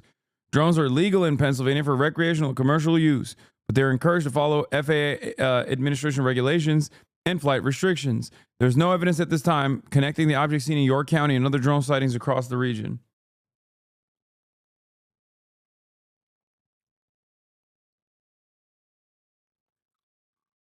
I'm talking about the testimonies of Navy pilots that see these things and almost hit them on a daily basis. Yeah, that's crank shit, dude. I don't fuck around with any of that UAP stuff. Sorry. I think it's awfully convenient timing that all of a sudden the federal government started acknowledging UFOs, changed the designation to UAPs to make it more serious and give it an air of legitimacy right after, a couple years after we'd started our Space Force. Yeah. This is the beauty about skeptics and cranks. They literally hate government narratives while never really questioning what the government motivation might be.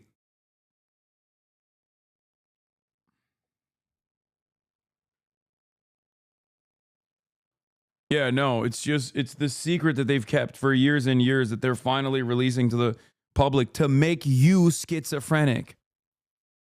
Okay? Also, the idea that like Navy pilots are also these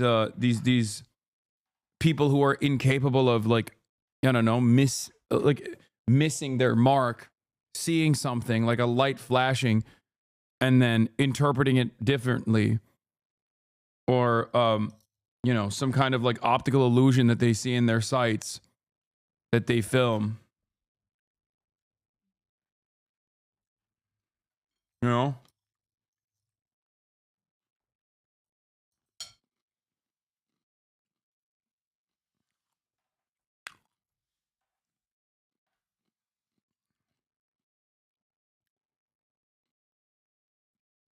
It's just crazy because like the idea that all powerful aliens would somehow be able to travel all the way to the United States of America to go to fucking New Jersey, but also have their FAA regulation lights on, like while they're flying around. Like what kind of fucking idiotic American individualism is this? There's a lot of GRE adjacent minds popping off in here. Yeah. I'm more inclined to believe that it's like, I am more inclined to believe that this is a Don Da Don season finale promo than anything else, okay? That's how stupid those other ideas are. Anyway, this is Ethan Klein and the Rise of Liberal Islamophobia. Figure out ways to prevent this stuff. Like, the stabbing was happening for a few months, and now it doesn't really happen so much. And I don't even know how, but they have like their secret ways. אין חשמל, אין מזון, אין מים, אין דלק. הכל סגור. אנחנו נלחמים בחיות אדם, ואנחנו נוהגים בהתאם. When you talk about privilege, let's talk about someone who's going to UC Berkeley, paid by their parents $200,000 tuition on campus protesting Israel. Do you find that ironic? I personally think it's so ironic. It's just like, I don't know, it's kids sitting here in like beautiful California criticizing, like you don't even know what you're talking about. What we're seeing now at Columbia, and I don't use this word lightly, we're not seeing ideological war. We're not seeing support for terrorism. We are seeing terrorism. When I grew up, I couldn't really take a bus. I was afraid of blowing up. Right. And now it doesn't really happen. So the wall did help. So should we not have a wall? Since the events of October 7 and the ongoing disproportionate retaliation by the Israeli state, both Islamophobia as well as anti-Semitism have been on the rise in the United States. And the Palestinians are taught to kill us at 2 years old. That's pretty spicy. Yeah. Do we have that one? I don't understand why left-leaning media, which is mostly Jewish, are calling people white supremacists, dude. Jewish? Did you just say that?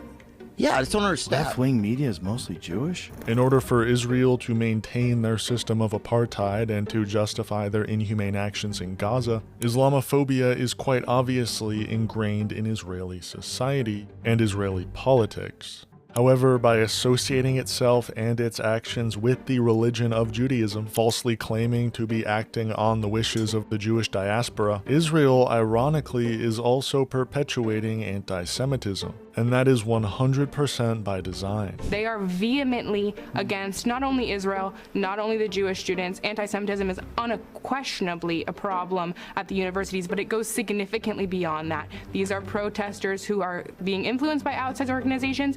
The Islamic Republic of Iran is thanking them for their work. They are giving permission. I mean, how can chat literally laugh at this person who is also unflinchingly presenting an insane conspiracy in the same breath as they fucking yell at me over my assessment that is probably not fucking aliens that are invading Wildwoods, New Jersey?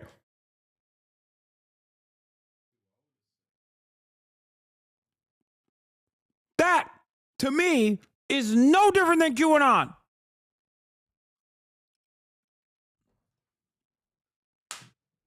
You understand? That's why I'm so mad about all this shit. I can't stand the stupidity, regardless of whatever ulterior purpose it serves, okay? I can't stand it. Mission to these terrorists. Overnight, the U.S. House passed a bill 32291, and a group of representatives say they want to protect their Jewish constituents. And the bill would essentially make... You're not really denying the aliens as much as you're trying to dismiss there being actual drones, though?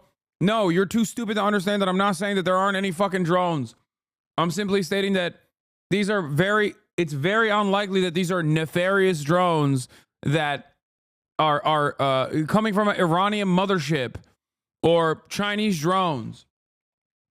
The large majority of the drones that you see are not drones. They're just aircraft that you think are drones. There is definitely also a lot of commercial drones that people are flying around, especially now because there's more interest, there's more intrigue.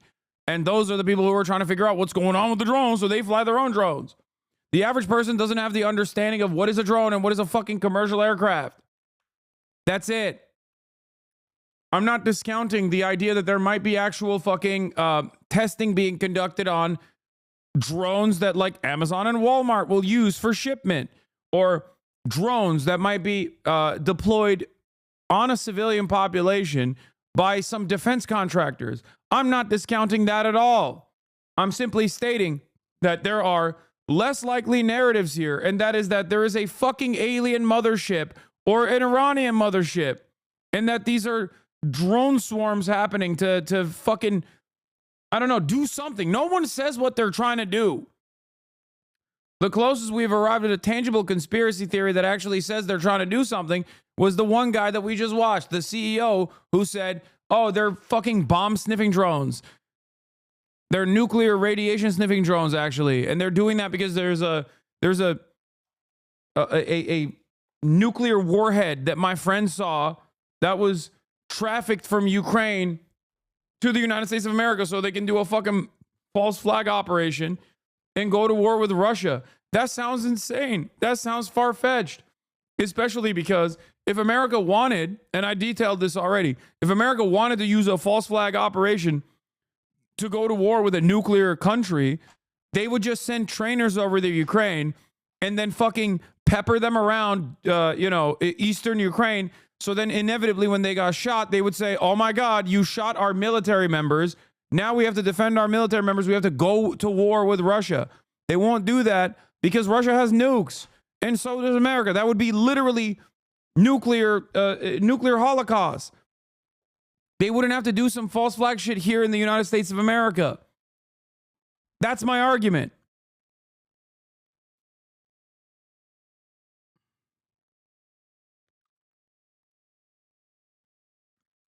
Okay?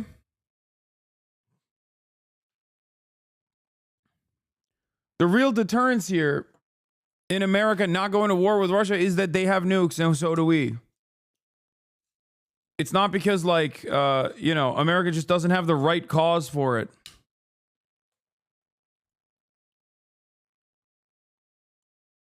Oh. You say you don't fuck with the topic of the UAP and it shows. I love you, dude, but do some more research. Tic Tac incident is very well recorded by multiple sensors. Yes, I've seen the Tic Tac incident. I don't know what it is, okay? And I don't think it's fucking aliens. But it's okay. If you want to believe it's aliens, that's fine, okay? I've decided it's fine. You're right. That TikTok was an alien pod.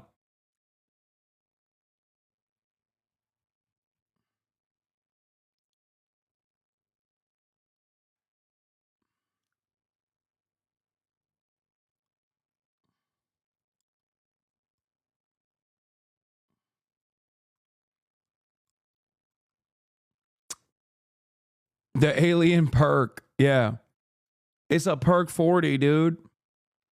But for aliens. Make it easier for the Department of Education to enforce anti-discrimination laws at public institutions. So this bill would require the Department of Education to use the International Holocaust Remembrance Alliance's definition of anti-Semitism, denying the Jewish people their right to self-determination by claiming that the existence of a state of Israel is a racist endeavor. Anti-Semitism is an ancient form of bigotry, but since the creation of Israel for the past 80 years or so, it's been used as a tool for the growth and continuation of Israel's existence. And no, this isn't some conspiracy theory. Israel quite obviously wants more anti-Semitism in the world in order to justify its Zionist project. And by continuing their atrocious actions in Gaza and the West Bank, while wearing symbols representative of Judaism and claiming to be acting on the basis of Judaism, they guarantee the continuation, if not escalation, of global anti-Semitism. The anti-Semitic decision of the International Court in The Hague is a modern Dreyfus trial, and it will end the same way. The decision to issue an arrest warrant against me, the democratically elected Prime Minister of the State of Israel, and our former defense minister, was made by a rogue prosecutor who's trying to extricate himself from sexual harassment charges, and by biased judges who are motivated by anti-Semitic sentiments against the one and only Jewish state. Sleek and stylish in this wool blend, Najiba is hot, hot, hot. It's a look that screams, look out world, I'm a woman of the 12th century. Islamophobia is also an ancient form of bigotry, and although its existence in the United States was prominent before, Islamophobia's use as a tool for manufactured consent reached its cultural climax more recently, specifically after 9/11. You're saying that Islamophobia is not a real thing, that if you're critical of something... Well, it's not a real thing when we do it. Right. Well, no, it really isn't. I'm not denying that certain people are bigoted against Muslims as people, and that's a problem. Big of you. But why are you so hostile about this? It's gross. It's racist. We have to be able to criticize bad ideas. And of course we do. No liberal doesn't want to... Dude, Sam Harris is so funny. Look at this tweet. The problem of anti-Semitism in Europe is mostly coming from the Muslim community and the far left. It's still a fringe phenomenon in the US, though that could change. And it's so funny because this is like the European style. He's doing the European method. That is fucking delusional, dog. These are the people that did the Holocaust. And you're like, yeah, the people who are direct descendants of those who carried out the atrocities of the Holocaust have no nascent, unexamined anti-Semitic tendencies whatsoever. It's actually the fucking Muslims that are importing anti-Semitism to these countries. It's also ridiculous to say it's a fringe phenomenon in the US. There is a lot of unexamined anti-Semitism in the US as well. It's gross. It's racist. We have to be able to criticize bad ideas. And of course we do. No liberal doesn't want to criticize bad ideas. But Islam at this moment is the motherlode of bad ideas. Jesus. So we have 9/11 was a major turning point in the United States. The 90s were almost seen as the end of America's global fight against evil. The USSR was far behind us, and the United States didn't have a major adversary that they could villainize for their own self-interest. So in August of 2001, when George Bush was briefed by the CIA about credible threats of plane hijackings, it was the perfect opportunity for manufacturing consent. And that opportunity became reality on September 11th. Today, our fellow citizens, our way of life, our very freedom came under attack in a series of deliberate and deadly terrorist acts. I've directed the full resources of our intelligence and law enforcement communities to find those responsible and to bring them to justice. We will make no distinction between the terrorists who committed these acts and those who harbored them. For the next 2 decades and counting, the United States would use this day to not only justify their actions in Iraq, but to justify any sort of potential war crimes inflicted on an Arab or Muslim population. The 9/11 attacks were carried out by Al-Qaeda, an organization headed by Osama bin Laden, which had openly declared war on the United States and was committed to killing innocents in our country and around the globe. And so we went to war against Al-Qaeda to protect our citizens, our friends, and our allies. And 9/11 was only the catalyst. Growing up in the United States post 9/11, I was surrounded by subtle yet quite obvious in retrospect anti-Arab propaganda. 2013 saw the release of World War Z, a zombie apocalypse movie, where at the movie's climax, we see a mob of zombies scaling the walls surrounding Jerusalem and attacking the civilians taking refuge. And who's on the other side of that wall in real life? Palestinians. This movie literally illustrates Palestinians as blood-hungry zombies. 2014 saw the release of American Sniper, a film following US Navy SEAL Chris Kyle and his deployment in Iraq and then New Orleans. He then later said that when he got back home, that he was on top of the Superdome and he Dude, that's like, dude, fuck Chris Kyle. Oh my God, fuck Chris Kyle. Motherfuck Chris Kyle. Oh my God. Oh my God, he's such a fucking racist, lying piece of shit, dude. Fuck him.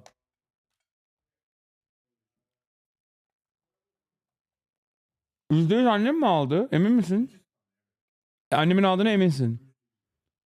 Sordun mu? Sipariş ettin. My dad has ordered the fattest cannolis I've ever seen. After I told him, please don't buy any more desserts and treats. I keep eating them. I can't stop myself. Okay.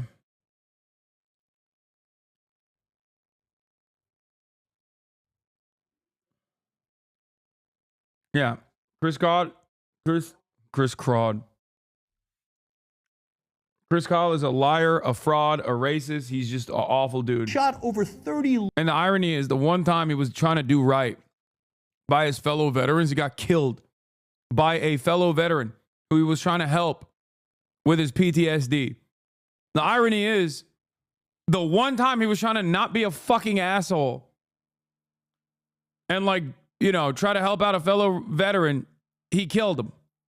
He just popped him when they went to the gun range together. It's fucking nutty. Looters during Hurricane Katrina. I mean, maybe it wasn't the best idea to take a fucking PTSD-riddled veteran to the gun range, but I'm just saying, like, his intentions seemingly were good in that instance. What a preposterous lie. How stupid are you if you believe that? Throughout the film, he's seen as both a hero of America's freedom, as well as a victim of our own actions, almost making it seem like we had to be in Iraq, but it was still a sad situation. God, I love neoliberalism. And what was happening during the release of this movie? The United States was propping up and funding rebel groups in the Syrian civil war to overthrow President Bashar al-Assad. And whoops, we just created ISIS. We also grew up with master works like Captain Phillips, where Somali pirates are given zero humanization or explanation for why they're hijacking ships, the only explanation being they're just a bunch of crazy Arabs. Or the beautifully innocent movies of Sacha Baron Cohen, a British man who's made an entire career off of perpetuating dehumanizing anti-Arab stereotypes. In my country, we have KFC. Kazakh fried cat. These associations in our media create an anti-Arab bias in the minds of its audience. But where those biases are confirmed is when these victims of American imperialism reach a point of retaliation, like the events of October 7th. Today, the people of Israel are under attack. In this moment of tragedy, I want to say to them and to the world and to terrorists everywhere, the United States stands with Israel. I got up this morning and started this at 7:30, 8 o'clock, my calls. Hamas terrorists crossing in Israel, killing not only Israeli soldiers, but Israeli civilians. Entire families taken hostage by Hamas. Just days after Israel marked the holiest of days in the Jewish calendar. It's unconscionable. For the past year, ever since October 7, 2023, Islamophobia has seen a resurgence in American media. Palestinians are described as terrorists who have a hidden desire to unalive Jewish people from a young age. Rudy was saying that Palestinians are taught at 2 years old to kill Americans. That's pretty spicy. Yeah. Do we have that one? Like Kamala. The other one. I could add it. And those who support the people of Palestine are labeled anti-Semites or even terrorists themselves. What we're seeing now at Columbia, and I don't use this word lightly, we're not seeing ideological war. We're not seeing support for terrorism. We are seeing terrorism. And what it was literally a vigil for terrorists. Now, I was on the University of Washington campus last week when they had this big rally. Not my shy Davide. This big march for Hamas, when they were literally chanting, from the river to the sea, Palestine will be free. And they mean free of Jews. They want all Jews out of the land. I had people literally tell me to my face that they were celebrating the fact that babies had their heads cut off. There's nobody on the entire platform to call him out. Nobody. They've all been banned. They've all been banned.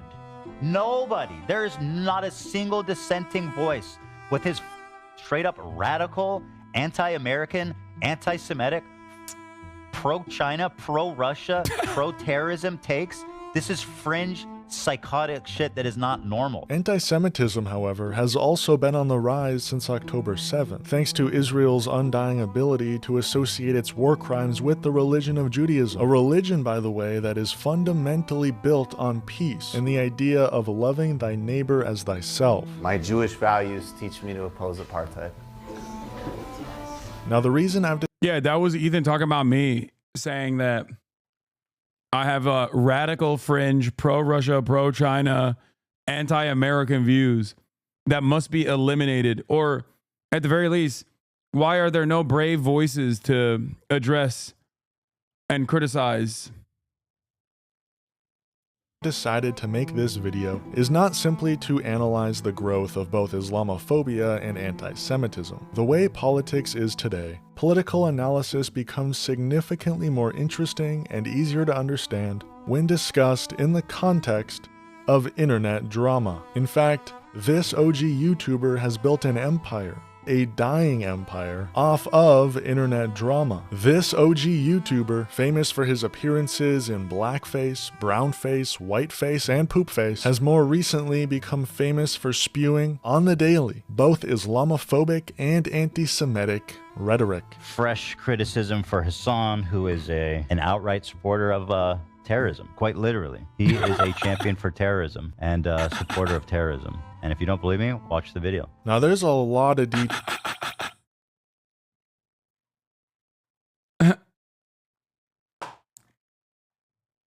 If you stand up against it, go on debates, just team tag you and call you anti-Semitic again. What?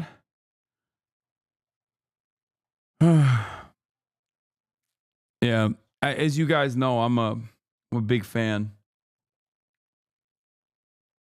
Do you sometimes feel like we're feeding into Hasbro and making it more effective by addressing every single point over and over and over and over again? No. I think it's worthy. There are moments where it's like silly to do that. And then there are moments where you need to make sure that people understand. There are moments where you need to make sure that people understand where you stand. Especially because there are obviously, like, there are people who say anti-Israel shit, and they do that to launder anti-Semitic narratives. There's an Arabic phrase that means repetition teaches the donkey. It seems anti-Semitic. Just because you said it's an Arabic phrase, which automatically means it must be anti-Semitic.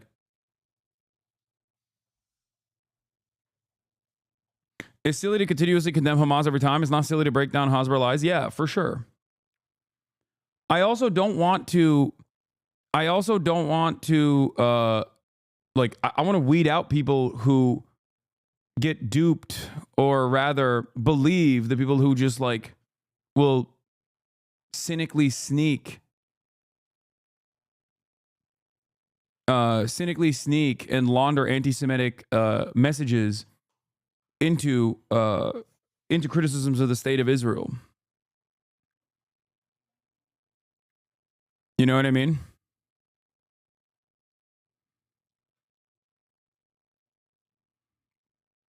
I want to make sure that people understand that there's no space for that. Now, a lot of fucking dumbasses will also cynically say, oh, he's doing this to hide from all of the attacks. Okay? He's doing this, except I've been doing this for years and years and years prior, because it's something that I do believe. Like, I don't think that there's any space for anti-Semitism, nor is there any space for Islamophobia. Details I could get into regarding Ethan's racist crash out, but I'll save that for a future video. What I really want to focus on today is this tweet and the context of this tweet by HasanPiker. My former podcast co-host misunderstood me when I said in America that anti-Semitism is institutionally unacceptable, but Islamophobia is permitted if not encouraged. Yesterday, he proved my point. Ethan has a long history of Islamophobia, stretching all the way back to his time in Israel. Go figure. Like when Ethan and Hila visited an Arab village, and Ethan was afraid of the call to prayer.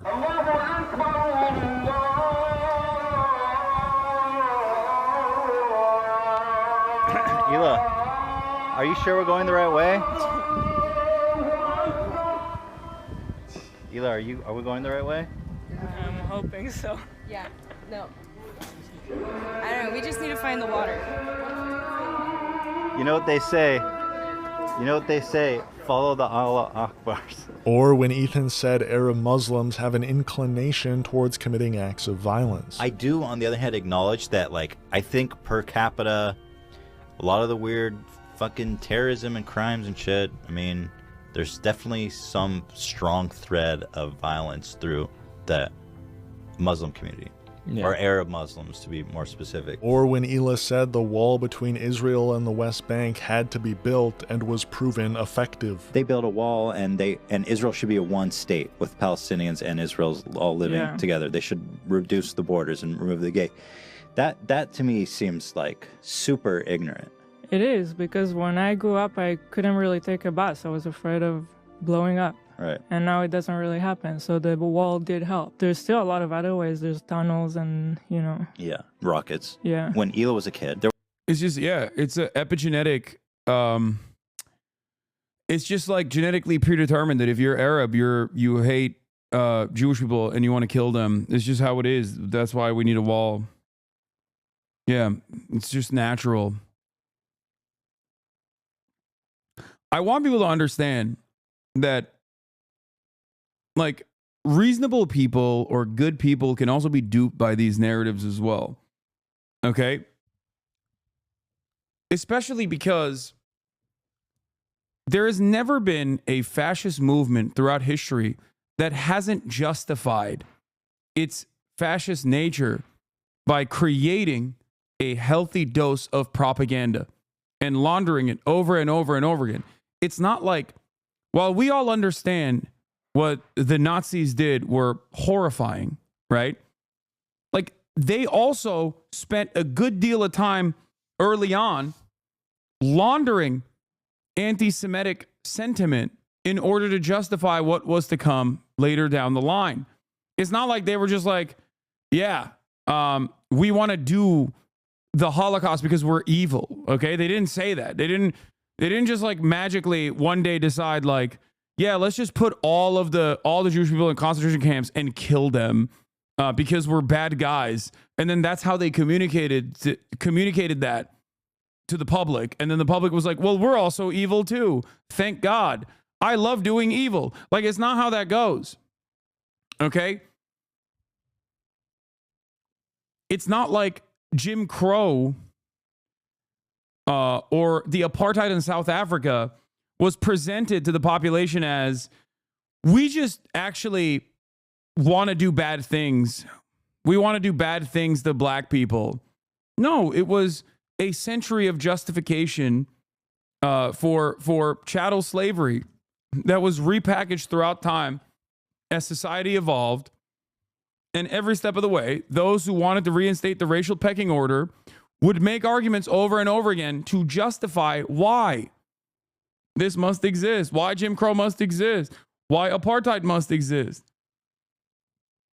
That's it. And I don't think people understand that. Like, when they have this like unexamined, resilient, Islamophobic attitudes that they've grown up believing, that they've been socially conditioned into taking as truth, and they hear something like that, they go, yeah, that tracks. This argument tracks. The self-defense argument is something that I can understand. That's why Israel, even to this day, will always bring forth the self-defense narratives.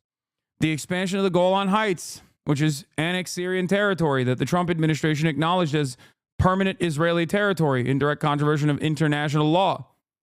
There is now a further expansion of the Golan Heights, according to the Israeli government. The reason why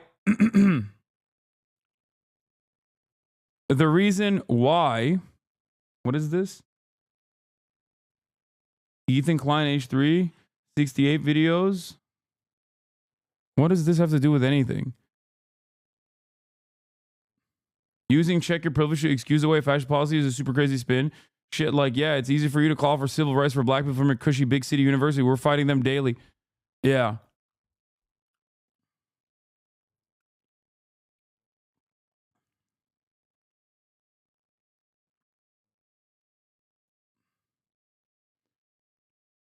Huh?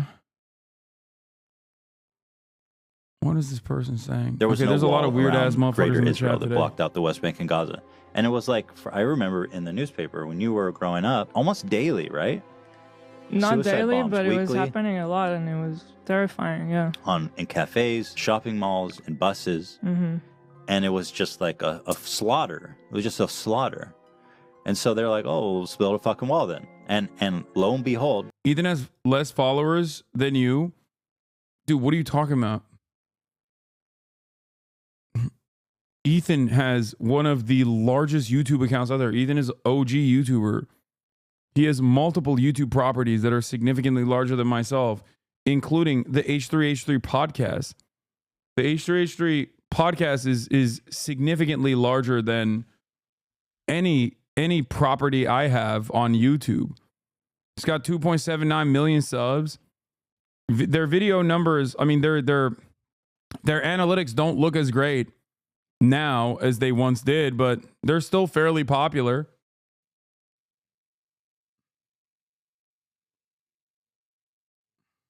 No more suicide bombs. And my whole time there. Also, it doesn't even matter. Nick Fuentes has way less motion than myself, but I still see him as a serious threat.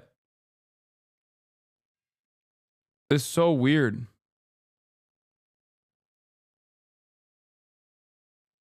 Like, just because someone is like far less consequential doesn't change. Like, if they're saying something, if they're trying to normalize certain ways of thinking.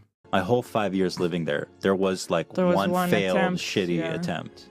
You know, the list goes on. You told me once you went on like a mission with them to like a terrorist city. But these clips are all quite old, and for a while there, Ethan was able to hide any of his own Islamophobia. Yet when October 7 took place, Ethan Klein's Islamophobic tendencies came to the forefront. I find it incredible that people think that Hamas is going to take over all of Israel and happily coexist with Israelis. If there's a state of Palestine, it makes sense. But if you're in one state, all that's going to happen is like everybody is trying to bring as many people there as possible. And like by the time... I mean, everybody, like, does he mean Palestinians? Yeah, how terrifying. Palestinians have been purposely cast out from their homeland. Will want to come back. Like, we cannot coexist with them. It's terrifying. Like, this right here is this is it. This is just like, it is considered appropriate to be able to say these things. If you were to say this about black people, like, everyone would understand what the fuck you're talking about. Say it about Arabs, though. Say it about Palestinians, and everyone's like, well, maybe he has a point. And the worst part about it is that, like, Ethan himself does not give a shit. I know he, at least when I talked to him, I don't think he gave a shit about the demographic concerns of the state of Israel. Why the fuck should he care? He's from California. Like, ridiculous, right? And it feels like this is a relaundering of a certain point of propaganda that has worked on him as well.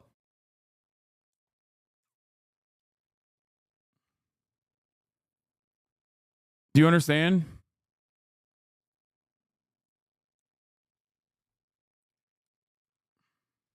Frankly, are a lot of Palestinians, right, in the area. And once the Palestinians outnumber the Jews, basically, like, this is just great replacement. You understand that, right? I'm sure Ethan would understand that. When people say this in America, that's why I always point out, we here in the United States of America, the royal we, have demographic concerns. But when someone says that to you in the United States of America, virtually everybody understands what the fuck's going on. Okay? Especially those who are well-read, or especially those who are at least somewhat liberal-minded, very quickly understand when a person says, we have demographic concerns in the United States of America. What does that mean? Ne? Dış kapı açık. Kimse yok ama dışarı. Başka bir şeyler daha mı order ettin? Kafayı yiyeceğim ama. They keep ordering food. That sounds like what why racist people would say pre-desegregation. No, that's exactly what it is. Demographic concerns by the demographic in-group is inherently a racist concept. It has historically always been at the forefront of fascist ideology.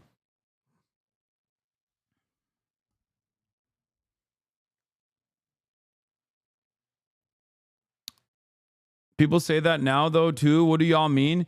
No, I know. And we always know what that means when people say that, don't we? I know what that means. You know what that means. Okay? Yeah, exactly. The people that say white people are losing the majority argument from like 2 years ago is a fucking racist ass argument. Everybody here understands that. That is a racist ass argument. The question always is, what are you talking about? So what if there aren't a majority of white people? What is whiteness? What is the solution to that? It's a fucking Nazi argument that is portrayed as a defensive posture, as though there is a valid claim here that America must be a white nation. Why? What does that even mean? What do you mean when you say it must be a white nation? Who is supposed to be white? Who is considered white? Throughout history, if you go back far enough in time, you will get back all the way to Benjamin Franklin, who considered Germans to be swarthy and not white. Only wasps were considered white. Whiteness is a concept that's evolved throughout time. And in many instances, it has nothing to do with just the color of your skin. After all, many people don't consider me white, even though I say I'm white all the time. I am white. I look white. I'm pale as fuck. And yet people say, Hasan, you're not white. How could you be white? You're fucking, you're Muslim. Your name is Hasan.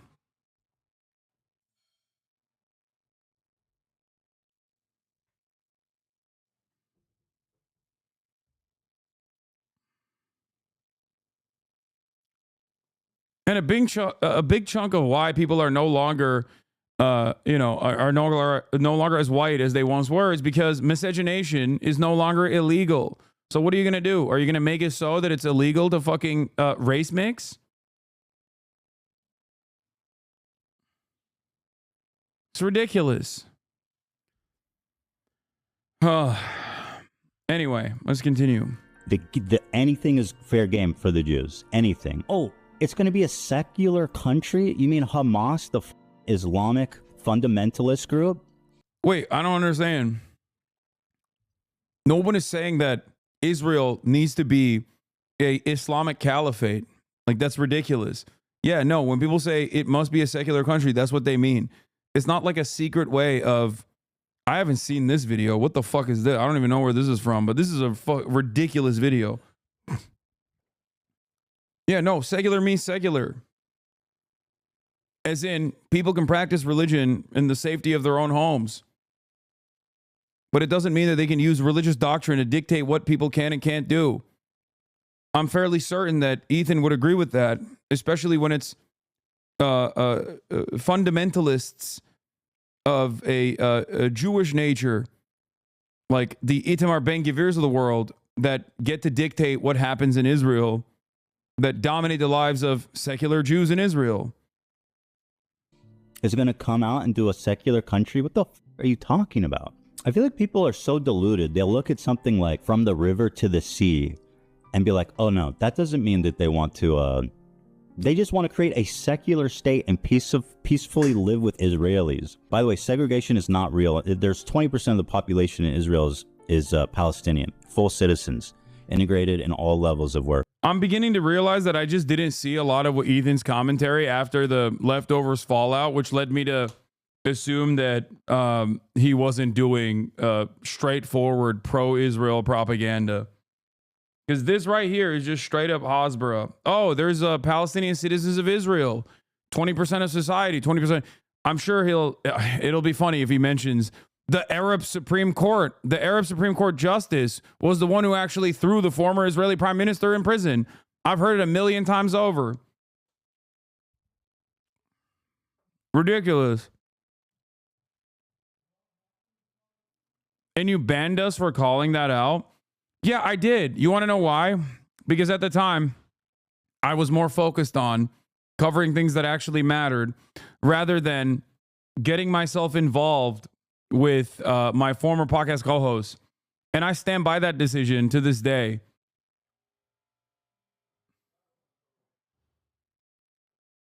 I know this is petty, but the similarities are... Okay, dude, stop.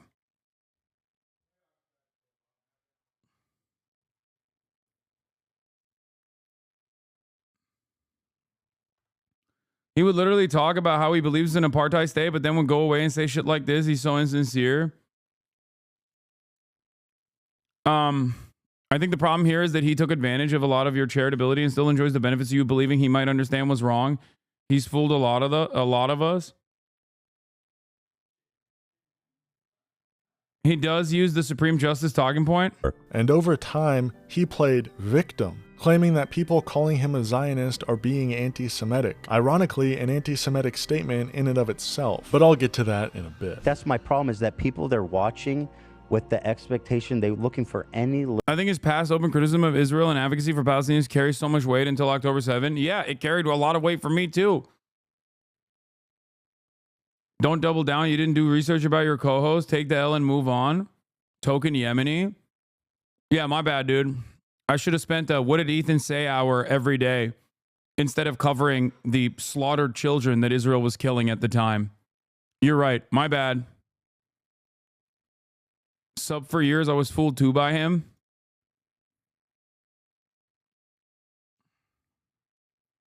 Yeah, that's what I should have done. I should have centered... I should have centered the conversation around like petty drama between me and my podcast co-host so that like all these other fucking parasitic drama farmers could like attach themselves to that conversation as well. You know, make money for everybody.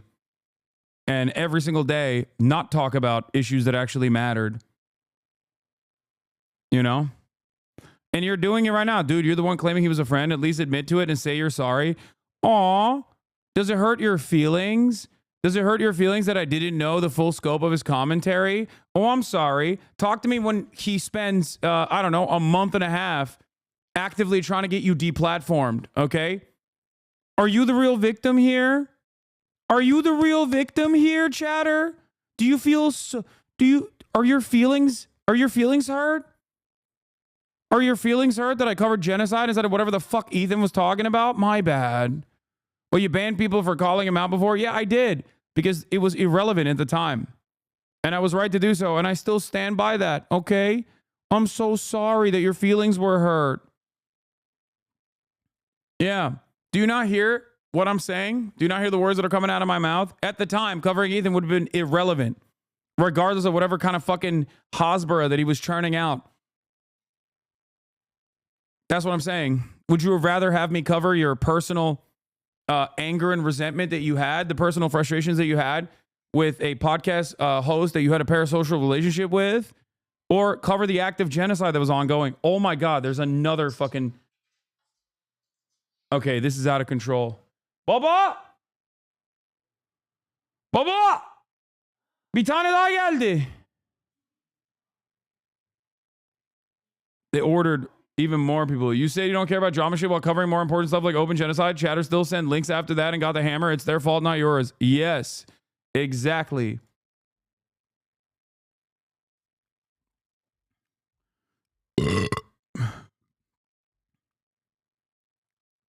Anyway, little nugget to get indignant over and to call me a Zionist. Mm-hmm. If you call me a Zionist, you're anti-Semite.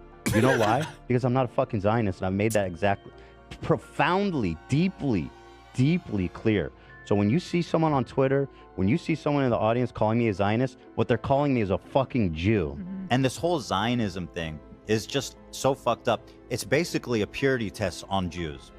You got to be, are you a good Jew or a bad Jew? It's so crazy because, like, there are hella Jewish people, many of which I collaborate with, many Jewish people that are on this platform that simply don't agree with Ethan. And yeah, if someone is an anti-Zionist, actually, okay, and Jewish, and then someone turns around and goes, "Oh, you're a Zionist," okay, yeah, I would assume that that person is anti-Semitic. But it seems like Ethan has given enough. It seems that Ethan has given enough information to people who are passing by or people who are actively tuned into his podcast, like large chunks of his progressive fan base that don't agree with him on this issue and have made up their own conclusions. Segregation is not real, y'all. The Palestinians' land day does not commemorate the Nakba or 67. It's 1976 during Yitzhak Rabin's first government. 20,000 dunams of land were expropriated from Palestinian citizens in Sakhanin to build Jewish towns. As a part of the Judaization of the Galilee, the Palestinian protested with a general strike. The military shot and killed 6 unarmed protesters. Since the 1948, over 700 Jewish towns have been built on Israel, 0 for Palestinian citizens. Yeah, Ethan, also in the conversation that I had with him at the time when I thought he was, pro-Palestinian, pro-Palestine in general. At that time, when I did give him a longer, like a lot more bandwidth to speak his mind, when he said the Jewish voice for peace could be akin to to capos. I personally thought that was an insane thing to say, and if you go back and watch, like, so much of my back and forth with Ethan could be demystified. If you go back and watch that last conversation that me and him had, it's on my YouTube page. You can go watch it. Okay? You can go watch it. And you will see a lot of the conversation, a lot of the back and forth we had, we covered a broad swath of issues. Okay? And in that moment, I genuinely were like, Hasan just said that you're having Jewish people make a distinction that you're anti-Semite. Wait, what? He's right. They have a machine that's trying to separate. What the fuck? What are you saying? I walk through public hallways of that's right. Surely another existential crisis. See, I love Gabor Mate, is one of my favorite Jewish people. And then, what? When he was bombarded by people that broke my heart. You're in your own cloud. People notice that there's no way people can know how bad the problem is now. They just have to check in with Jewish people to see they're going to get a horror story. He's right. They have a machine that's trying to separate the two of us all the time in public. You're an anti-Semite, is Hasan saying. Hasan just said you're having Jewish people make a distinction that you're an anti-Semite. Wait, what? Yeah, but you're that guy who watches streamer buddies acting like terrorists and you laugh only to come back to Holocaust and genocide back to back. Think of a mental gymnastics is unreal. What the fuck? What year did you start not liking Jewish people? 1955? This is a schism here? What the fuck is this person saying?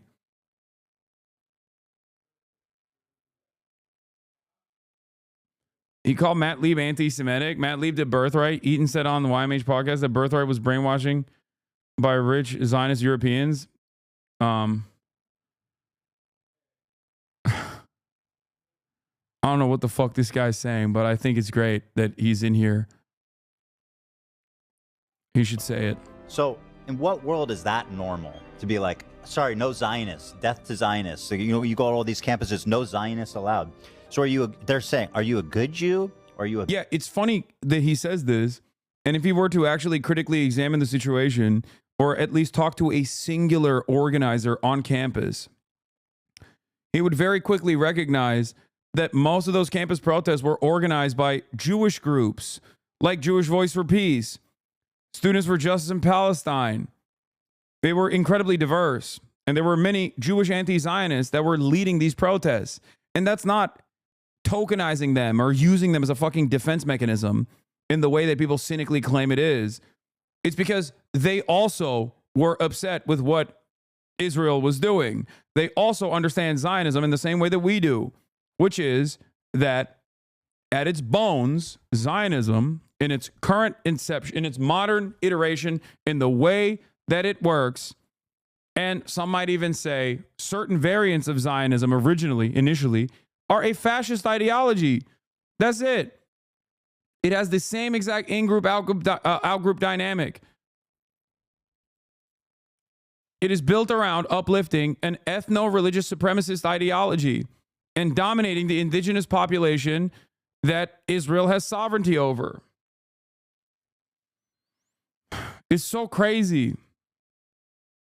It's not shocking that there are plenty of Holocaust survivors that have initially started off thinking, oh, sick, a homeland. This is going to be awesome. And then very quickly realize what the fuck is up. Albert Einstein is one of the most prominent examples of this. This is actually what I talked about extensively, not only on the Cambridge speech, but I focused on this a lot more on the Oxford Union speech. And I'm very excited for it to come out. Hopefully it will eventually.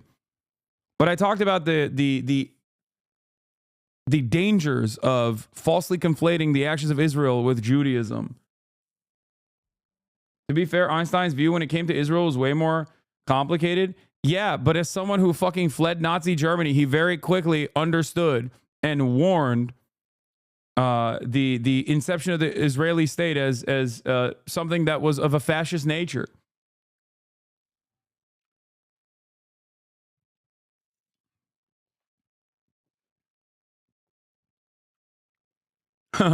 This person says, if I write crazy shit, would you read my history of posts? And this person responds, nah, he just ban you and get chat to turn on you.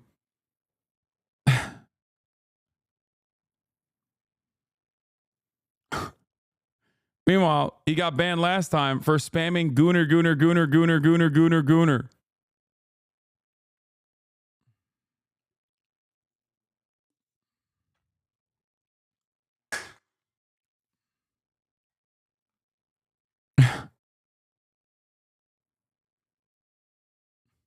Bad Jew. That's the conversation.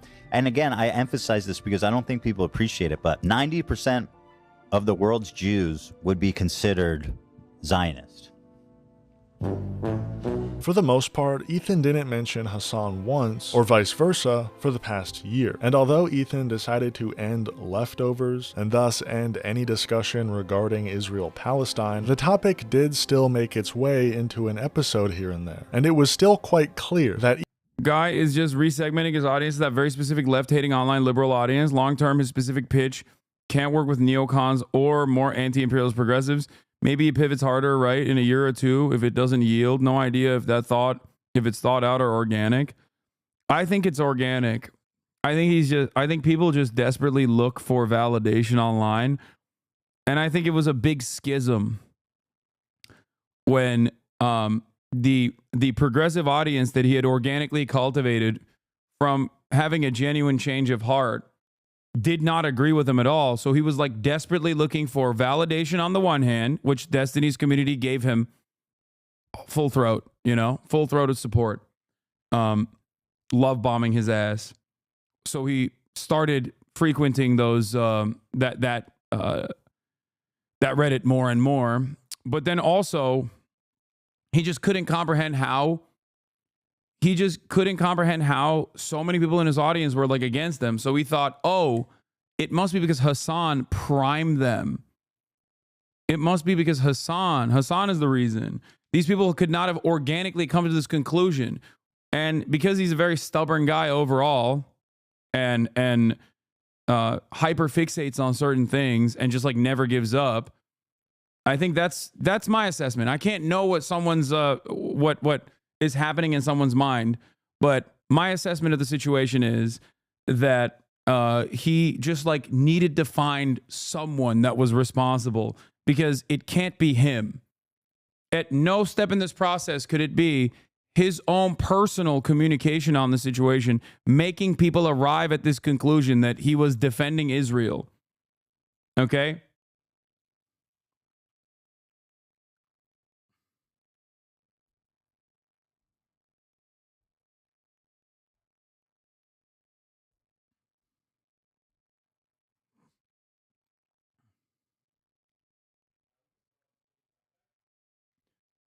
Gotta respect you even now show charity. I would be so mad.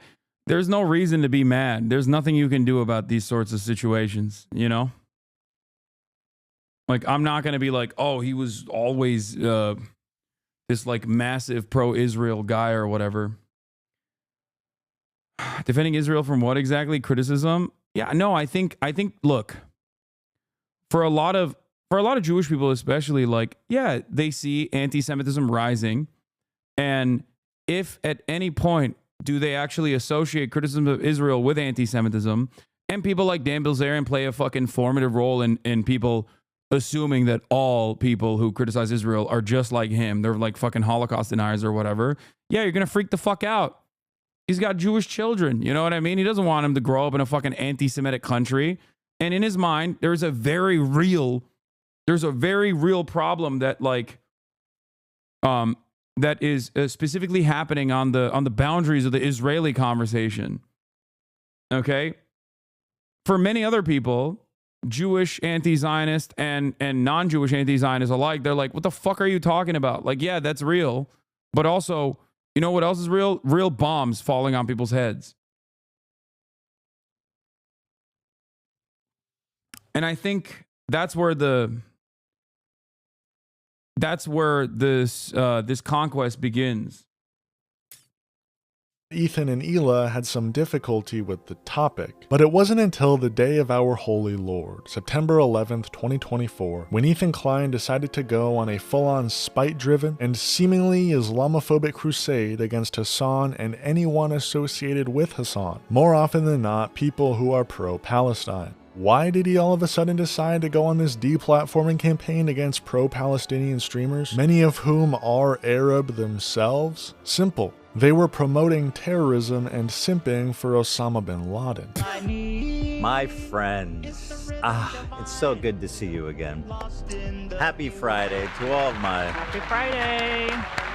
beloved audience members, to my crew, to my beautiful wife, to my dogs. TGIF. I want to talk about my beef with bin Laden. Okay. Okay.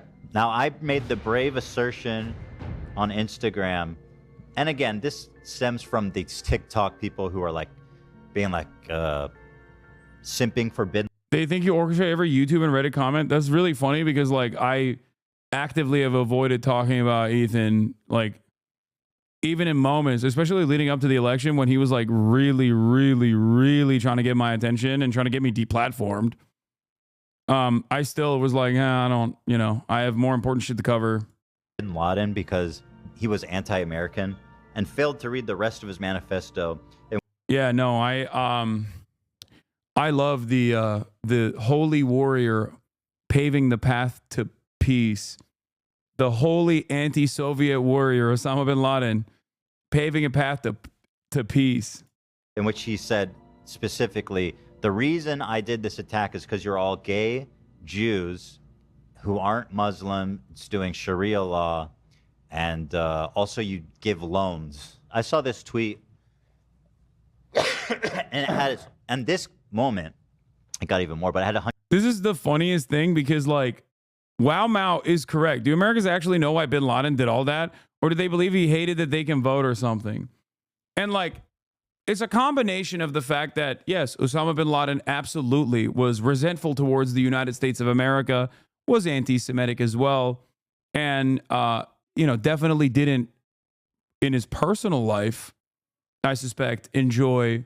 Well, he was a hentai watcher, but he didn't enjoy, he had a Salafist approach or a fundamentalist approach. Okay, all that stuff is correct. But a big part of this concept of blowback revolves around arming and beefing up certain Saudi assets alongside the Mujahideen, only to have them continuously watch Western imperialism happen in their area and go, okay, well, fuck you. I'm going to now use the training and the weapons and the access that I got being a CIA asset, and I'm going to turn it on you. Like, that's it. That's the whole entire principle behind what I was saying when I said America deserved what it deserved, okay? Fundamentalist approach to hentai. Can't speak on his gooning habits. Just know that he had hentai in his, I believe he had hentai in his hard drive.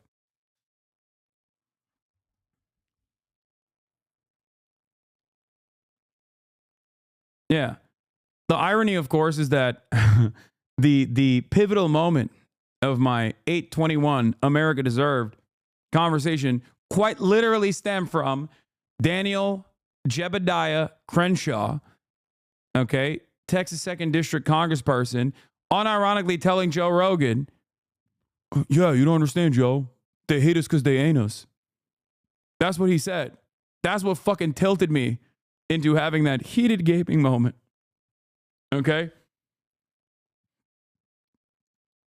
That was what was, and Ethan knew all of that. I've had conversations with him about that.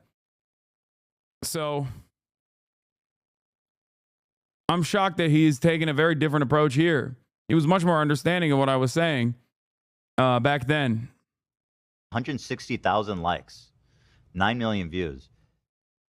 So there's a lot of people on Twitter who are like, yeah, this is... He did quite literally hate America because they could vote and hate our freedoms. This guy's onto something. Do Americans actually know why bin Laden did all that? Or do they believe he hated that they can vote or something? And what's interesting to me is that when I actually read his writings and learned about it, it occurred to me that, like, holy shit, that is kind of why he hates us. He did quite literally hate Americans because they could vote and had freedoms. He specifically states in his writings the reasons: homosexuality, lack of Sharia law, drug use, lending of money, and letting Jews run the country, or the world, frankly. Please read his writings before regurgitating. Osama bin Laden did it because of burger. He was like, no burger. You put bacon in that? That is big haram. You eat burger with bacon, big haram. We must do 9/11 now. No. Yeah. Yeah, no. He hated Americans because they could vote. Okay. I don't want to dive into the weeds of this, but I think he's misunderstanding what he was talking about in terms of Americans being able to vote. I think he was... I don't recall what he wrote in the letter to America or whatever, but I'm pretty sure the thing he wasn't saying was that the Americans have the concept of voting, and I hate that. It was more so who they were voting for that he hated. I'm not saying it's correct, and I don't agree with Osama bin Laden, but it is pretty funny. Like, he read it. I'm imagining in my mind that Ethan angrily reading Osama bin Laden's letter and just seeing the words voting and going, oh, he hates the concept of democracy. That's why he did 9/11.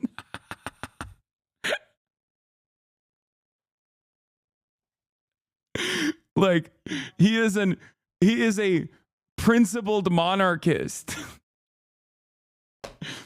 and just hates the mere act of voting.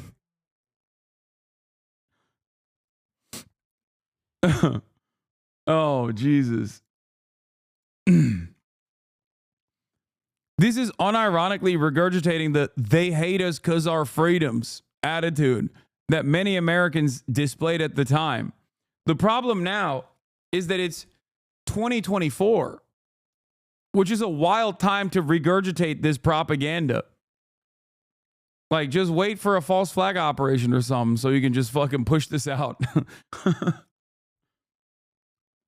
Oh, Tinky talking points and running defense. Yeah, he used that they were voting to justify their murder. He said that Americans deserve 9/11 because they voted the president in. Yes. For a mass murdering, homophobic, anti-Semitic piece of shit. Fuck Bin Laden. Anyone trying to rewrite history. Yeah, I mean, if I want to extend a little bit of grace to some of these people that, you know, I'm assuming have not actually taken the time to fully read his manifesto or his writings or whatever. You know, there are parts of it where he's critiquing, you know, U.S. imperialism and messing with countries in the Middle East, like you said, and it can come across as like, okay, he's making some points here, but like, yeah, I mean, that is like he's not a good guy, okay, but yeah, why else would an American asset do this? Why else would a former American asset do this? As a part of it, that doesn't mean he's right to do it. I certainly don't think so. But it's like ridiculous to go, oh, he hates America because of the freedoms that America has. He's just like, he's not even jealous of the freedoms. He just like hates that those freedoms exist. You have to read on. Like, yes. You can't just read like you can't read the back cover on this one. Like, you should. No one is saying he wasn't insane. You have to delve a little bit deeper, like you said, and consider why he was insane. Why are Americans so afraid of this analysis? It just like bricks Americans' brains immediately. That's why. You should delve a little bit deeper, because the further you read, the more it's like, oh, he's fucking insane. Okay. Coming to the conclusion that Bin Laden hated us because we could vote and had some level of freedom of expression, that is the... Responding to Bush saying that they hate our freedom, he said, if so, then let him explain to us why we don't strike, for example, Sweden. Ew. Osama bin Laden was a debate lord. Ew. Oh, add that onto the list of why I don't fuck with the guy. Ew. Osama been debating. Oh God. Why are we not attacking Sweden then? They are a free nation. Osama bin Laden be like, that's a straw man argument. Oh God. Debate lord, hentai gooner, literally never shaves, lives in a fucking cave. Osama bin Laden is a Redditor. Oh my God. Oh my God. He's a fucking Redditor.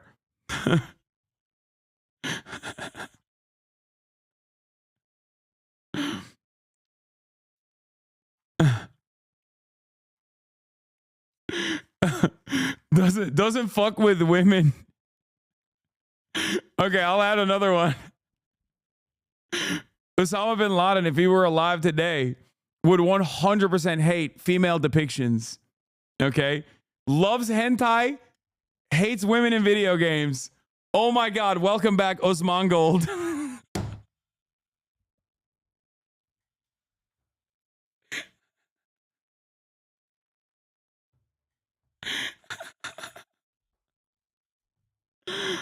Oh, dude. Okay.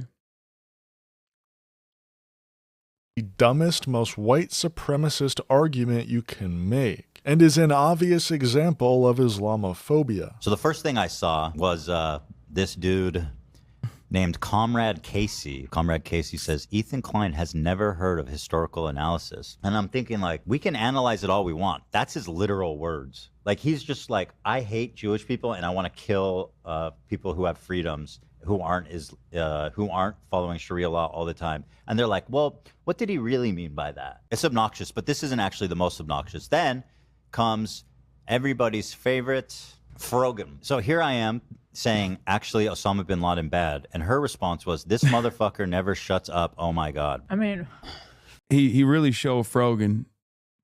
He really showed Frogan.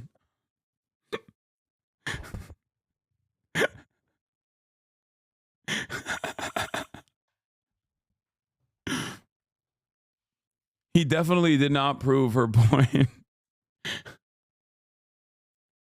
you could shut up yourself. It was this collection of leftists on Twitter giving a correct analysis for what transpired 23 years earlier that officially marked the beginning. Okay, to be fair, people didn't even offer any analysis. It's just like the first account is Wow Mao making a joke.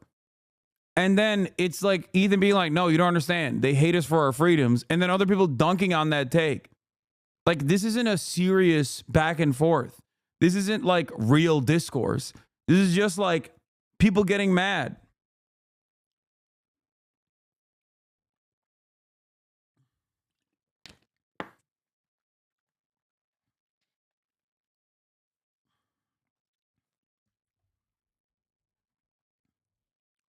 By the way, you also criticized those TikToks at the time, but Esau Hasan TikTok editor in bio and went crazy on Zoomer Wow Mao. Yeah, Zoomer Wow Mao, my worst editor of all time, literally never edited a single goddamn fucking video for me. Okay? I have never mentioned Frogan's ethnic or religious identity, but I'm always reduced to Zionist. I'm the one being racist, this festering bigotry. Let me also say I give zero fucks about Frogan's crocodile tears. She has inserted herself in the middle of my convos. She didn't even insert herself into this convo. There is no convo happening. Like, what is the convo? Of Ethan Klein's public hatred for socialists. Someone who a year earlier described himself as a socialist, or at least socialist adjacent, had now reached a point where he hates most socialists and thinks of them all as terrorism, simping anti-Semites. So anyway, here's what I said. No, I think more importantly than that, also anti-America. I do want to go back to that original point because that's the most Steven Crowder-esque take that I've ever heard from Ethan when he was like, why is nobody leaving? Why is nobody left on Twitch to contest Hasan's pro-Russia, pro-China, anti-America, terror-loving statements? And that to me is like, that is Steven Crowder shit. Like, straight up. Straight up. That's just literally Steven Crowder shit. Like the notion that, you know, I'm like anti-America. I'm just unconditionally anti-America. For the crime of what?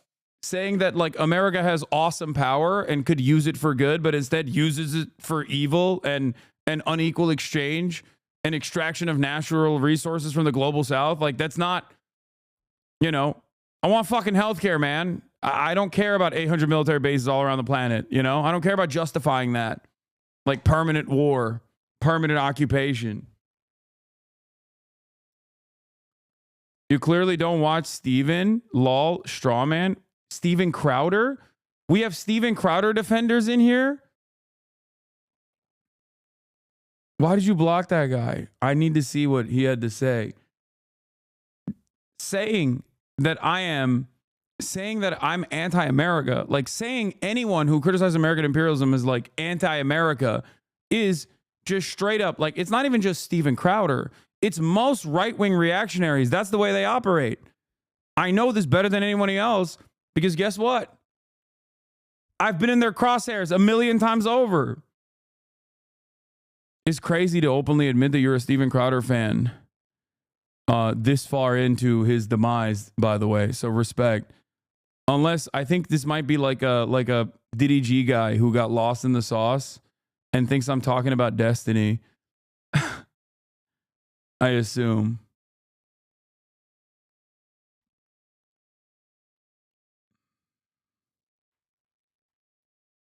Conrad Casey, Hasan, it's me, Mr. Parasocial Hope, all is well. Yeah, all is good. Good video.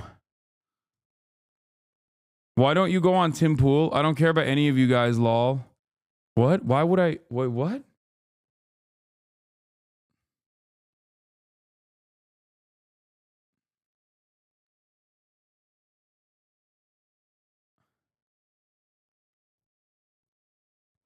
You think you think I'm doing a straw man on Steven Crowder?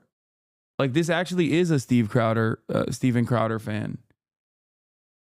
What the fuck? This is awesome. He's a Tim Pool fan as well. What am I going to go and talk to Tim Pool about as he dances around the issue of Israel over and over again? And then says what? Ukraine is the greatest enemy of the world. America must apologize to Russia.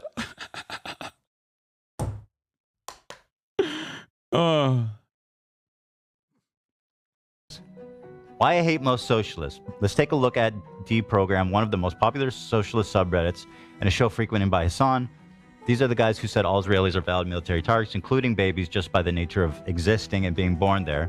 So let's see what they're up to on election day. Ethan Klein was quite public about his hatred for woke socialists, but whenever mentioning this, made sure to include that he doesn't feel that way about Hasan.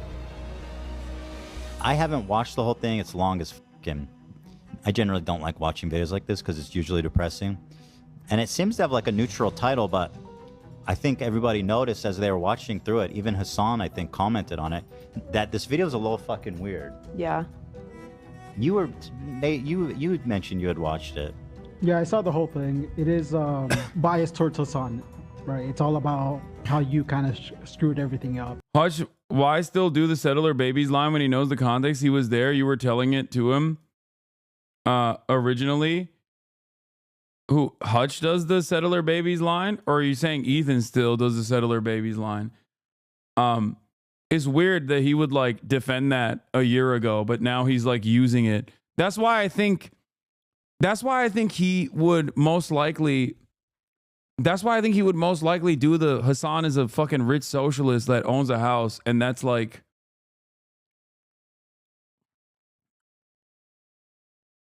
you know, I suspect that he'll like inevitably move to that point as well, because I think he was doing like the Hasan is pro-Russia shit as well.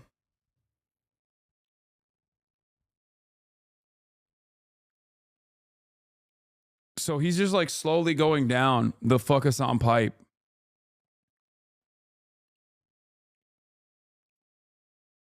Like I assume that, yeah, he just wait and see what the Reddit is saying. Just wait and see what Reddit is saying. I don't fucking care. And pretty much the core of the video is that you became like a debate pervert who then challenged Hasan and lost. Even Hasan was getting like frustrated watching it, and he was confused, and he's like, "This is fucking weird." No, I was frustrated with my chat because I feel like most of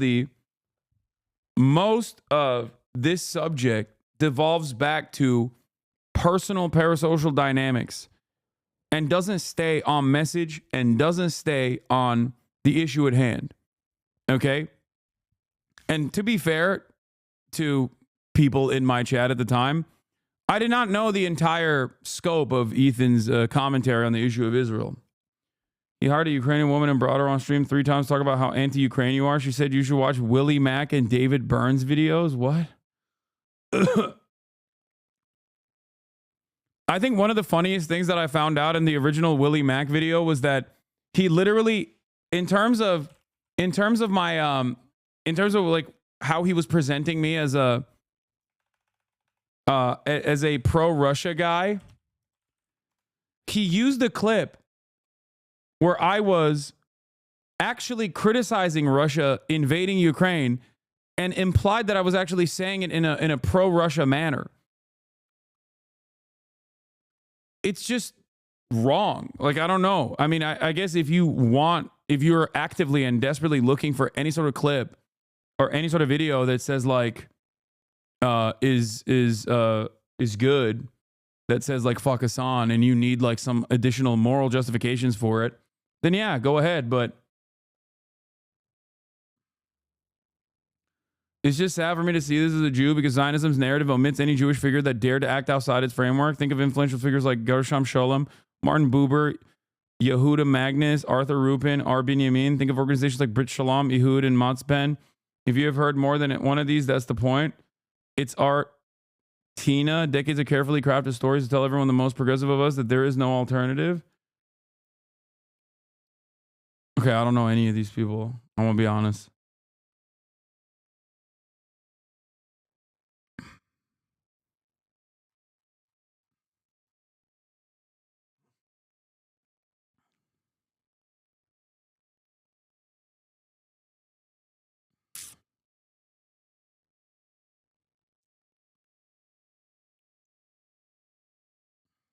Weird. Yeah, Hasan didn't like the video at all, from what I recall. you thought it was weird, and the more it went on, the more you kind of like disliked it. Oh, I gotta go. I gotta finish. I'll finish this tomorrow. I gotta do the podcast. Personal news wise, I ended the broadcast.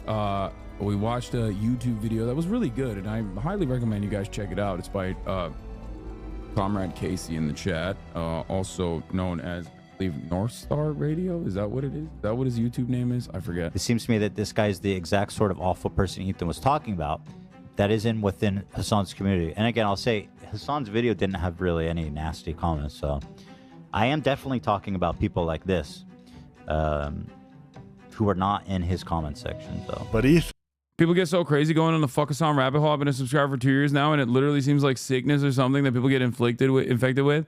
It makes sense, man. Virtually every subject matter I cover and the perspective that I offer is either something that most people have not heard of or directly hate. They've been conditioned. They've been trained into fucking hating these naysayers. Think about it from the perspective of something that most people would agree to. Socialized medicine. There are still a shit ton of people who think it's bad because it's socialist, it's bad, it's communist, it's socialist, it's terrifying, it's too disruptive.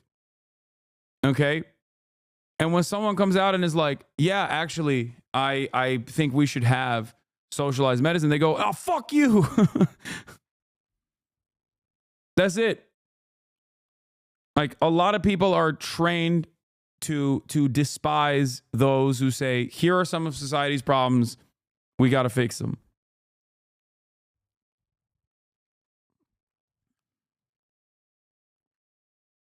Ethan could only keep that lie for so long. Anyway, you are so smart and so brave. No, I mean, I'm not like looking for fucking flowers here. I don't know why people cynically say dumb shit like this. Like, you don't come across as intelligent when you say something like this sarcastically in the chat. You come across as like smarmy and annoying. That's not what I was saying at all. Okay, calm down. We still got SNL. We got sad news from Ludwig, and then we'll do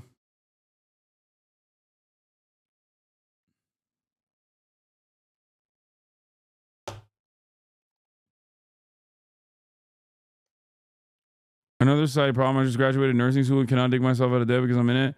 My account is negative because my mom took all my money. Yeah, that's why socialized medicine also has to accompany free college education as well. An upcoming NSR video will be deep diving into Hasan's skills or lack of thereof in the game of basketball. Looking forward to it. Okay, bro, chill.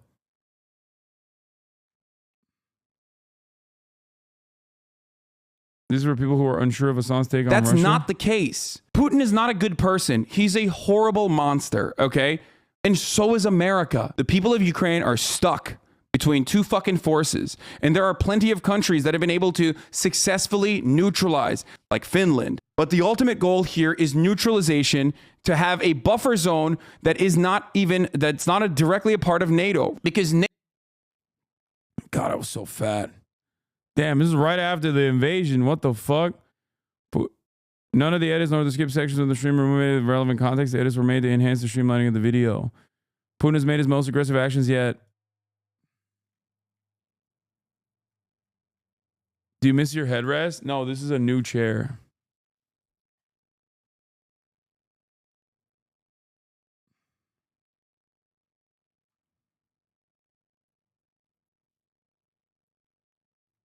I spoke too soon. I was wrong. Finland has been NATOized. They said Finlandization of NATO. But I did the NATOization of Finland.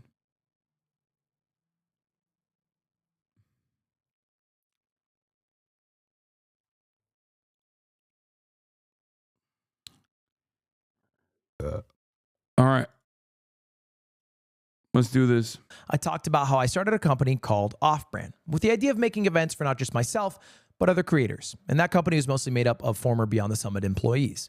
Unfortunately, yesterday we had to announce that we are closing down the production side of Off Brand. We released a statement that I'm going to read verbatim because it's pretty well written.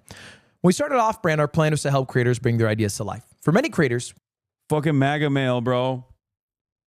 Immediately covering the untimely demise of a cooperative corporation. You see this? Classic right-wing guy. We did that, and we're proud of everything we helped create. Our people worked hard, and we made amazing content, but we failed to make the events business sustainable. And as a result, we made the difficult decision to shut down that side of the business. Off-Brand Games isn't going anywhere, and I'm going to keep making events through Mogul Moves. But we want to thank everyone who supported and watched the events we helped produce. If you're looking for talent to fill... For the record, this has nothing to do with it being a cooperative corporation and everything to do with how unsustainable it is to try and do a production company in the Twitch streaming sphere. There's a couple different reasons for this. Okay? And I'll give you examples. Number one, if you notice, like, OTK has had a fairly difficult time with the content production side of things as well.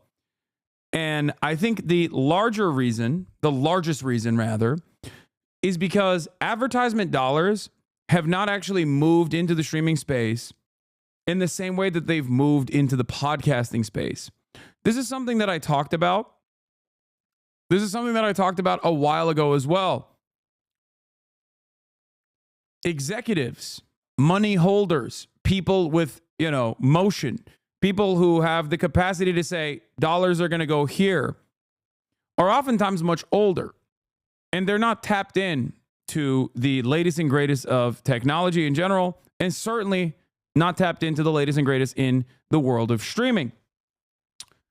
This is precisely the reason why right now, while podcasts, dare I say, have no longer the relevance that they used to hold at its peak in the gold rush period of podcasting, the era of time from, I would say, the early 2010s all the way into, 2020, the podcast sphere is now massive, right? It's valid. It's legitimate. People understand when you say you have a podcast, okay? But at the time, when they were first blowing up, there wasn't a lot of money being dumped into the podcasting sphere in the way that it's being dumped into podcasts now. And the example I will use is Scott Galloway. I saw Scott Galloway is seemingly selling his podcast. Is talking about selling his podcast. And he claims that the 3 podcasts he operates will generate $10 million in 2025. Okay? We employ 5 producers, 2 analysts, and a technical director, sound engineer. A few businesses garner $1 million plus per employee. He also says that Pivot, the Vox Media podcast he co-hosts with Kara Swisher, will generate even more revenue. Now, I don't know if this is just Scott Galloway trying to desperately pump up his own personal stocks, okay? But I do know that, for example, BuzzFeed, and I didn't know that BuzzFeed owned this, used to own Hot Ones. YouTube is another sphere for this, where people know that YouTube is big. People understand it. These old executives now understand YouTube is a big deal. They understand podcasts are a big deal. That's why there's $100 million deals for the likes of Joe Rogan or even Call Her Daddy, right? Hot Ones was sold for $86 million. Kara Swisher and Scott Galloway are shopping around for a potential new deal for Pivot and other podcasts. The deal would likely hit 8 figures. CNN is in the mix of possible suitors.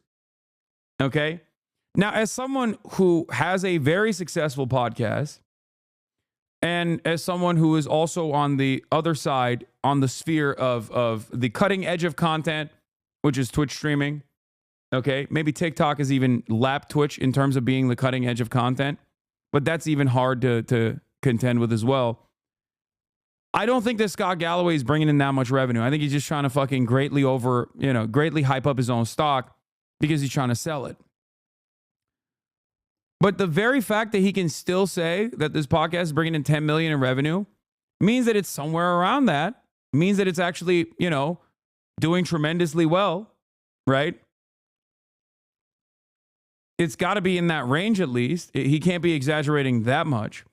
Now, that implies that even someone like Scott Galloway can retain advertising dollars from blue chip companies. Someone in the chat said he has Salesforce and Audi sponsors. Okay? That means that these big dollars, these big advertising dollars have moved into the podcasting sphere because they usually are a decade late to the game. They are going to be a decade late to Twitch streaming. They're going to be a decade late to YouTube live streaming and live events. And this is why someone like Ludwig, even if he has an earnest intention to, make cool content, hire his friends, and create a production shop, was always destined to fail because he was too early. That's it. If he actually was doing this 5 years in the future, he could have a $100 million product in his hands.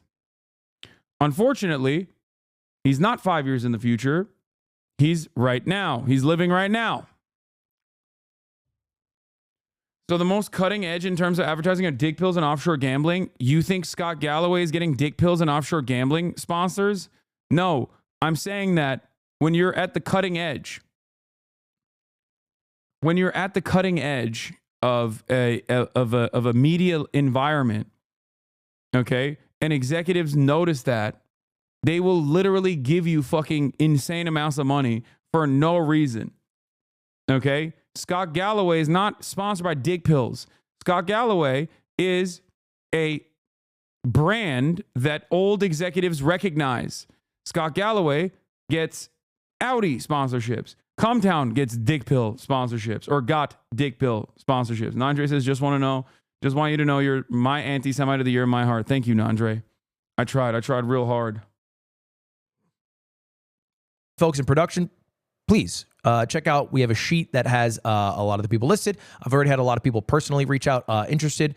So if you're hiring, reach out fast. Also, your puppy is very cute, Nandre. I would love if you did that. Now, this video is absolutely not to garner sympathy in any way, shape, or form, but it is more so to answer questions about how we got to this point, and then some just general misinformation I've seen, to respond all of it in a one-stop shop, as opposed to talking about it on stream every day.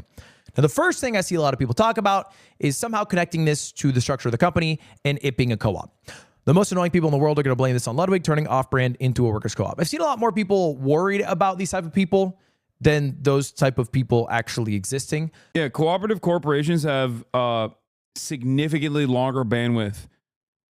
Like, the failure rate, in my opinion, of regular corporations, obviously there's significantly more regular corporations than cooperatives, but the failure rate is much higher with regular corporations than cooperative corporations. But I mean, simply put, this is almost completely irrelevant to the structure of the business. The structure of the business, in fact, is also still in place, right? Off-brand games is still a co-op, and it would only ever change if all the employees wanted to change that. But the real issue was the business model. Now, the business model wasn't working, wasn't making money. And the main difference, if you have a traditional S corporation as opposed to a worker co-op, is it's easier to get outside investment. But I don't think outside investment would help a failing business model. And we know that because it happens all the time, like esports. They have a bunch of outside investment, but when that VC money dries up, it shows that the underlying business model isn't working and they have to change their business model. We did that without the outside investment. And of course, outside investment can help with an initial runway because, most businesses don't make money in the first year. But instead of finding that money from the outside, I personally invested. I used my own money. We'll talk about that in a little bit. The next thing I see being asked a lot, God, that sucks, but they got to do what they got to do. They put on amazing stuff. I wonder what Germa's going to be up to. A lot of people are curious what Germa's going to be up to. And Germa's talked a bit about this on his stream, but about 6 months ago, I think, maybe a little more, Germa stepped back from off-brand productions to just deal with some stuff in his personal life. He was an irreplaceable part of off-brand. He adds a creativity that I think is one-on-one. I don't think I've ever seen it in another human. Lovik spoke about it on stream last night. They shut down because Aiden found out the books were cooked unbeknownst to them, and they ended up having minus $3 million from sponsor revenue. No one stole the money. It was just in float to inflate the numbers. This also meant that they hadn't paid tax in 3 years. The business model was unsustainable. If they didn't shut down off-brand, Lud would have also had to shut down Mogul Moves by March. Human. You don't get Doug Shovelthon without the mind of Jeremy. You don't get like unpaid intern without the mind of Jeremy. He's a super talented guy. But as far as like, you know, does this mean he's a full-time streamer or whatever? That is for Jeremy to speak to. But it shouldn't functionally change how his life was operating. This is the fact that's important. This is UK.coop. Co-ops are resilient in the UK. 72% of co-ops survive the first 5 years of business compared to 43% of regular companies. The coming 6 months, based off like the past 6 months when he initially stepped back to like have some more time for himself. Hope that makes sense. Next thing I'm seeing a bit of, is this because the YouTube contract is over? Kind of the same answer as the worker co-op versus the S Corp. The YouTube contract allowed me to have a lot more money to like invest in places, right? And invested in various things, whatever. So I don't have a big sum of money to, you know, keep it rolling for a year, 2 years, whatever. But even if I did, you know, whenever that money runs out, again, underlying business model was not making money. So let's talk about why it wasn't making money. Now, a lot of people are hypothesizing that it's because events don't make money. But that's not actually true, right? They don't necessarily sometimes make money for me as the creator directly. You know, if I spend like, I guess a good example, $1.5 million on chess boxing, but I only personally make $1.25 million back, you might think of that as a $250,000 loss for me. And like, oh, why is Loading running events? That's bad for him. But you can, or at least I can maybe safely assume that, hey, I might make $250,000 of extra value as a creator because I have grown as a result of doing this event, right? This is the biggest event I've ever done. It has the most eyeballs. And don't co-ops end up being regular business in the long term? You will hire outsiders sooner or later. A lot of cooperatives actually end up utilizing contracted employees in areas of need, for sure. I mean, virtually every cooperative does that. It's understandable. There is no, there isn't additional cooperatives that you can rely on when you need extra help. What are you supposed to do? Yeah. Like, here's an example. Let's say March is not around. Normally, there's a substitute person that we can use. But let's say we don't have a substitute person that we can use. What are we supposed to do? Just not shoot the fucking episode? You know what I mean? No, there is going to be a moment where you hire a contractor to help out. Does that make sense?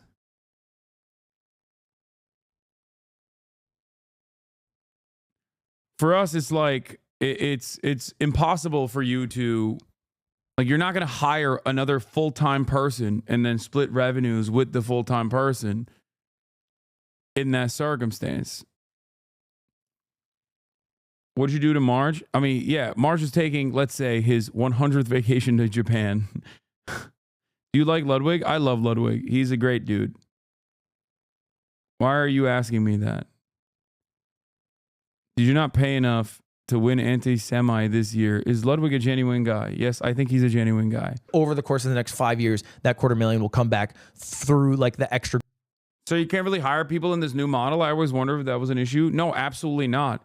If, for example, the podcast got to a point where it was so fucking vast that we needed to expand, then yes, you would hire a new person. Yeah. What do you mean? And the process there would be democratically organized. Like, you would ask other people, like, should we hire a new person? What kind of revenue split should we engage with this person?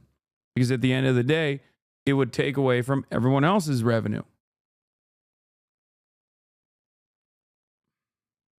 Yeah, most co-ops use contractors for temporary use. Corporations use contractors for permanent use. That's what contract work was designed for, not the way Uber abuses it. Exactly. Growth that created. So I don't mind that loss. And the production company doesn't have that loss, right? They are a production company that itemizes the amount of costs that they had to bear, including employee time, and then covers that cost sometimes with, like, you know, an additional like service fee. For the record, I just want to point out that the overwhelming majority of co-ops that currently exist in the United States of America and the UK and all around the world are not comprised by card-carrying communists, but instead by regular-ass people who genuinely understand the benefits of a cooperative corporation, but don't even think about it beyond that point. There is no ideological purpose for a cooperative. There's no ideological imperative for a cooperative. It's just, it makes sense if you want to have a resilient, long-standing business. The major setback for co-ops, the major reasons for why there aren't more cooperative corporations, Ocean Spray is a co-op, yes. The reason why there aren't more cooperative corporations out there is specifically because the early capital necessary is virtually impossible to come by when you're trying to build a fucking new company. Because the current way that we do business in the United States of America is you need upfront capital to start a business. In order to have upfront capital to start a business, one person is assuming risk. Okay?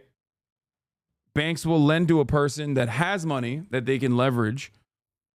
They won't utilize they won't lend money to a group of people that are like, let's do it. Let's do a cooperative corporation. And our labor is the leverage. They can't do that.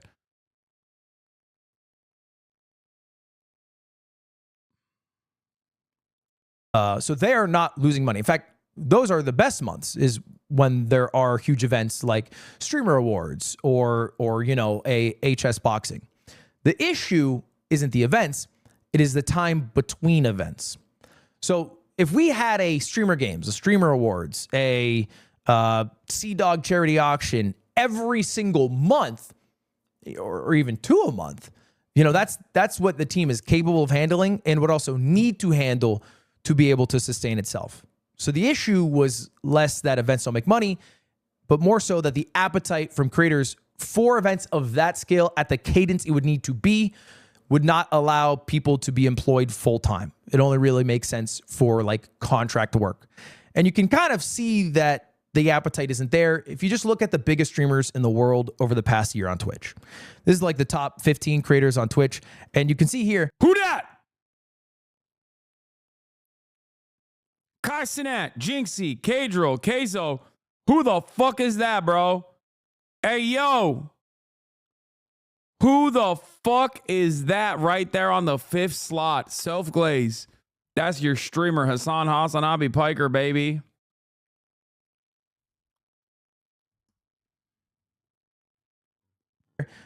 Nobody except for Kai on this list is doing big events.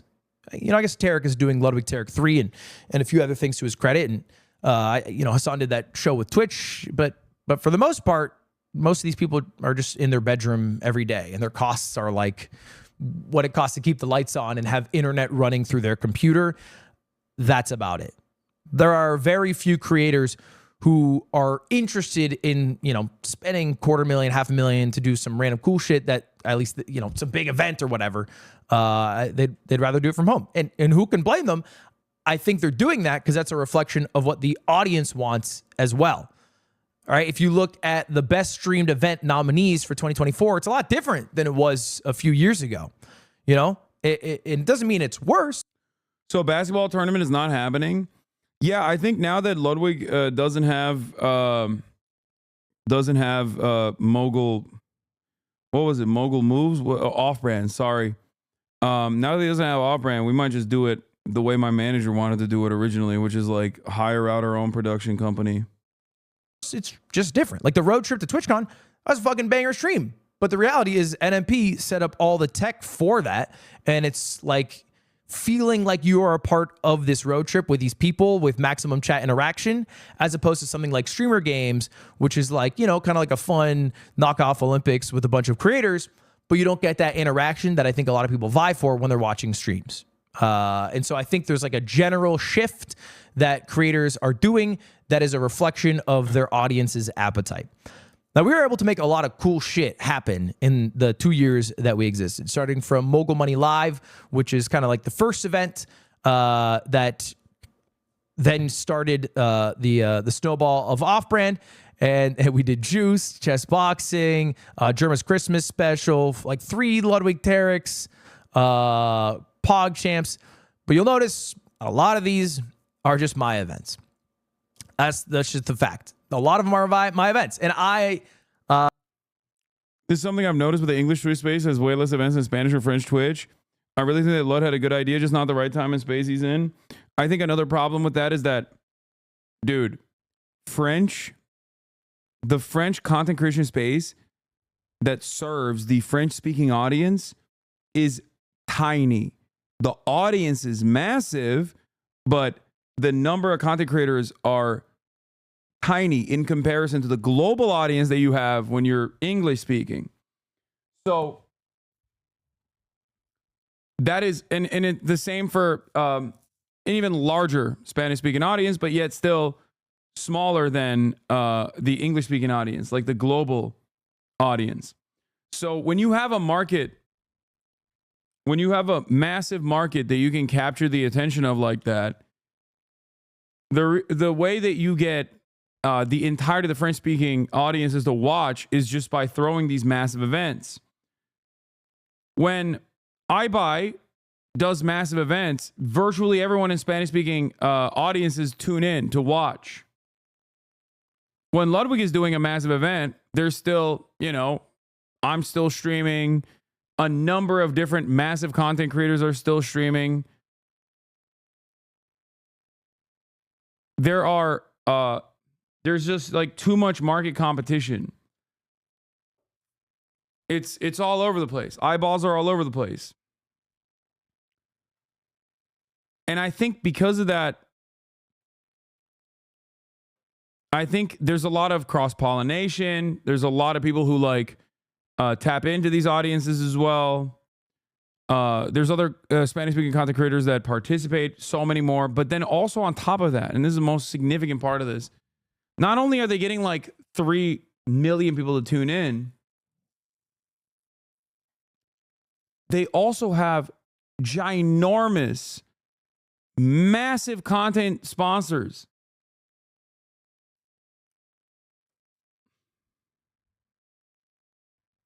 They have iBuy's events are, am I saying his name right? I feel like I'm fucking it up. They're sponsored by fucking Volkswagen. Yeah, they're sponsored by these omega large corporations. eBay. So they have real celebrities attending that shit. You know what I mean? It's like a whole event. It's a whole event that basically can compete with television. Bro, they literally have Football League in Spain sponsors these huge banks. Yeah, exactly. These guys are straightforward mainstream celebrities, okay? They are mainstream celebrities. They get constant news coverage. Can you imagine Ludwig's chess boxing getting, front page on CNN? In the same way that eBuy's content that he puts together gets mainstream coverage in these countries. It's not going to happen. I know a person who literally puts them together. I'm planning on participating. You know him as Squeezy. He does a F4 thing. He does a whole, they shut down an entire city to do Formula 4. Squeezy is the largest content creator in France.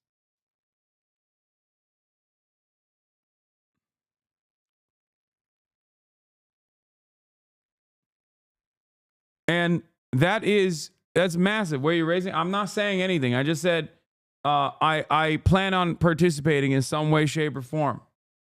That's all I'm saying. I'm gonna show support to my boy. But remember, that's massive. It literally they shut down an entire city to film this and do an IRL stream around this. Millions of people tune in. Okay?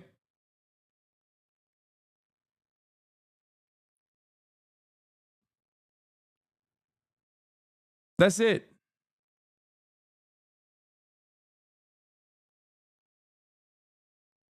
Unfortunately, although I wish I could be, I'm not a big enough creator to be able to sustain all of those full-time employees. I'm just not. I tried, man. I tried to do every big event I possibly could, and every cool thing. I worked as hard as I ever have this past year. But like maybe only Kai is big enough to be able to do that, and has the appetite to also do that. And we didn't have enough outside streamers to be able to fill all those gaps between the large events that we did do. All right, I hope. To be fair, if there were more Kais out there, also the impact of Kai would soften too. Does that make sense? If there were like 10 Kai Sanats, then there wouldn't be one Kai Sanat. Like there wouldn't be a Kai Sanat size content creator either. That's the other part of this. Like if the environment, if we all of a sudden saw like a massive amount of money pouring in to Twitch and Twitch content creators, and everyone was putting these like ginormous events together that were, you know, month long and whatnot, then then it just would not be as big. Like Kai would not be as big. At the end of the day, it is a little bit of a zero-sum game for sure. Hope that makes sense. That's the general issue. Now, again, off-brand games isn't going anywhere. Okay, off-brand games is going amazing, honestly. Like Rivals of Ether 2 has been a blast to publish and promote and like play.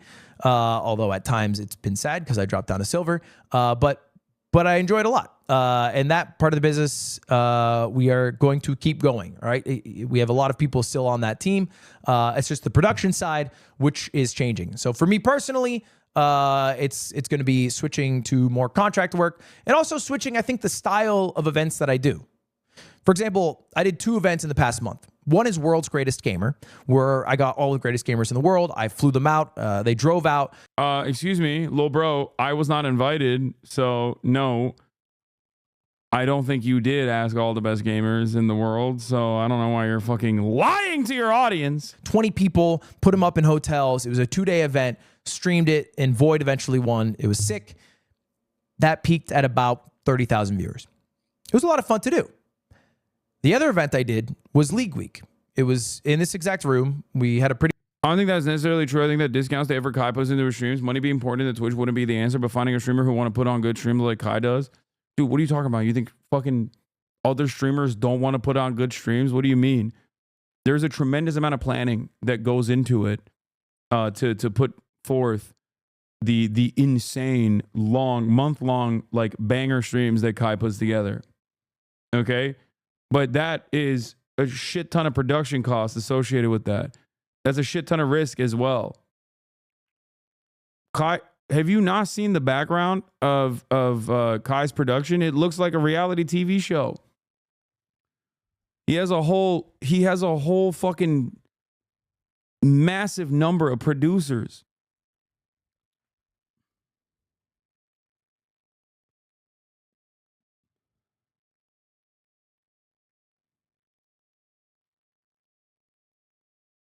Pretty cool set. Me and Connor played League for 100 hours straight. I won as many games as I lost, and we peaked at like 38,000 viewers on just my stream. I think 50 across both streams, which is crazy, right? It's crazy because the cost of League Week is 20 times lower, but I think reflects what audiences want, which is like maximum engagement with their streamer. That doesn't mean I'm going to stop doing events because I still really like doing things like streamer games. You know, for me, I think the thing is Kai is able to also seamlessly merge real-time interaction with his audience, which is something that this space needs. Okay. You can't do big events where you don't constantly fucking give that feedback back to your audience. That's the reason why they watch Twitch. Kai is able to do that and also pair that up with all of these like explosive, eye-catching, crazy collaborations and twists and turns. You know what I mean?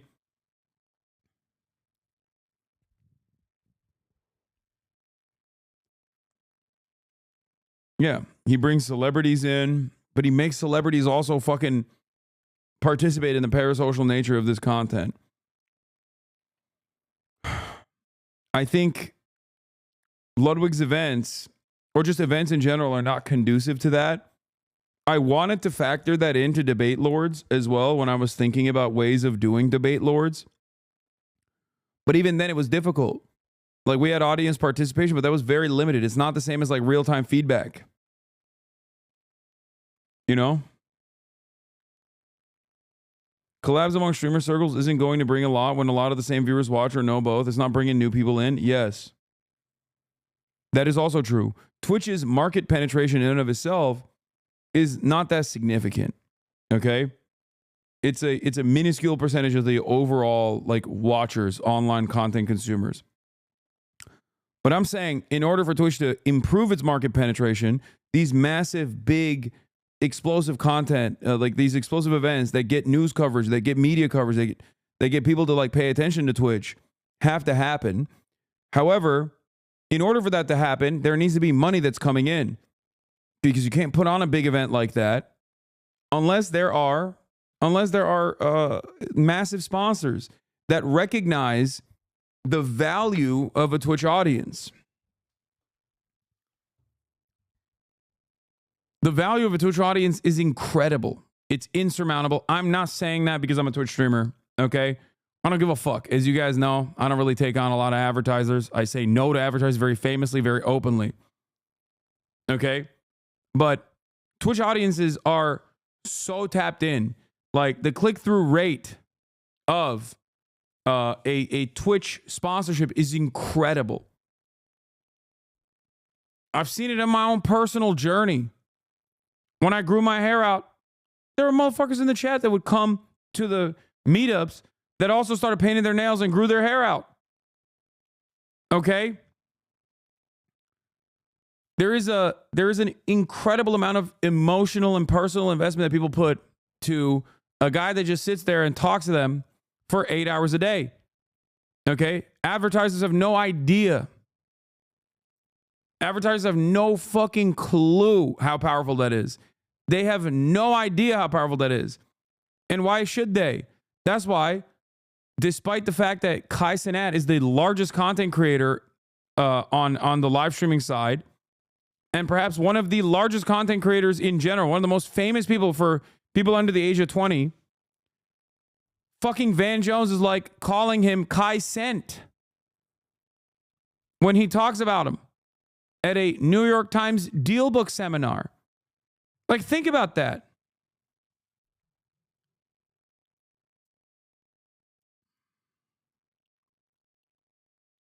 He called him Kai Cent. Every day there's a new post about what your glasses are on Reddit. It's crazy. I know. So my point is, advertisers are slow to move into these places, and when they do move into these places, usually late. They're late to the game. And the real tastemakers have moved on to the next thing. Twitch and live streaming in general and TikTok is that right now. Okay? It has a tremendous amount of value, but advertisers don't understand it. They don't recognize it. They don't know it exists for the most part. By the time they do and big dollars start rolling in, it probably will be too late. It's too late for off-brand now. Me, that's like that's like fucking winter vacation when you're in school. It's like, that's the shit that I do look forward to doing. So still want to do things like streamer games. We'll still try to do that next year. And other events have already switched to being done by contractors. If you have a keen eye, you might have noticed the most recent Ludwig Tarek wasn't produced by Off-Brand. Neither was the LACS Rivals event. That was also not produced by Off-Brand. There were some Off-Brand employees working on it, but those events are still going to happen. This doesn't mean that, like, no, I'm not doing any more Smash events or any more stream. That's not at all what this means. And at some point, I might talk a little bit more about how this happened so suddenly, but it's because the cost mounted quite quickly. All right, simply put. It got to a basically unsustainable point. And I've seen some people give shit for like the timing of this, right? Like before the holidays, whatever, which is fair criticism. We are doing like a good severance package. We are paying people out for the next 2 months. But the reality is if we were to have kept this business going until March, I would not only have enough money, I would not only not have enough money to keep off-brand going, but I'd also have to shut down Mogul Moves at that point. It was beginning to impact both businesses with just the burden of costs of the production side, if that makes sense. So it's something we had to act quickly on. And if we were to delay breaking the news to the employees, maybe you could announce this after the holiday break and sit on it, then they would just have less time to find work. So obviously the timing is not ideal, but we did it and we acted the moment we found out the information that, hey, by March, if we don't do something, everything is going to shit. Okay, so it was really an act now or act never situation. But anyway, that's it. Again, I'm going to link the staff spreadsheet in the description. If you are hiring, please check it out. And if there are any questions, you can throw them in the comments. Maybe I'll make a follow-up video or talk about it a little bit on stream. But that's the main deal. Sad day, but tis life. Tis life, and you know what you do? Keep moving, because that's what the globe does. All right.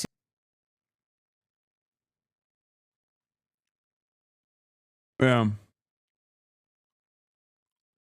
This is part of the reason why, I'm very limited in my growth. Like, if you think that I don't know how to like build a network or whatever, go to advertisers or no, go to fucking VCs, pitch them and use the popularity that I currently have with at least like tastemakers and shit in mainstream media to my advantage to immediately expand with the hopes of having a dramatic exit like Shane Smith from Vice after selling off the fucking company for quintillions of dollars. I understand how to do that. I know how to do that. I don't want to do that. Does that make sense? So for a lot of people, wait, what? Your agent should do that? Your VCs would hate you? You're wrong. Dude, what are you talking about? You're fucking wrong. You have no idea. Okay? It's the same principle behind like me not taking advertisers unnecessarily. Advertisers that I don't need, advertisers that I don't want. I told you guys before, the 501c4 that I work with Rashida Tlaib wanted to pay me. I told them not to pay me. They wanted to pay me a lot of fucking money to have Rashida Tlaib on. And I was like, I would love to have this conversation with Rashida Tlaib anyway. And I refused their payment. Like, what are you talking about? There is a tremendous amount of money, tremendous amount of revenue that I could generate more off of what I'm doing. And I'm not doing it because like, oh, I'm so real.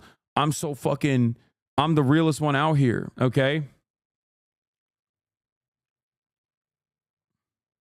Yeah. I told them they should send it to a charity instead. Yes. I was like, I don't want the money. You should give it to a charity instead. Now,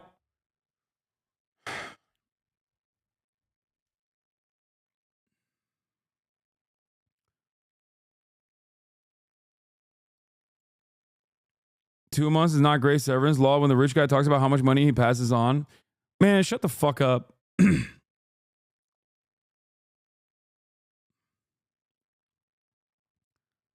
Shut up. Seriously. Adjust the expectations to the amount of money you make and how much free money someone would give you for doing the same exact thing that you know and love to do. Okay?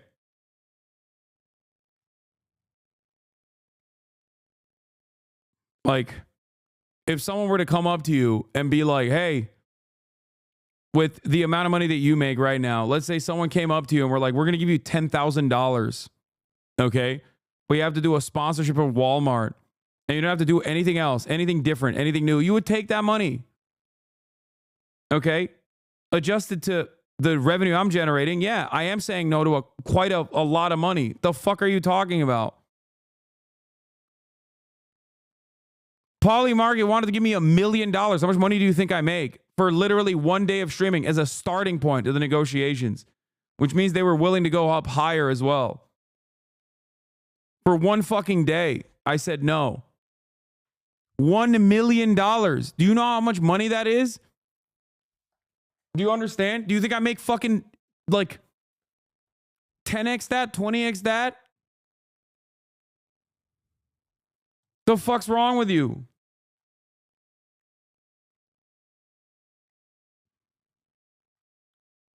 So stupid.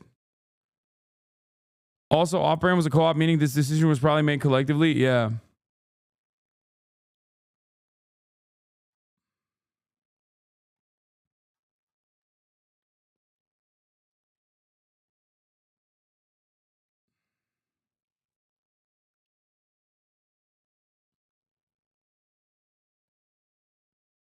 Anyway,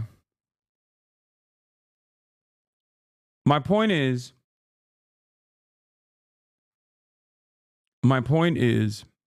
that there are plenty of opportunities. Like, it's not that I don't know how to make money. I know how to make money. But there are plenty of opportunities where I don't take it because I don't agree with it. Okay? And even then, the reason why I don't want to fucking grow, the reason why I don't want to grow and expand dramatically is because there are a lot of risks. All of a sudden, you're placing other people's lives at risk. Okay? And I don't want to do that.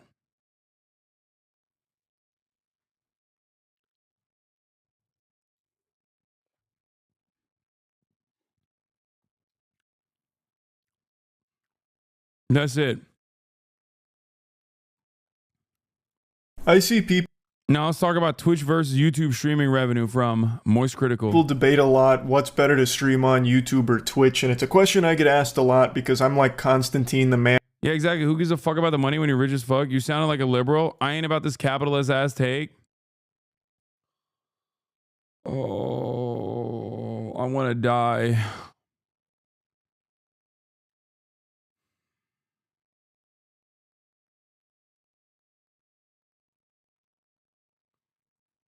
I should never fucking bring up anything.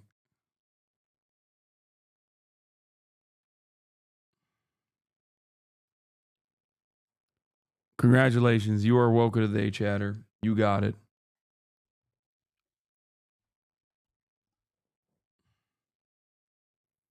You won it.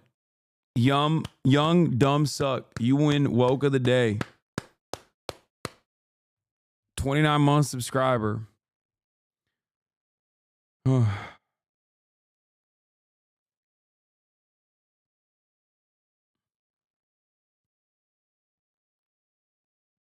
Stop being brain dead for a second. At least try. Okay.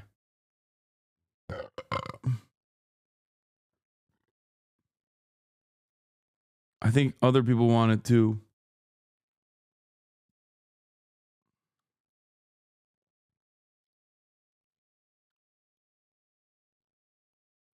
Rashida Tlaib pays money for appearances? No. It wasn't Rashida Tlaib that was paying. No, it was a 501c4 for protecting undocumented migrants that like have a marketing budget, which is understandable. Like they want to fucking spread their word around. Man who walks between worlds here because I stream on both YouTube and Twitch at the same time.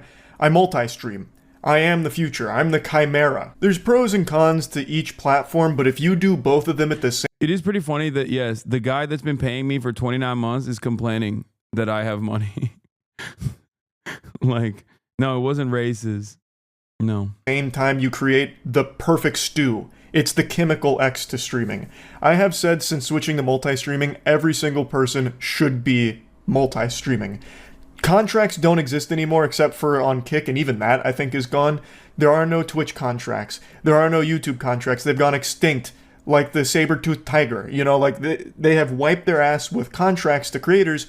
So I think you are making a big mistake if you just marry yourself to one of those platforms instead of just doing both, because you can. When people talk about this subject, they only give like the basic rundown, like the nutsack summary of pros and cons. I haven't seen anyone really go over numbers. I'm going to go over... Speaking of fucking subscriptions, by the way, the amount of money that you spend for the amount of hours that I fucking stream comes down to like 2 cents, okay? You're giving me 2 cents for a month for every hour that I stream. Just so you remember that.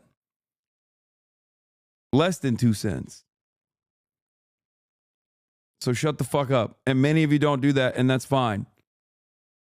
Some do purely for the fucking purpose of supporting and funding what I do.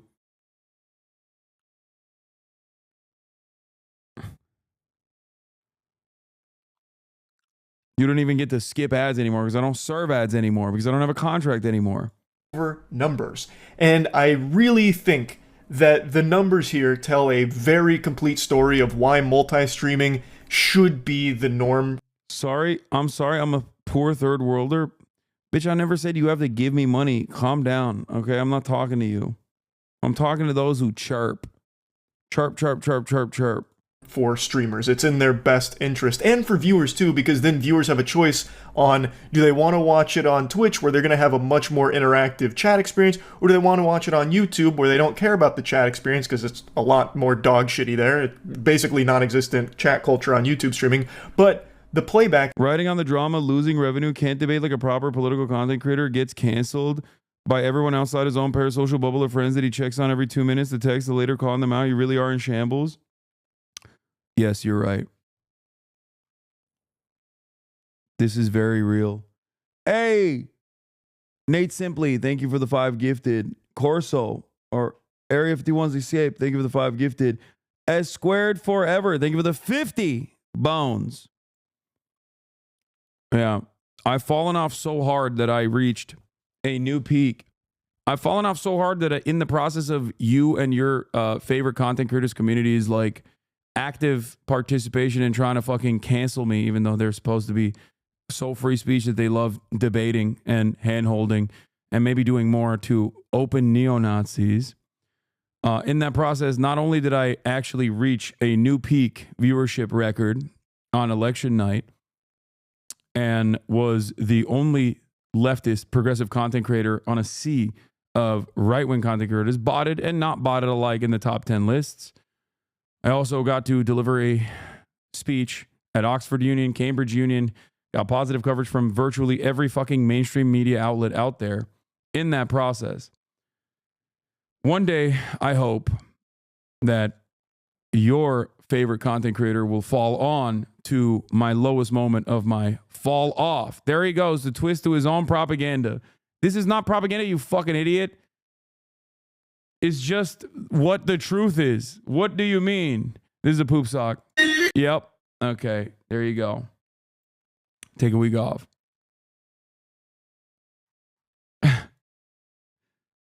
You're so invested in your hug box, in your own personal echo chamber, that you literally think me accurately telling you what has happened since this failed initiative to get me fucking banned off this platform is considered propaganda and a twisting of the truth.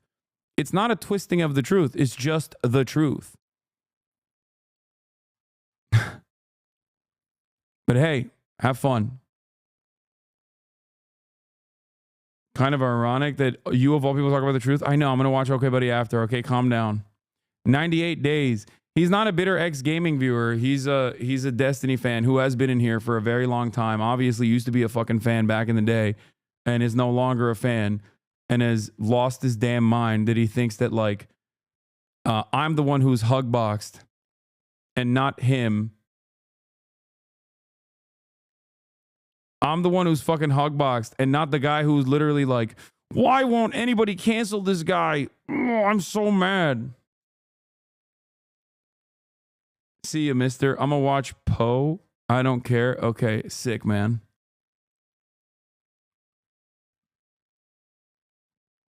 You're actually correct. On streaming spaces, I was like, why does everyone hate Hasan? But outside of the streamer bubble, people are actually neutral to agree to like you for the most part. Yes. But good luck explaining that when there's a sea of fuck Hasan nonsense on YouTube from the filthiest drama peddlers out there. is a lot smoother, a lot higher quality, and you can rewind it, which is a nice quality of life change. Also, it's a lot better on mobile. Twitch on mobile has been a fucking disaster for me for as long as I've tried to watch Twitch on my phone. Also, the ads on Twitch, they're getting outrageous. YouTube streaming doesn't have nearly as many ads, which is a nice breath of fresh air. Like, there are real pros and cons to both, but these are just the basics. And these talking points have been worn out more than my bussy after eating anything with spice in it. So I'm not just going to be baby bird vomiting the same talking points you've heard a million times. Instead, I want to show you the numbers. I want to bring up my biggest, most profitable stream I ever did on Twitch and then break it down a little bit. It was in 2022 when Moist Esports won the Rocket League Major, the Spring Major, still one of the best moments I've ever had streaming. I peaked at 75,000 live viewers. It was a very long stream that I did, and it took home 11.7K for that whole stream. Roughly 2,000 subs, but most of it came through ads, and most of those subs were primes. Subbing on Twitch is far more common than members joining on YouTube. Membership on YouTube is the equivalent of a Twitch sub, where someone on YouTube pays $1. So like a tier 1 sub on YouTube for my channel is $1. On Twitch the minimum's $5, but it's the same concept. You pay money and it's a subscription basically. And that is so much more common on Twitch. So 2,000 subs on that Twitch stream is more than I've ever got through a YouTube live stream by a large margin. And 11.7K is the most profitable stream I ever had in my entire 7 years on Twitch. I actually streamed on Justin TV before it became Twitch. I used to do like World at War Zombies on there and shit, but then I took like a long hiatus and then came back in like 2016. But this was the biggest stream I've ever done. I then switched to multi-streaming last year. And what I've learned is Twitch is much higher potential to earn money while live than YouTube. And Yep. That's precisely the reason why people still choose to stream on Twitch. I told you this already. The moment that you see an exodus of content creators organically moving to YouTube because they can generate more revenue on YouTube rather than organically move to Twitch when their YouTube contracts are up, that's when you know Twitch is over. Okay? I've said this for fucking years. People will go to places where they have more visibility, TikTok. People will go to places where they have where they generate more revenue, Twitch. it's because of things like the Twitch Primes, which have become a pretty integral part of the Twitch ecosystem, and ads. Problem with the YouTube is that YouTube, from a viewer experience, is probably better because you can just, like, if you have premium, you can just literally watch while not, you know, having the video open. You can scroll back, you can scroll forward. There's a lot of functionality on YouTube that is better. I say this as someone who primarily consumes live streams on YouTube. Okay? Having said that, however, YouTube does not have the same community fostering tools. This is why I was very interested in Ludwig going to YouTube originally, where I thought if YouTube actually is smart enough to listen to Ludwig, that they could potentially make some serious quality of life changes and actually focus on community building on YouTube and therefore make a better environment for live streaming. They would also have to obviously tweak the, in my opinion, they would have to tweak like the visibility as well.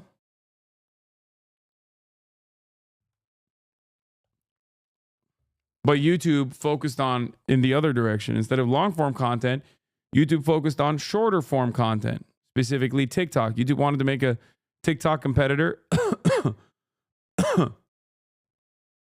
by making YouTube shorts. And I think that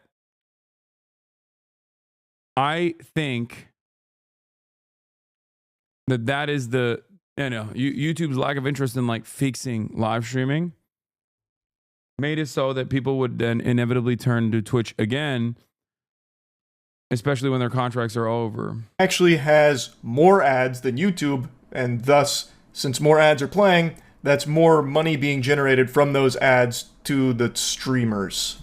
There's so fucking many ads on Twitch. They pump ads out the wazoo, and they are so intrusive. I wouldn't be surprised if in the next couple of years Twitch integrates a system into their player that has like eye tracking capability, so if a viewer looks away during an ad break, it'll pause the ad till their eyes are glued right back to it to finish the ad.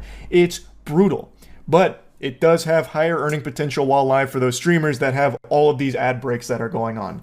So Twitch has a higher earning potential through live content. Charlie giving fucking Twitch CEO new ideas, bro. Chill the fuck out, dog. Yo, calm down, Charlie. And the VODs on Twitch don't make any money. Like, they just don't. I don't even know if they're fucking monetized. And if they are, I don't know if streamers even see a penny of that. Like, not a single one of those fucking clams makes it to a streamer's pockets through the VODs. But on YouTube, it's a totally different story.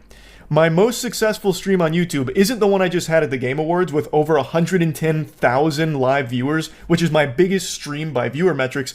The most profitable stream I've ever done, the most profitable anything I've ever done, is this stream right here, my Starfield stream.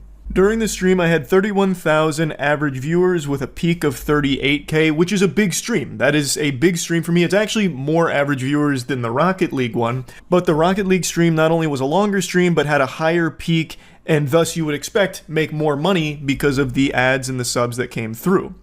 Well, what if I told you that's not the fucking case when it comes to YouTube streaming? Because this Starfield video actually made $84,000. Wait, in real time or after the fact? That's insane, by the way. Holy fuck! God damn! God damn! But I feel like it's the replay functionality. In 1 year, look, in real time, the revenue he generated was probably comparable to what the Twitch revenue was. Look at this. Look at this little baby blip on the day of. Probably around 10K, which is around what he said his Twitch VOD generated. 84,000 doubloons for a 4-hour stream just playing mid-poop-ass Starfield. The actual, like... Bro, his CPMs are $17! I'm done. I'm done with politics, bro. Oh my God, I need to become a right-wing grifter. I'm done. Right-wing grifting, only gaming, okay? Not Moist isn't even a right-wing grifter. I'm just saying that I'm gonna amplify it. I'm going to amplify it. $17.7 CPMs is crazy work, dude. A political commentator CPM is like, where do I even fucking, I don't know how any of this shit works, by the way. I'm so bad at my job. Jesus fucking Christ. I never look at any of this fucking dumb shit. Let me see what my fucking CPM is. Let me see what my God. Where do I see my CPM? Is it on earning? No. Content. Revenue. Bro! Chat, what do you think my CPMs are? Chat, what do you think my CPMs are?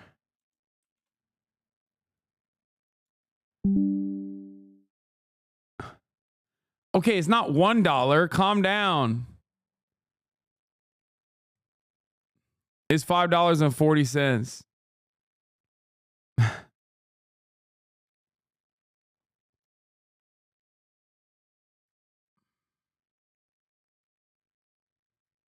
I'm a fucking... That's not bad. Please don't let this cause fear end to have ads. I can barely handle it right now with ads every 2 minutes every episode.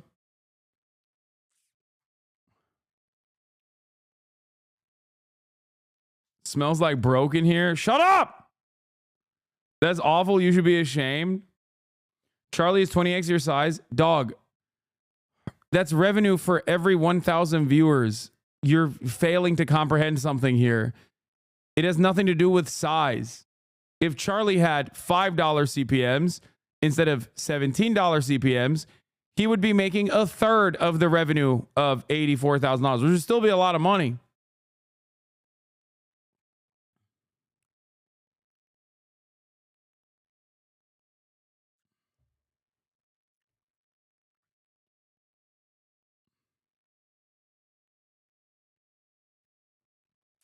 CPM doesn't measure the amount of viewers.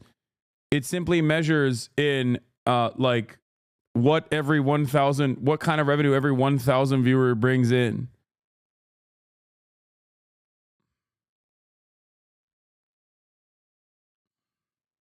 This was like an insomnia, try not to fall asleep challenge, basically.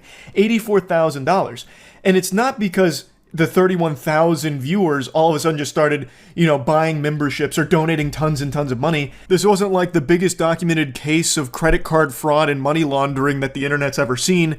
In fact, the live stream itself made 1.6K on ads, and the other $78,000 came from the VOD. And the oh my, what? He only made $1,600 in revenue when he was live streaming? Holy fuck. By the way, his streams are more likely monetized than yours since he does just gaming and you do news coverage. Yeah, I know. That's fucking nuts. 1/10 of the revenue that he generated from his peak live stream. The ads that played during a VOD. To be fair, let me take it back. This is a 3-hour stream versus an 11-hour stream that he's comparing it to. And I feel like or how many hours was it? Was it 4 hours, 3 hours? Whereas the original video that he was looking at was, this is a 4-hour stream. He did a 4-hour total stream.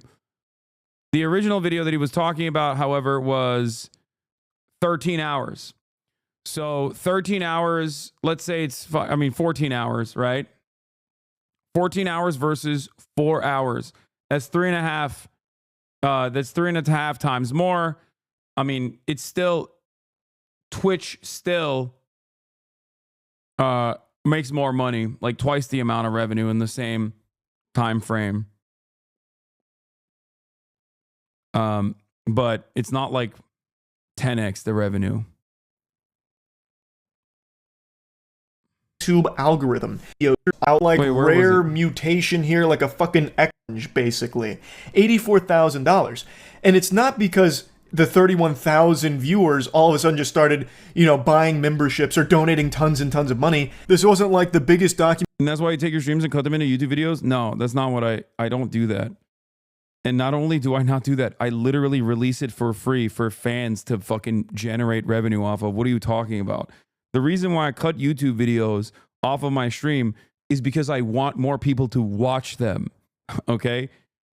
I know this is a very unique approach.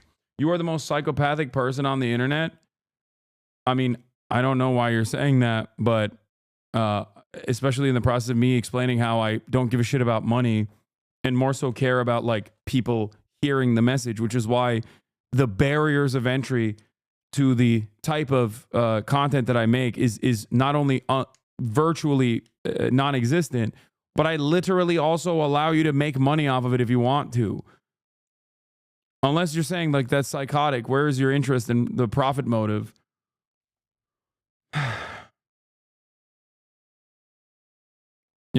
You're a bit mistaken.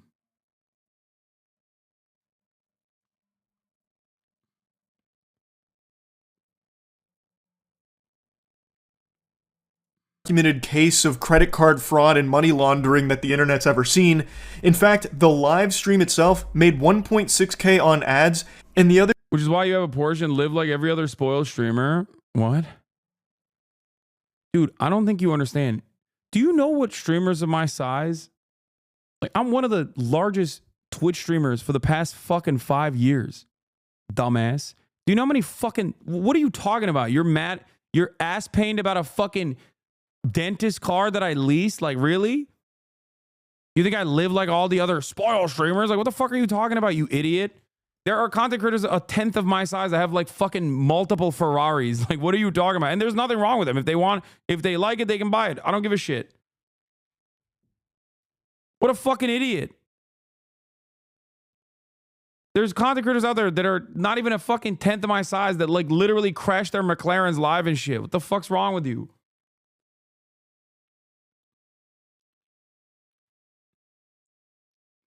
it's funny because like, even if I did live like a fucking spoiled streamer, it wouldn't even change the dynamic at all. You have no way of addressing the fucking points that I'm making. So you just go, you live like a spoiled streamer. Okay, got it, dude. Yeah, I do. Okay, I'm a capitalist. What are you going to do? Like what changed? Okay, I'm a capitalist. I love capitalism. I love money. What changed in the dynamic here? Did anything change?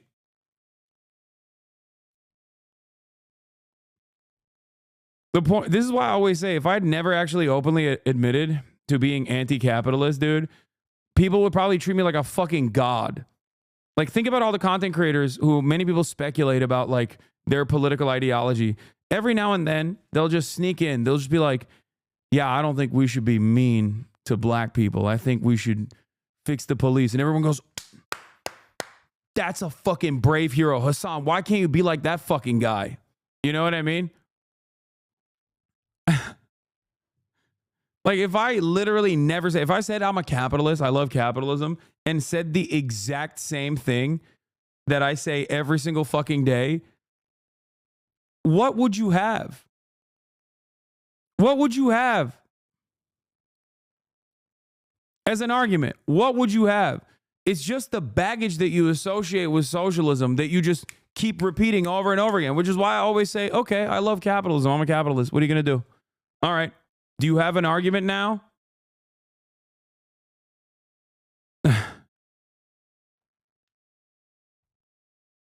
You have no counter. You literally have no counter arguments now. You're cooked. What do you do?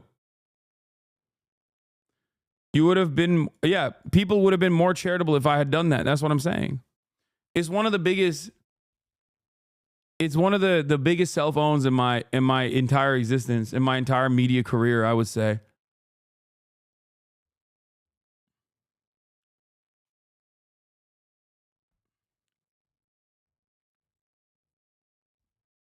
So many people have resentment. It's not even so many people, but like a lot of people feel like they have this resentment. They've been primed into fucking hating and they don't even know why. It's because they just think in their minds, they think that this is at odds. Like the way I live my life is at odds with like my political ideology.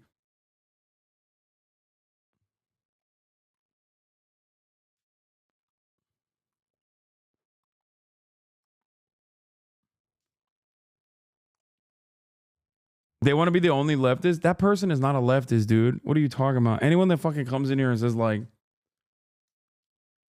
anyone that comes in here and says like, you're had I, shoulda, woulda argument, bro, geek ass socialist. True.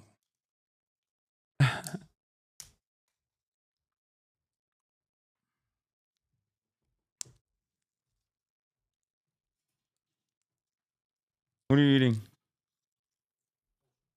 오, 조시드나? Their $78,000 came from the VOD and the ads that played during a VOD. Now, the membership number there, the 2.4K, a lot of those memberships were just from people watching the VOD and then buying a membership, not them doing it while it was live. Also, the supers and gifts, I'm pretty sure that is live. So you can add the 1.6K plus the 1.6K on the supers, so the 1.6K from the live ads plus the super chats. And let's just go ahead and be generous and say like the live stream while it was live made 4K. The other $80,000 came from the VOD. This isn't some like rare mutation here, like a fucking X-Men of analytics. This isn't some fringe outlier isolated case. This is the way that YouTube streaming is optimized. YouTube streaming is kind of just an afterthought for the platform. YouTube has always been about VODs, the videos itself. So when you finish a stream, it becomes a VOD, and that enters into the YouTube algorithm. And YouTube is extremely efficient at monetizing VODs. So finishing a 4-hour Starfield stream, it immediately saved as a VOD and made tons and tons of money through the VOD. Whereas on Twitch, Again, I don't even think VODs are monetized, and if they are, it's not the creators making the money from the VODs, I don't think. YouTube is a totally different story. You don't make as much money while you are live from people buying memberships or donating money or anything like that, and their ads aren't that frequent on YouTube live streams, thank heavens. But what you miss in live revenue, you make up for with VOD revenue 10 times over. What I showed you with the Rocket League stream was my biggest, most profitable Twitch stream I ever did. So even when I was a daily streamer for like 6 to 8 hours a day for years, averaging between 10 to 20,000 viewers, fluctuating, I would usually be making between 4 to 6K a day. And that was like the norm, with the occasional multi-stream, turn off YouTube comments, problem solved, easy billions. Nah, especially because I get clapped. Like, I would get clapped so fucking quick. Yo, you gotta stop, man. Stop fucking chirping about how long I stream and how I talk about politics all the time, love. I get DMCA'd. Peak going up to like 8 or 9, and then that being the biggest at over 11. But right now, my viewership combined on YouTube and Twitch is higher than it ever was on just Twitch. On YouTube. Oh, this person is glazing me. I have to fucking read it, okay? Everybody always complains I only read hater comments. I'm gonna read a positive glaze comment. Hasan, you are all their insecurities wrapped in the 164 king. You're rich. You are yourself online. You're hot. You're actually a decently hearted person. They fear you because they can never reach that level of emotional intelligence. They are so good at aiming their anger towards immigrants and people who have nothing to do with their shitty material conditions. They aren't in anyone else's chat crying over their purchases. Yes. Thank you. YouTube, I average between 10 to 12K a stream, and on Twitch, it's between like 5 and 6K. It really just kind of depends on what I'm doing at the time. But on Twitch, it's crazy because everybody always complains about how much I fucking read negative comments, and the one time I fucking read a positive comment, everyone is shitting on the chatter. Suck my dick, chat. You also quite literally demand this negative content. You'll make more money while live and make nothing once the stream ends. On YouTube, you'll make less money while live and then could make 5 times as much from just the VOD. On Twitch, when the stream ends, it's basically forgotten. That's lost media at that point because no one's fucking watching Twitch VODs, it seems. On YouTube, when the stream ends, well, now the journey's just begun. Like, now, there's no telling what that can generate. Like, take this for example. This was a very normal, pretty low-key stream. I was just replaying Gears of War, one of the most important games in my life. This wasn't a brand new, hot release that would be, like, algorithmically successful. Like, it's not like something the algorithm will be salivating over, pushing out a Gears of War live stream. Gears of War is older than the hair on your grandma's titty nipple. Like, this is one of those streams where I do just because I really wanted to replay this game. And you can see my average viewers were 10,000, which is normal. That's a pretty normal stream for me on YouTube. But the VOD now has 1.6 million views and has made over $20,000. And of course I was multi-streaming, so I can pull the Twitch data as well here. This exact same stream made $1,400 on Twitch. The difference is substantial. Now you can see again here in the data, the live revenue, 802 while live here, plus again, memberships and supers aren't really indicative to what was live because some of those could have been from people watching the VOD and it calculates here post-VOD. But regardless, you can see that the live revenue was less on YouTube than it was Twitch, but the overall revenue is substantial. Chat is a clap for what? YouTube terms and conditions are almost never enforced? No, but they enforce copyright. Every single one of my VODs would get taken down because of copyright. Like, even there's also false claims as well. There's like false copyright claims as well. There's like automatic copyright. One fucking blip in a YouTube video that I watch that features like copyrighted music, boom, it's over. It's really bad on YouTube. It's one of the worst aspects of YouTube streaming.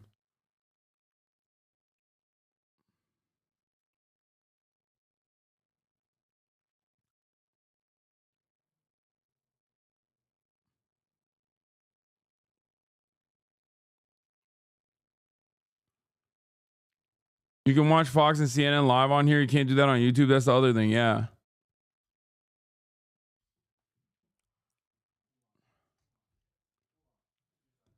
Certain content will be geolocked due to copyright. There's a lot more freedom. There's a lot more freedom on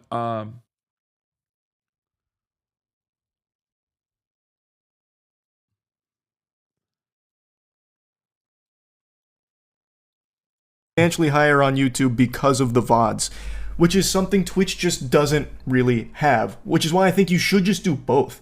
Your potential to earn while live is much higher on Twitch, but your potential to earn through VODs is astronomically higher on YouTube, so you're really doing yourself a disservice if you don't just do both. And again, it is a positive for viewers too, because they'll be able to choose the platform they want to watch on, as opposed to having to roll their eyes and be like, oh, my favorite streamer's on YouTube. I hate the fucking chat there, but whatever, I guess I'll watch. Or maybe I won't. I really hate YouTube streams.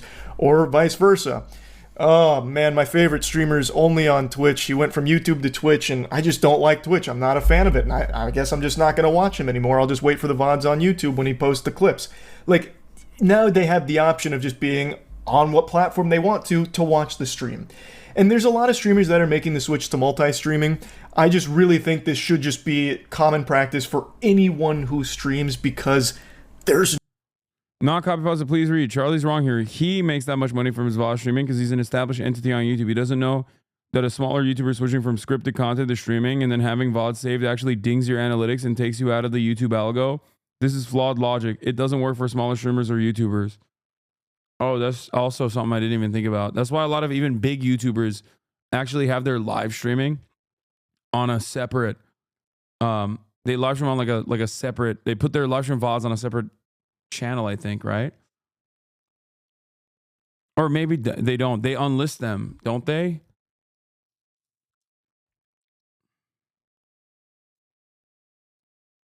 Do viewers actually care that much? If the streamer is good, viewers will watch on either? No, streamers do care. I mean, viewers do care. There's no reason not to. There is no exclusive contracts anymore. They're gone. Poof! They've vanished.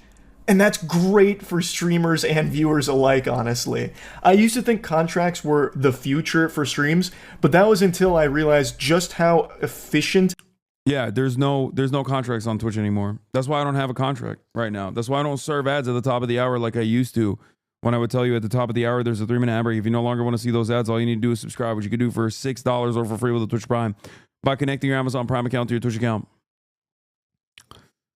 Where you can get 1 free Prime subscription a month. Or you can get gifted a sub if you're lucky. Here's a 3-minute ad break now. Yeah. Multi-streaming is from both a streamer and viewer side. There are just endless examples I can give in my time multi-streaming. Like, here's another super normal one with me playing an indie game that I really like called Another Crab's Treasure. Fucking Crab Souls. Absolute. I feel like this is just fucking him just flexing how much money he makes now. God damn. The algorithm pushes Charlie extra. If I fall asleep watching Hasan or Lovagum on your Roku, YouTube, I wake up hours into Charlie's VODs from autoplay. The autoplay algorithm just loves him even more than Hasan videos. It wouldn't work for small. Yeah, I mean, Charlie is an established entity. He is not normal. Let's be real. Like, it's kind of like this. A lot of YouTubers do Let's Plays, right? And Jacksepticeye is the example I'm going to use here. There are a million YouTubers that do Let's Play content. Jacksepticeye, on the other hand, has 30 million subscribers. Now, his last video is unrelated, even though it is kind of related to a lot of things that have happened on this channel, at least. But look, his mouth-washing full game, 3.8 million views. This is a full gameplay VOD. Now, he didn't live stream this, okay? He didn't even live stream this. He just sets it up and he just fucking burns through it. Boom, boom, boom, boom, boom. And then he posts it and he gets 4 million views. There is no other content creator who can do that. Markiplier can do that. Jacksepticeye can do that. Maybe a couple other content creators can do that. But look, Moist Critical is another content creator who can reach similar results. Mouthwashing lives up to the hype. 700,000 views for a 1 hour and 40 minute YouTube VOD. So there are a couple content creators who can get that to get that level, but like if I were to do that, my VOD would get like 10 views. Do you understand what I'm saying?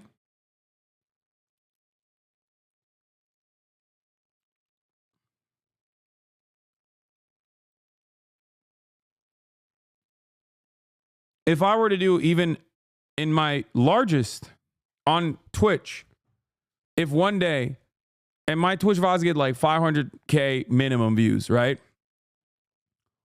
If I were to do that on Twitch, even then, it would probably get like a maximum 100K views, that VOD. Yeah, my Twitch channel gets like 500K to 700K views.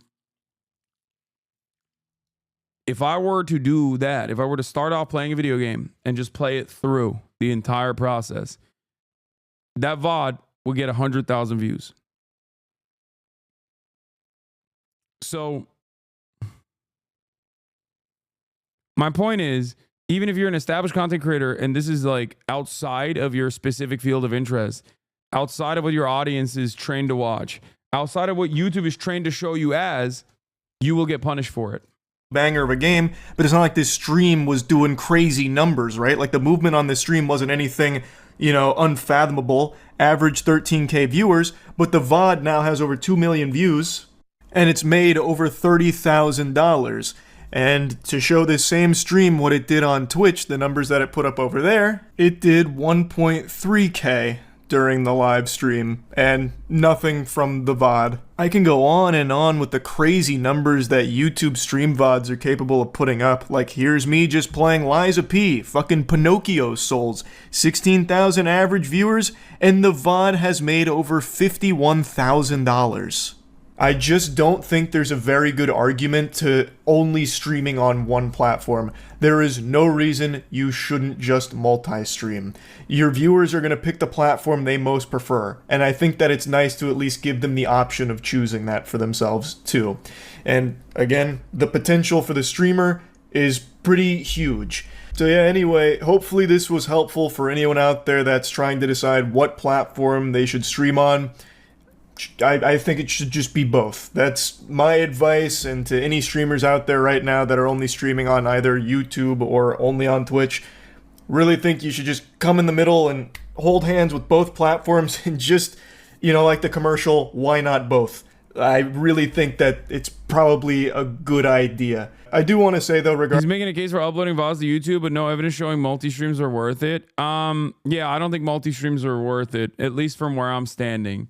The reason why I don't think multi-streams are worth it is, and it's obviously worth it for Charlie, but for me, the reason why I don't think multi-streams are worth it is specifically because moderation is dog shit on YouTube chat. YouTube chat has no sense of community. I would not be able to actually pay attention to YouTube chat at all. I would not like splitting my audience that way. And also on top of that, I already have 10 fucking chats up, right? On just Twitch. To be able to see an endless sea of depravity that's coming in from chat. I have like a chat in every window, 2 chats in every window, basically. I would rather do a multi-stream on TikTok alongside Twitch than do a multi-stream on Twitch and YouTube.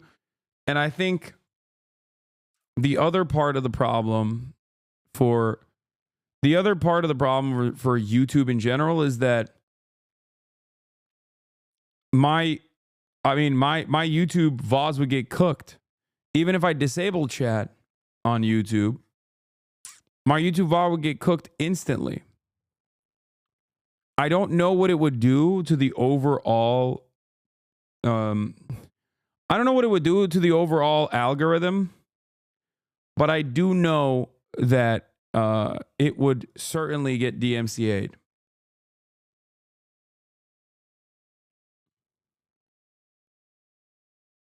You know what I mean? There's no Twitch Roku app. Would love to have my fave streamers on my TV. I feel like what Charlie's ultimately saying is just upload vids and already be algorithmically popular. He didn't mention any benefit to streaming to YouTube rather than it auto makes a video from the VOD. Yeah.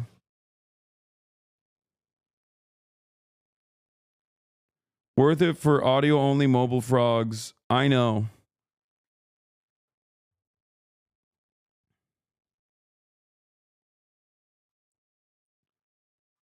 I would, for example, never be able to react to SNL ever again, which I'm not going to do right now anyway. What is this? You do your- Timcast? Cenk Uygur says conservative influencers make way more money than leftist influencers. Is true. Conservatives tend to work for a living. The irony of Cenk saying this while his nephew makes enough money to afford a mansion in West Hollywood. What you don't understand is that Tim is supported by the party. They buy ads on a show. They pay for his stuff. They connect him with Russian money. Things like that. At his side, lost in a huge way, he knows he can grow his viewership base by presenting him as a more reasonable person. As Trump is literally Hitler. What?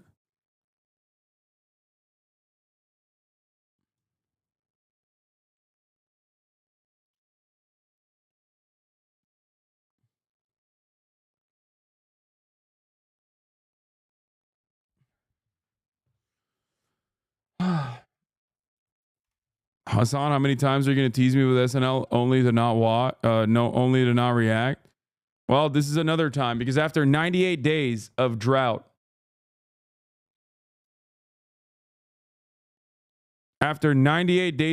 we are back, folks. We are back, and a lot of people want the OBH anthem, so I'm going to play it right now. 98 days of drought is finally over. I'm an incel myself, so do you know what an incel is? Involuntary celibate. It's like a community of people on the internet who can't get laid, and some of them go out and like kill people, like Elliot Rodger. I'm not saying I'm cringing right now. I'll explain it later. The virgin is the incel, involuntarily celibate, who never gets laid. He's like unable to get laid. He's very nerdy. He has terrible posture, and that would be someone that would be considered a fag.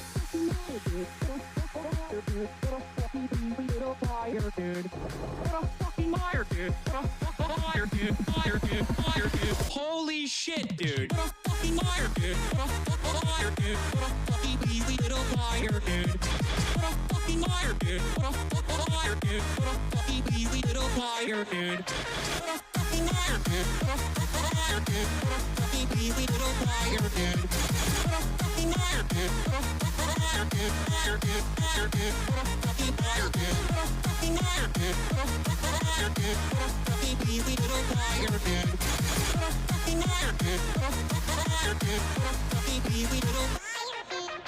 This is a short ad break by HasanPiker. I want you to redistribute the wealth to Mall Brawl by order of Communist Turkey. Follow his Twitch streams at Mall Brawl. It's cool. There's like 8 sinks, so. I love crap. Wait, what the heck? Chat. Bro, what this? What that? Look at how big What this is this? fucking. I said I would. Look at how slap big the this is. fucking Shit out of Ben Shapiro's ass cheeks, dude. Oh, that's terrible. I'm gonna take that as a compliment. 16. Just kidding. Okay, bye. Look at this fucking cannoli.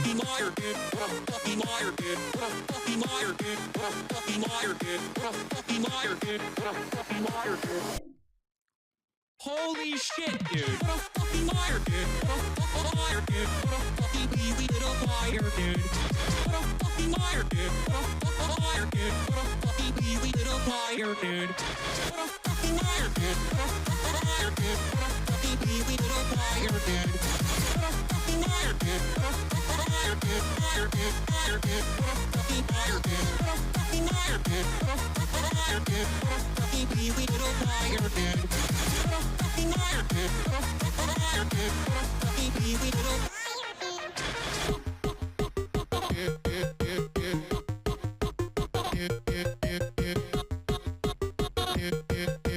Welcome to Okay Buddy, ladies and gentlemen.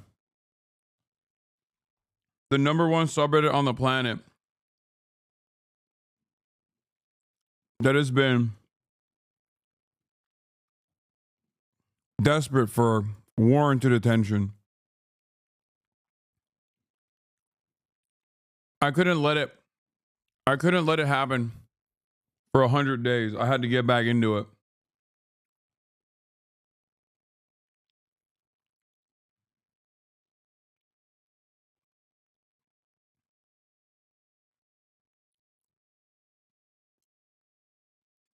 Free him. I'll write the theory. I'll do the praxis. Guys, you have to stop. I saw. Oh, fuck. I'm not logged in. Aw. How the fuck do I log in?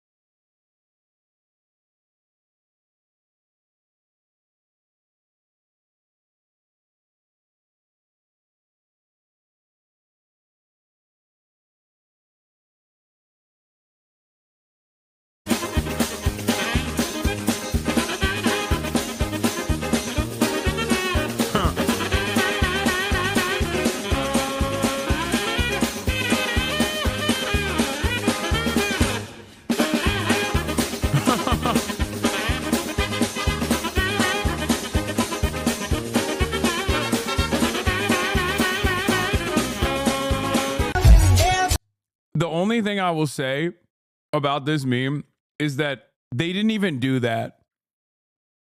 They just fucking kept playing Candy Crush and walking around Central Park until some fucking McDonald's employee was like, yeah, that's the guy. They went for a swim. They were scuba diving, looking for the killer underwater.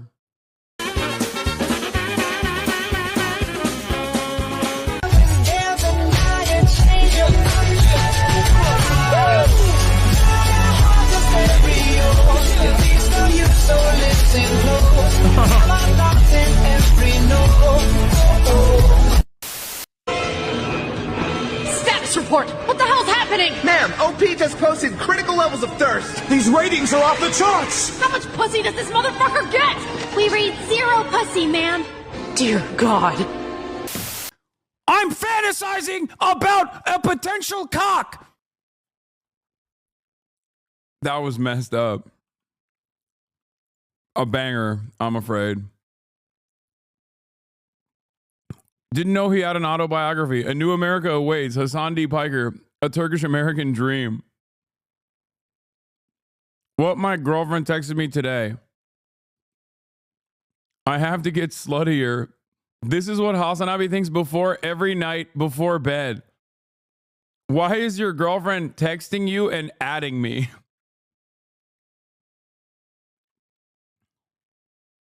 New version in the comments of this?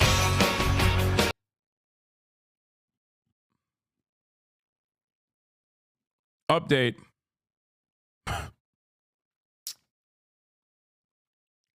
Thank you.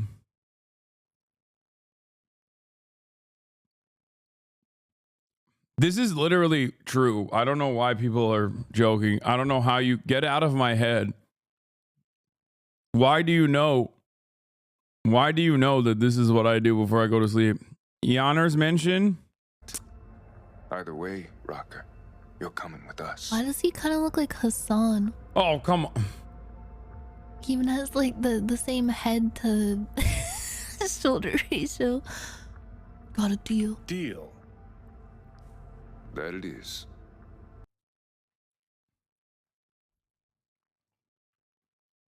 I knew that she was coming. Either the hairline.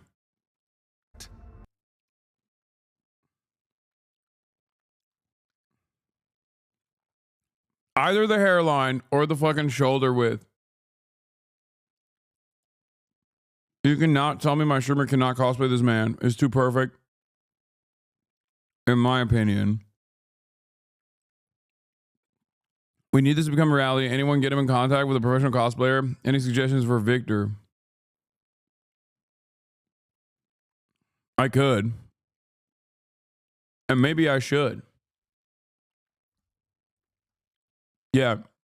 There is someone who can do that. Her name is Emaru. Repost, not sure if seen this. Semi-toxic push for gaming frog rights. Foul leftist, who claimeth lordship over the lands between, whilst teetering on the edge of insanity. Come on. Dude, that's insane. That is insane. That is insane. That is insane. That is insane. That is insane. Emboldened by the flame of socialism and summon cheese. If you use summons, you're a pussy. No summons? Yeah, because I'm not a pussy.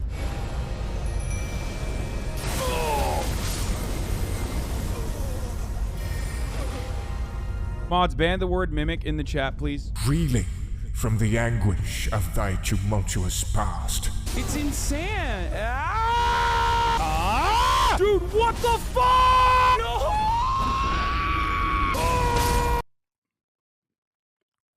All I'm saying is, I absolutely cumstered everyone in this community that claimed that I wasn't good enough. Someone must extinguish thy flame. Let it be. Steve. Night Steve. Sir Steve. Just guarding this dungeon here. If you could just turn around and just leave, that would be great. Oi! Stop that! What are you doing, you knobhead? Stop hitting me! No! Oh, God. Boy, you really suck at this, don't you? I'm gonna lose my mind.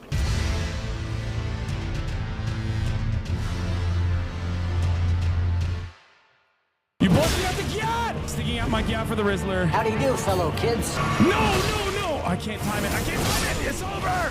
What? Double air blade? What? I feel like he's cheating. What? Double Dyson? You can't even blammo. See me, dumbass. Oh, shit. Okay, maybe you can. Chill. No! Bad design. Game sucks. What? Wait, what?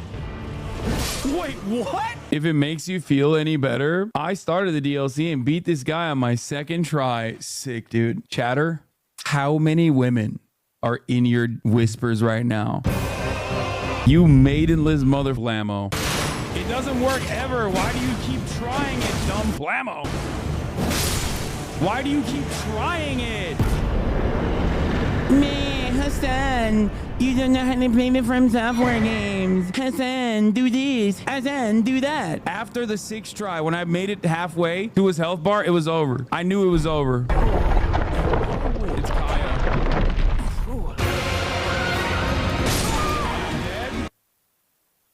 I rolled into his mouth and he ate me.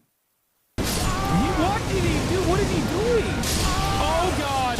What is that? What is happening? Run! Oh, come on.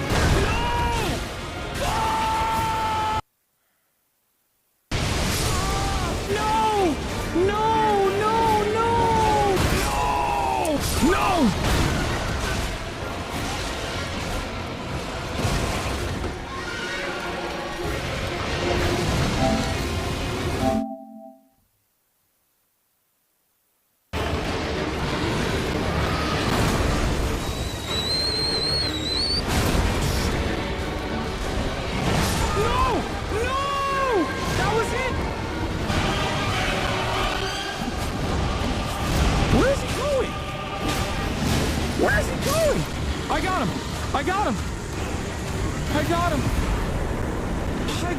Oh my God, it took me literally like 100+ deaths. Dude, that was so hard. Oh, the boss is right here. She's Latina. Rihanna! Oh.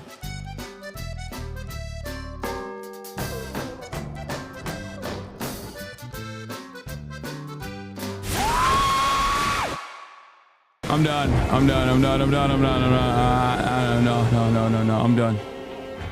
Oh, that makes me so mad. It's true. Oh my God.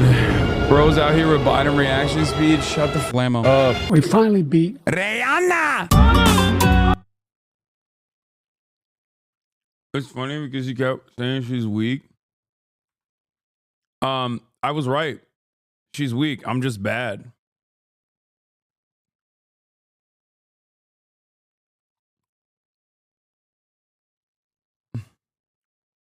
Literally 821 all over again. Cheerleading for terrorism. Twitch star call for new 9/11. Dismiss the horror of October 7. It is 821. I had to drop Vice President-elect and couch lover JD Vance. Art by Dalton Vaughn. Mine lolly.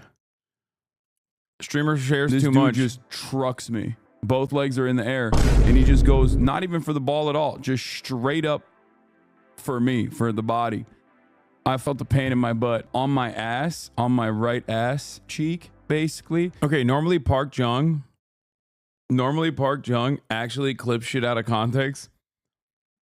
And I hate to admit that he just like, obviously he just like clipped certain parts of it, but he's not. This is basically how I described getting hit while in the air when I was going up for a left-handed layup.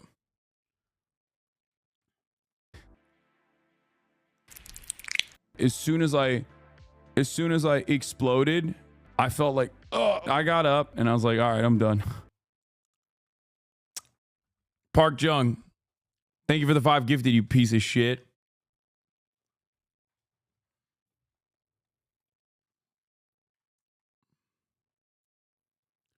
New hair is popping off.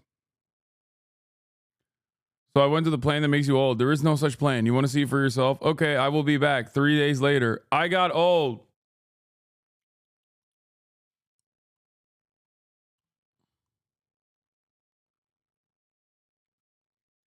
That's messed up. That's fucking messed up. He is BB girl in this fit. Those pink leopard shorts and a sweater over the thumbs. It's giving first lesbian crush who would occasionally walk the mile with me. A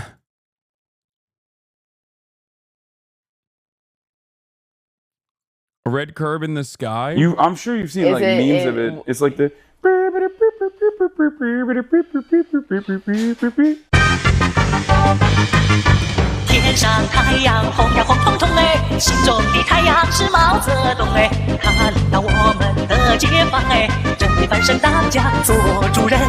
that. Huh? None of you have Riz like that.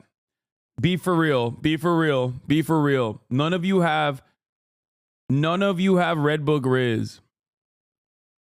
You don't. You don't.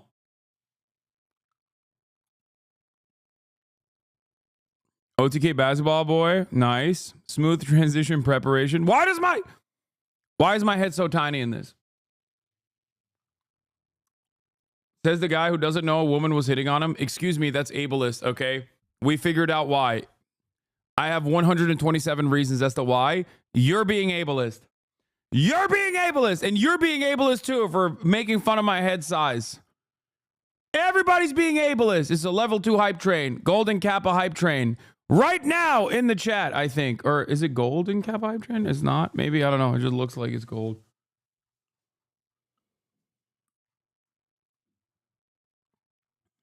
Fuck you guys. We checked. It's accurate. Bro, stop. Stop. Fuck you. Stop asking for gaming. Hasan was never meant to game. Years of streaming, yet no real world use found for watching Hasan be bad at games. Wanted to watch anyway for a laugh? We had a tool for that. It was called Watch Will Nev. Yes, please give me awful gaming. Please give me the worst gameplay ever. Statements dreamed up by the utterly deranged. Look at what Hasan has been demanding your respect for this time. With the platform and community we built for them. This is real gaming done by real Hasan. I played Japan's worst nightmare. I beat feminism. Elden Ring DLC got hands. Hello, I would like gaming, please. They have played us for absolute fools.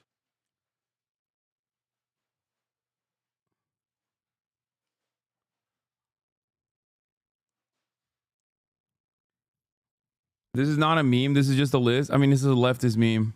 LeBron or foreskin? Pick one. LeBron. LeBron would not be condemning Iran. He would say Iran has a right to defend itself. Rooting against LeBron. White supremacist attitude. Last night, I literally cracked open the Fab Top and I was just looking at my goat, LeBron.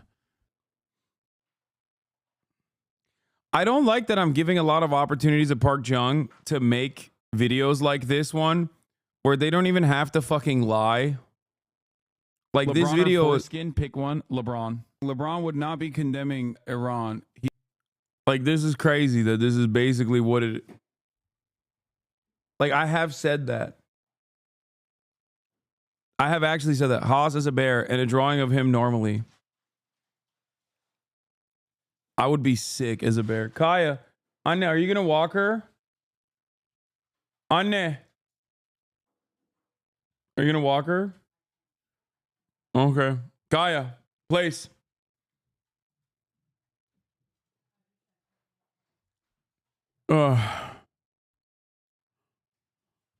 After spending all day picking at his I voted sticker, Hank Picker reveals who he actually voted for. It's true, I did. I will vote 2024 HasanAbi. 24. I will vote 2024. How does the bastion of the West democratically search out how to stay united as we churn out vitriol and bots and memes and try to work out how we can rebuild the trust and boost the turnout? Apathy, finger-pointing idle institutions, threats of retribution and a threatened constitution. Not so fast, see, our founding fathers brought the wisdom, listing ways to coexist with our election system. If you wanna keep America great, 24. Vote for Trump. In 24. I vote for Trump. It hasn't failed as yet, and no one feels contentious. It's the only free and fair arena for consensus. It's not perfection, but must come from our objection. We gotta focus in on this election. Oh my God, I will vote. Your phone would be Medicare. I'm speaking. I can't believe it's right news. All I did is the truth. Because we love our country. We love it just like you. Economy. For Trump. Life is good. For Trump. Because we love our country. We love it just like you. Yes, we do. Oh my God, I will vote. Migrantes, do not come. I will vote. Do not come. For Donald Trump. I'm gonna come.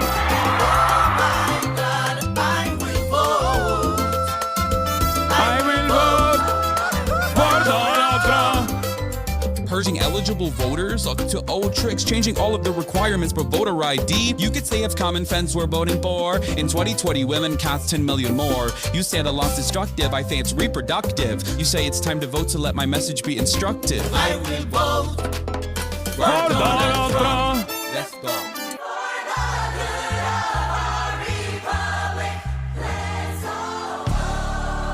For Donald Trump, yes, yes. That was a banger. Austin Ox is back from his hiatus with this banger. I didn't even realize that that was a video that he made on his alt account. Send that video to Trump if you want to be saved from his admin. I don't even need him to see it, honestly. Not subbed. It's his alt account. He literally, it has 800 subscribers. I didn't even know it existed. Kaya sits down with Joe to discuss her presidential election endorsement. She looks so fat here. It's so funny. And she's only gotten fatter. 1 month of waiting for you to play. Yeah, the Geico Frog gets interrupted by loud music. This is actually under your budget. That's great. Yeah, when you move in, Geico could help you save on renters insurance. I will vote for Donald Trump.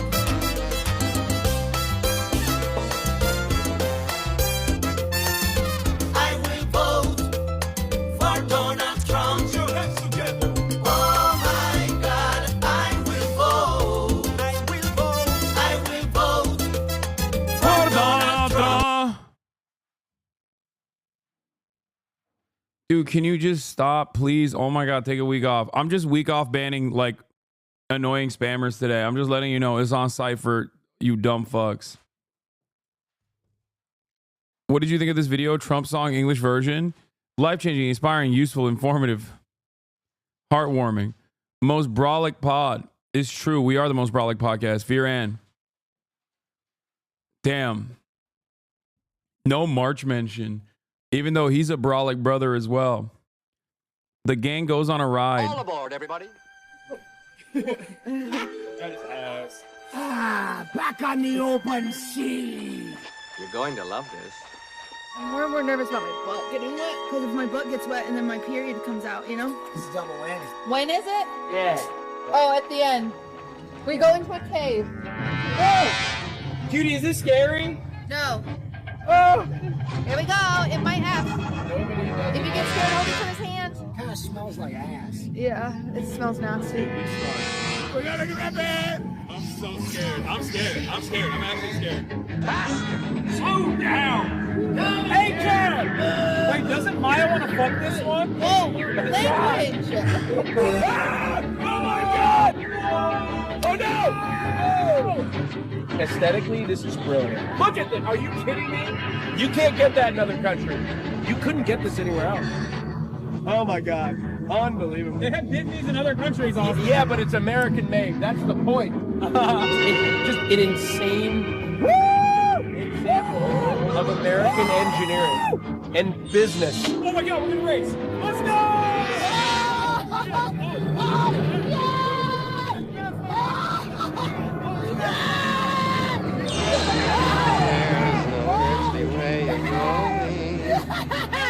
Which direction we are going. There's no knowing where we're rolling, or which way the river's flowing. Is it raining? Is it snowing? Is a hurricane a-blowing? Don't get comfortable! Don't get comfortable! Not a speck of light showing, so the danger must be growing. Are the fires of hell a-glowing? Grizzly Reaper mowing? Yes!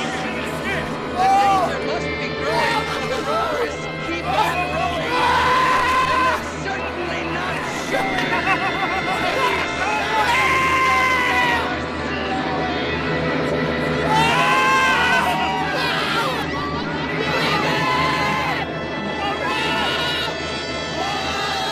I've never seen Willy Wonka.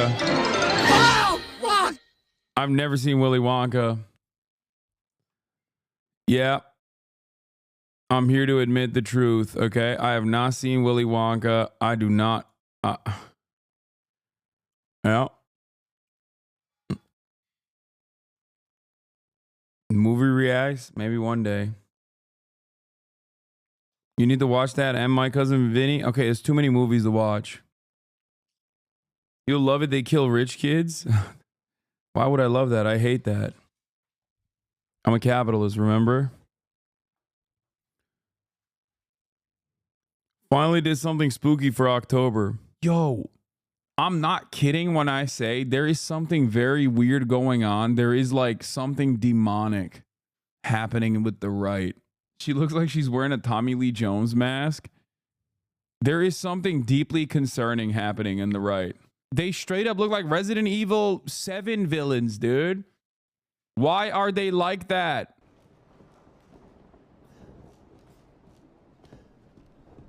You motherfuckers, I'm coming for you! Tie it down. Fuck me up. Dude, I think Babyface Hasan's got play. Breaking Hank Pegger to testify to Congressional Committee on Streamer Affairs. 4 user streams in 3 minutes. VOD channel anniversary. 4 years of Hasan visibly aging throughout 1,500 streams. Oh my God, this shit is crazy.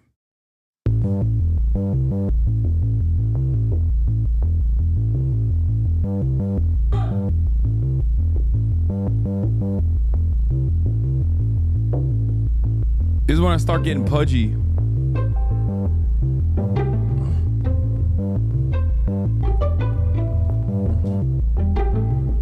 Oh my God, you can see I'm starting to get pudged up.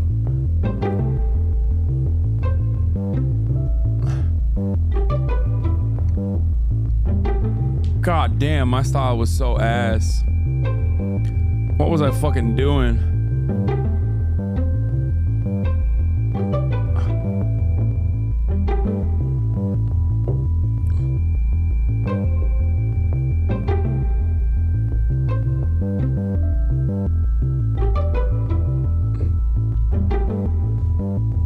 Do you maintain your eyebrows? No. God.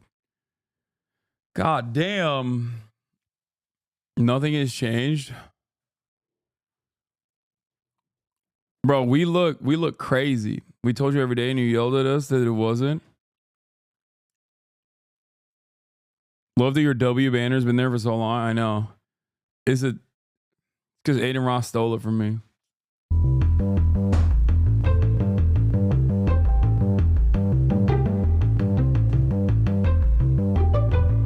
My hair starts growing. There's some W collabs in there too. That's crazy. W collabs. Look at that. Oh my God.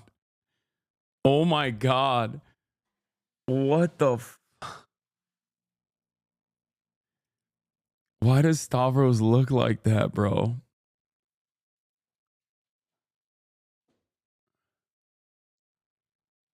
Why does he look so tiny? I love that jersey.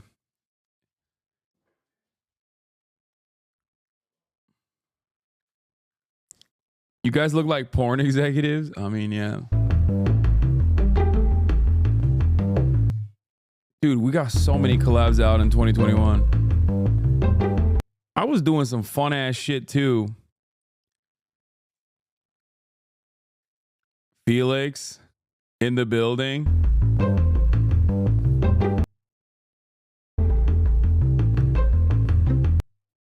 And then everything falls apart. This is the moment. Okay? I know exactly what this is.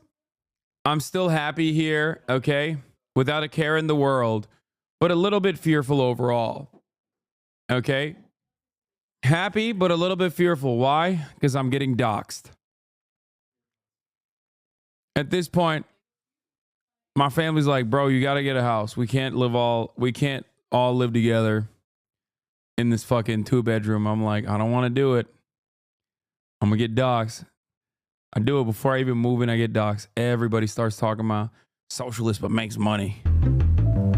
And then you will notice that the smile left my face.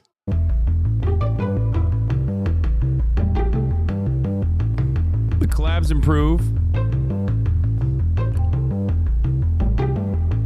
Some incredible collabs there.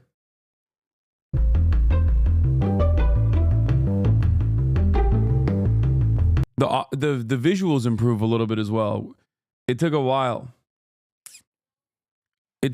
Now we're in 2022. Long hair era.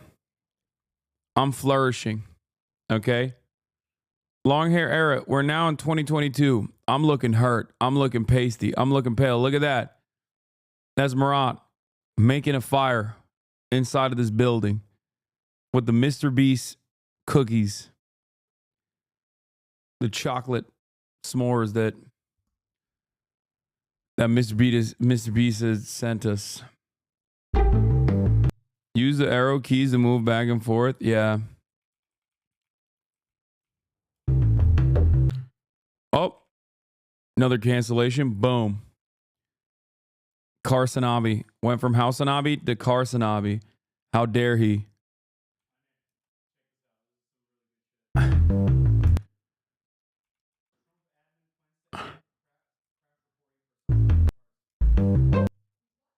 More W collabs. More W collabs. I've noticed I don't do as many collabs anymore, I feel like. Or do I? Maybe it's in my head because this is like one snapshot from every single day. But I feel like I don't do as many collabs as I used to with other content creators.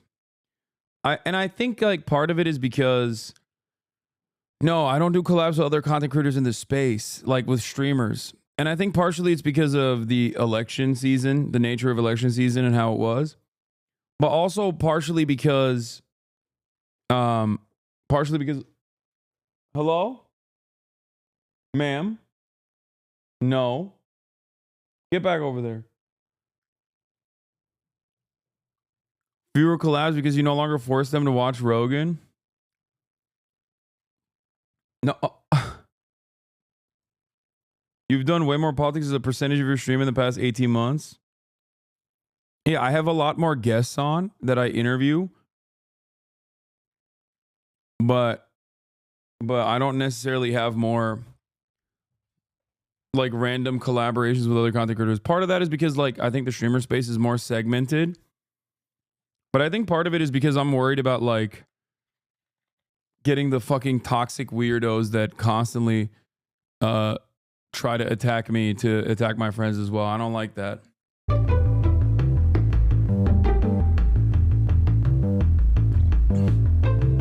That was Coachella. I'm crazy, bro. I live streamed Coachella. What a crazy thing. That was another cancellation. That was Shirtgate. HasanAbi. Gucci Mane.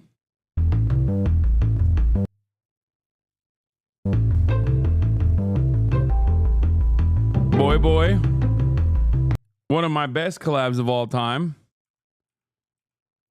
was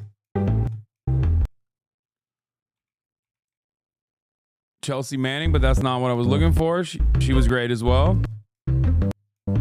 I saw it for a brief moment. I had... Oh, there it is. Hold on. I'm using the thing. Yep, there it is. Pussy Riot and Grimes, dude. What a fucking legendary stream that was. What an insane stream that was. 2022. What a chaotic fucking stream that was. Pussy Riot brought a whip.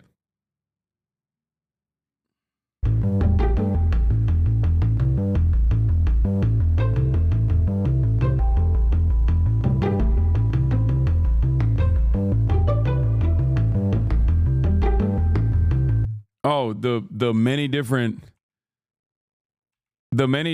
Europe streams, TwitchCon EU. That shit was a banger too. We had a lot of fun. This is when we launched Fear and the rebrand. In 2022, when we launched Fear and the rebrand. Oh my God.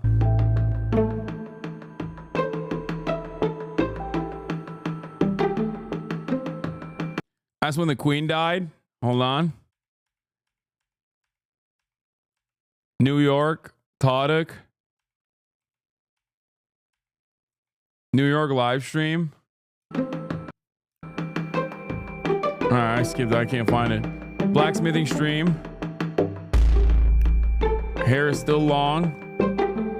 I've started to lose a little bit of the weight at this point. I'm like losing a decent amount of the weight, but I'm still pasty as shit. Oh my God, who is that?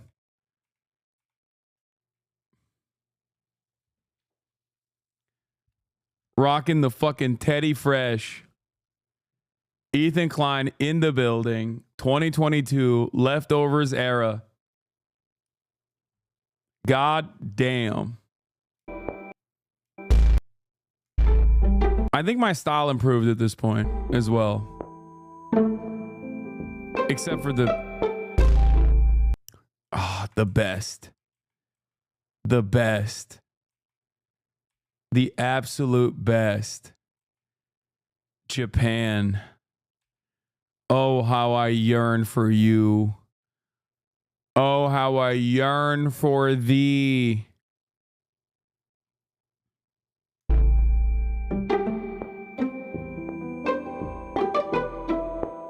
I lost these glasses. Not these. Not these.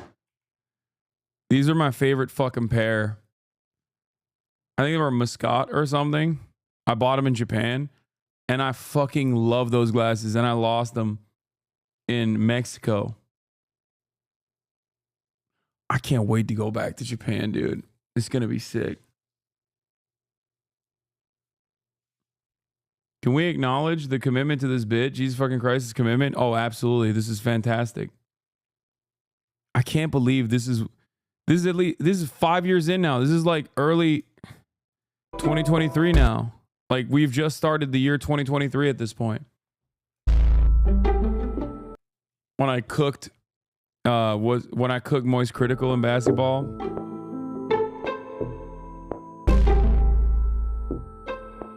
Kaya, FD Signifier, Japan, Part 2. And then back to Japan, baby. Also banger after banger. Otter Cafe. Oh. I can't wait. I can't wait.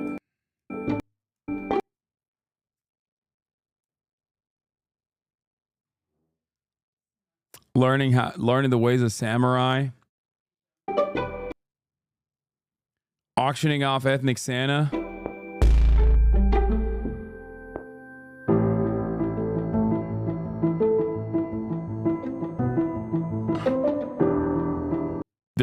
That's when I lost the glasses. Mexico filter.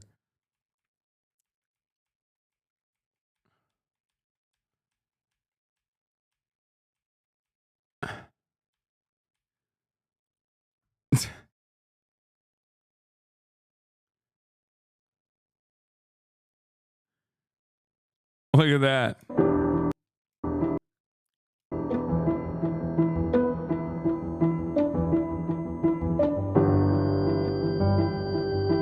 I've noticed that I don't wear as many hats anymore because I just get a haircut more frequently. I decided it's probably better.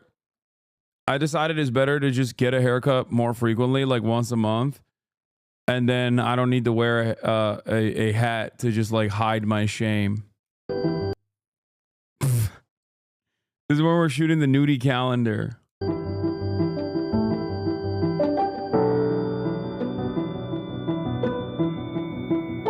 Yeah, I've noticed that. Like, look, 2023 onward, especially post October 7, way less collabs. Like, way less. Damn, that was a fit. That's the only Teddy Fresh shit that I actually really liked wearing.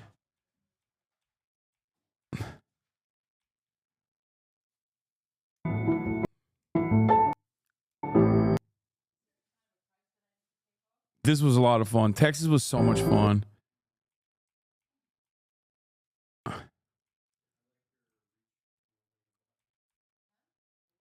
had a great time. So you finally admit Moses is hideous? I'm not saying anything.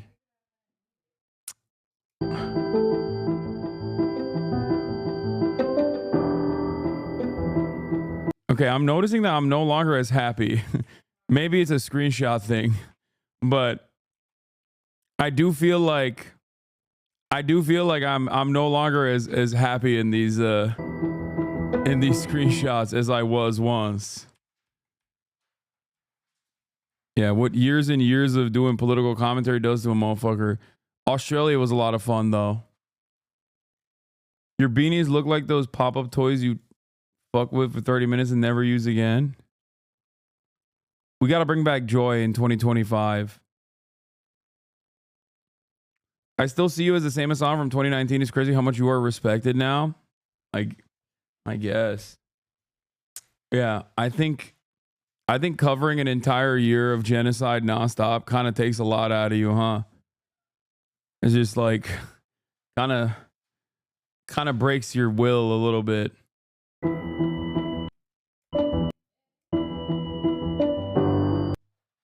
Ooh, that was a good collab though. Is that Giannis Varoufakis?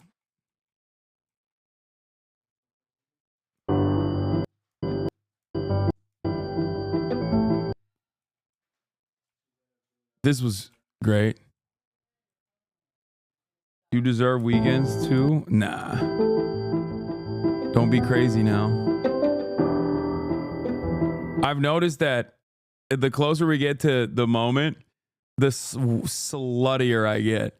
Significantly sluttier. Way less sleeves. Way more sleeveless shirts. I know it's in the middle of the summer, but goddamn. And the older you look, I don't think I look much older than I did here. Like, I definitely am older. Oh, God. Oh, ew. But I don't think I look significantly older. And that's in like 2019, dude. This is 2018.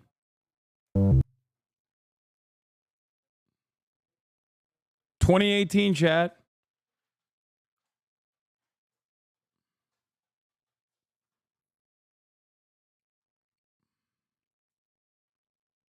Yeah, money preserves youth.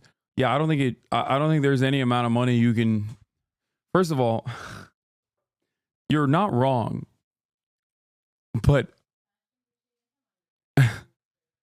what do you think I'm spending money on that has preserved my youth? Like, do you think I've been getting like plastic surgery done? Do you think I have an esthetician or something? Do you think I spend money on adrenochrome? You're not wrong. You're not wrong at all. I agree with you. But like, people say personal trainer, except I was in better shape back here and I did not have that. Good food, exercise, good hygiene products. You are literally talking to a person who eats the same food every single day, virtually since 2018. You're talking to someone who eats the same food every day since 2018. You're talking to someone who literally has been taking finasteride since he was broke. Okay? You're talking to someone who hasn't done anything remotely different other than like washing his face. Not with body wash, but with face wash.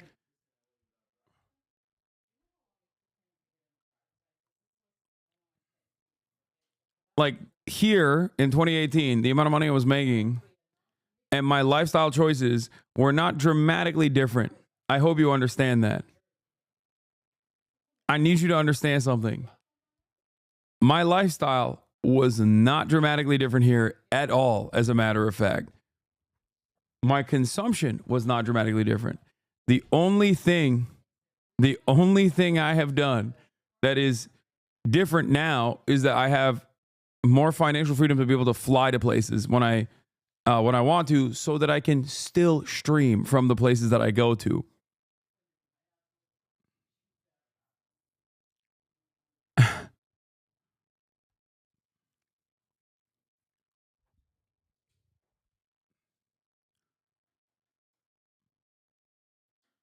That's it. Think about that. Actually think about that for a second.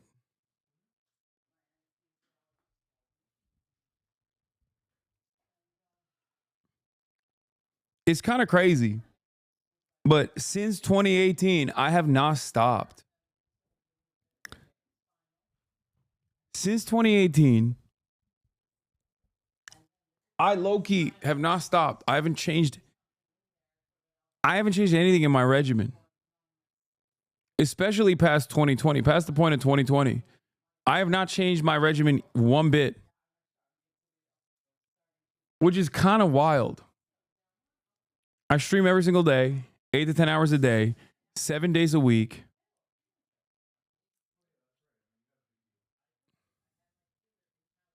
What the fuck? It was a joke, brother. I love you. Wait, what? No, I'm not like complaining or anything. I'm just looking back in time. And it is kind of crazy. Like I have virtually done the exact same thing since 2018. Back then I had 2 jobs, which definitely was way worse for me.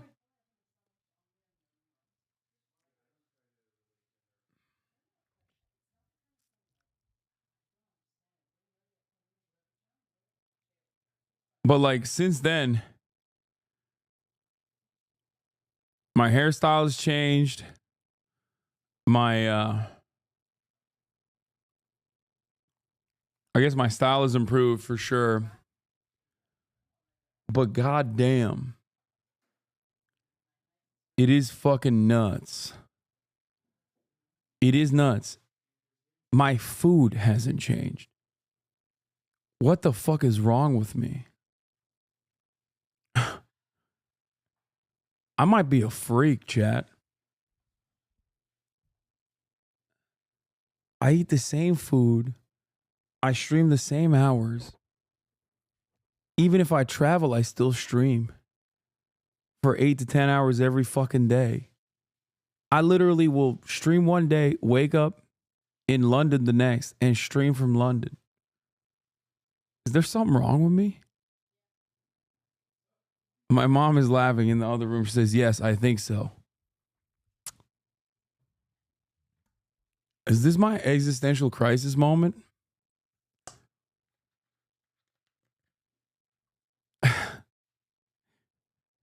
Virtually every single day for the past 6 years, I've eaten the same food at the same time. 7 days a fucking week. As I'm in the process of streaming at a minimum 8 hours a week.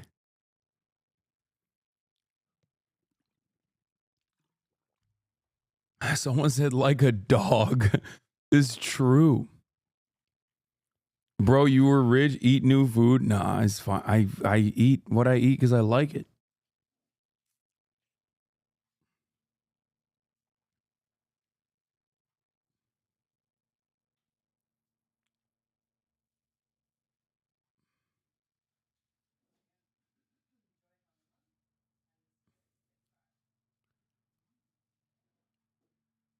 It's kind of crazy.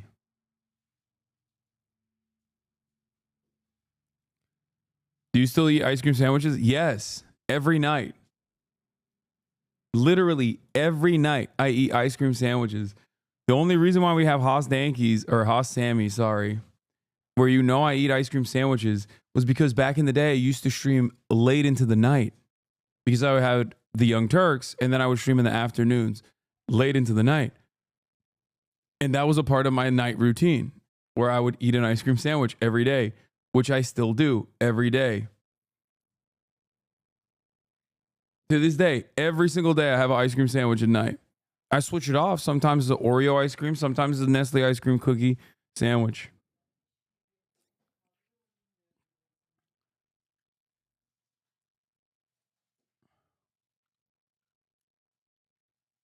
It's crazy. Interesting, with this kind of disposition, if streaming did not exist, what would you be doing to be able to live this lifestyle? I don't know. I mean, I probably would be a very different person. I probably would be much less happier. I would not be as happy. Probably be stuck at TYT.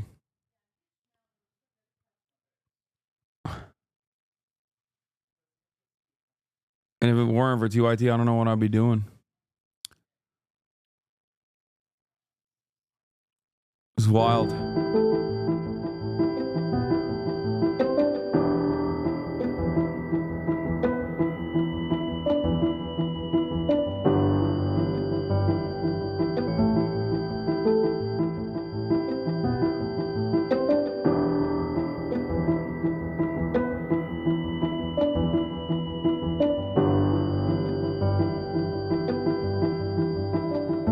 I can't believe I went to the DNC, man. That's crazy.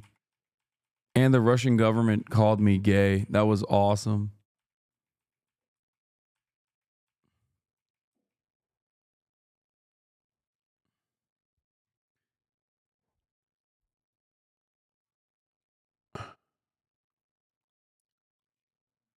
Remember the time you game with e-girls, dog? I do. That shit was fire. Do you still think you'd stream on the side if you had a retail job or something? No, probably not.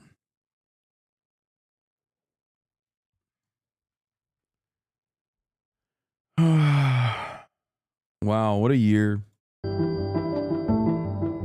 Yeah, like I said, the only thing I've noticed is that, like, one, Kai has gotten bigger. Two, my style has gotten better, significantly better. That is money, for sure. That's money, and also being able to lose weight. Losing weight allowed me to fit into clothes that I wanted to wear and fit better into the clothes that I currently owned. And money definitely plays a big role in that. And it's not because, like, I hired a stylist or some shit. I didn't. But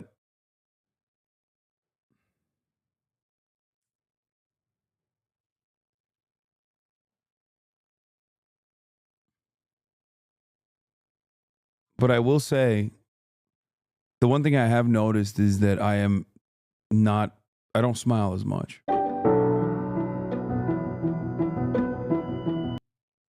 Nick here was amazing. And I don't have as many fun collabs, for sure.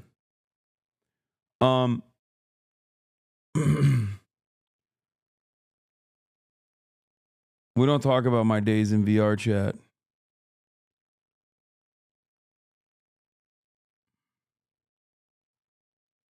Someone in the chat said, out of the last 1,446 days, I've only missed 38 days or 36 days total.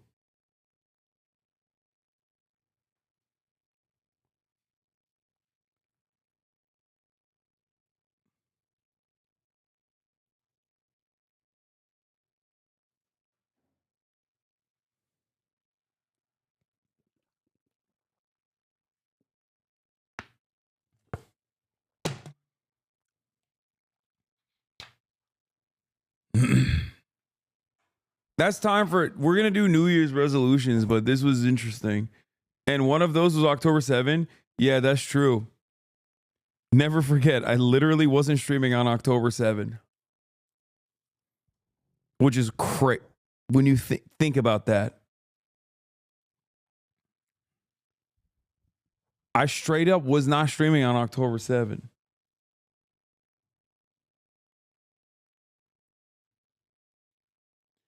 What do you think has fucked up your psyche more? COVID or the genocide? Ooh, that's a tough one. I don't know. Probably the genocide. Because even during COVID, there was still like moments. Early COVID was really bad. End of COVID was bad too, but it was like definitely a lot more manageable.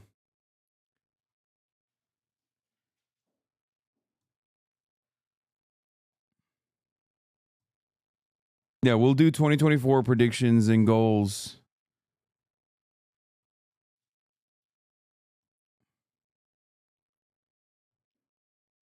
$2.8 million, 2024 charity, $3 million.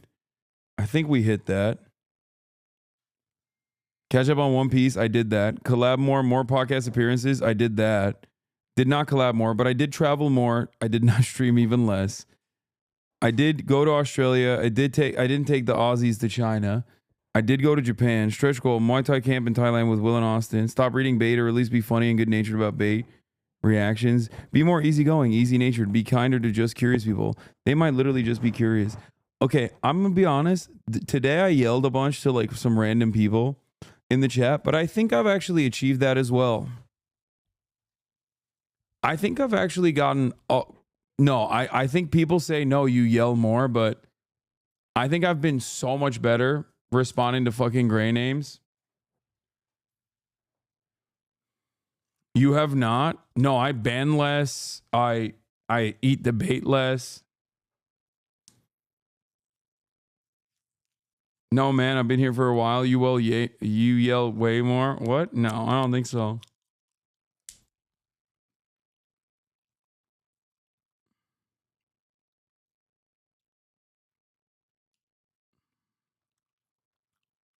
I think I've gotten much nicer.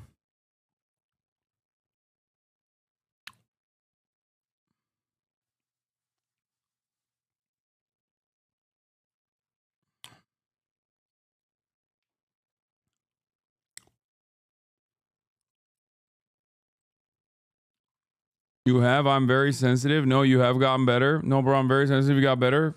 I tune in more. I think that chatter is testing me to see if I'll yell at them, but I'm not going to.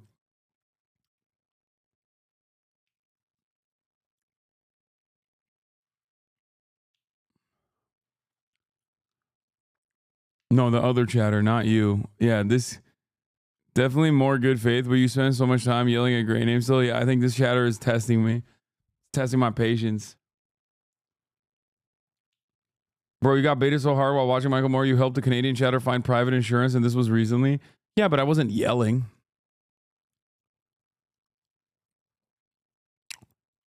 Hire chef, 16% body fat by end of year. Did not hire a chef, and I did reach this. What do you mean? I literally reached this. I have dunked. I have not learned to do a handstand, and I have not learned how to dance on stream.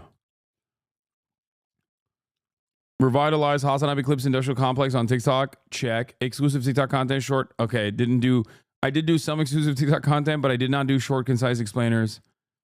More community content. Meme review. Okay. Definitely didn't do community content. Definitely didn't do meme review. Definitely didn't do frequent chat advice. Definitely didn't do PO box. Okay. I failed on every standard for community content. Fit checks, dating profile reviews, chatter setup reviews, Q&A. Didn't do any of that. Did rearrange the streaming room and make the setup better. New sub badges. Well, that's not on my end. It's been a crazy election year, and that's why.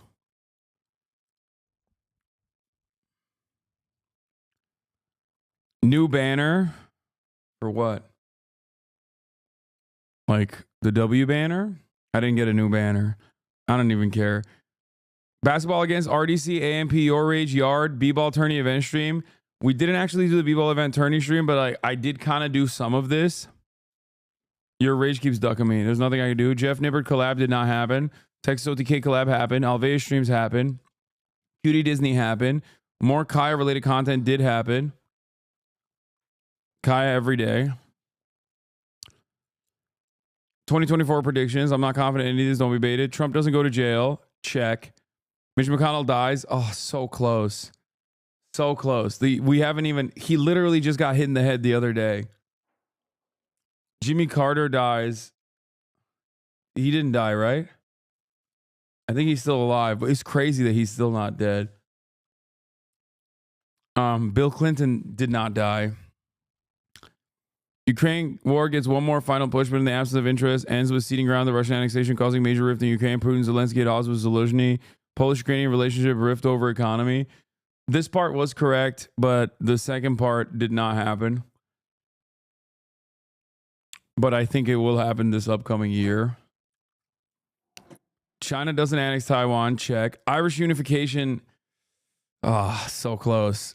A lot of these predictions are like right there. Right there. There's still time. Waiting for these people to die. Okay, dude, you have to calm down. Like, we're talking about like 700-year-old people. Like, come on. U.S. economy did reach a soft landing. Major Cybertruck recall did happen. COVID shutdown nostalgia. I still think this is a real thing.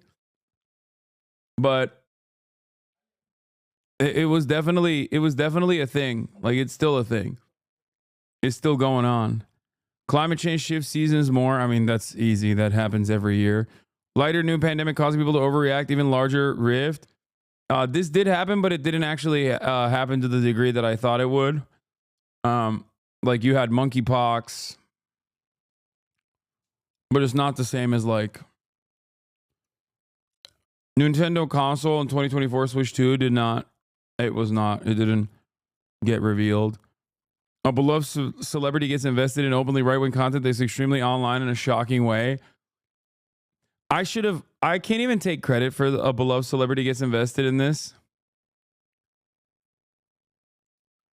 Because I should have said every celebrity will get invested in openly right-wing content that's extremely online in a shocking way.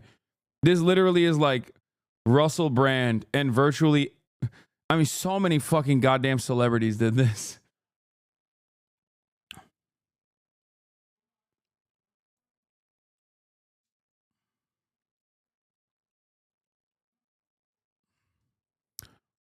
We find out Kevin McCarthy does indeed fuck, like, for real, for sure. Eric Adams' polyamory arc is revealed alongside his criminal case because he was using one of his concubines for his crimes. That's a half point on that one.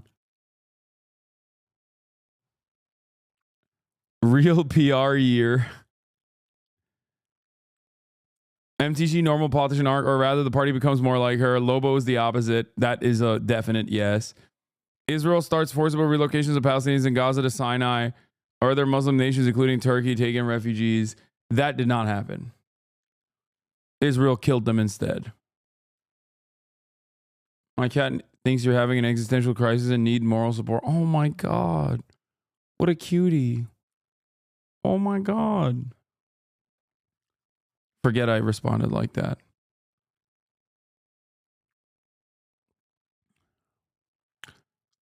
But yeah, as far as PR year goes, it did happen. Curseless, real PR year. Real PR year did happen. I was at the DNC, man. I was at the fucking DNC.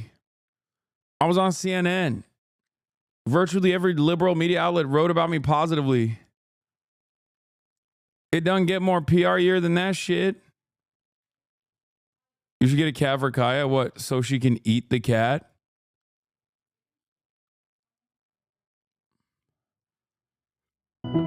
Let's finish this video. 4 years. 1,461 days. 1,506 thumbnails. 2,200 260 videos, 50 guidelines strikes over under. That's crazy. HasanAbi VOD's archive. Put this video out. Wait, why haven't they been uploading VODs? Maybe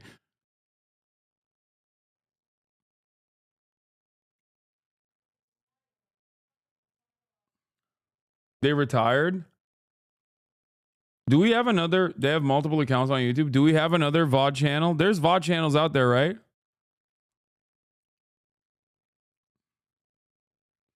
They have 3 channels. They have it on another channel. They have like 4. Okay, good.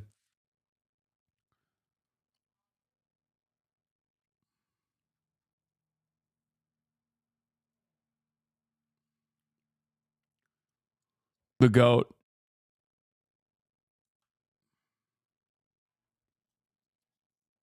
No, there's definitely a bunch of... This is the main VOD channel? Okay, good one, dude. This bro, look at this. This is the main VOD channel. It might as well be. Look at this. 2 hours ago, Ethan Klein and the rise of liberal Islamophobia. The Lubbock situation is awful. Charlie leaks his Twitch versus YouTube revenue. Hasan reacts. This man does not stop, bro. Hasan loses to Candace Owens. 6 hours ago, 19,000 views. Americans are freaking out over drones flying over New Jersey. This is the current one. HasanAbi VOD 3. Nice. His bitch ass CPM is probably... Yeah, you're right. His bitch ass CPM is probably higher than mine. You're right. You're not even wrong.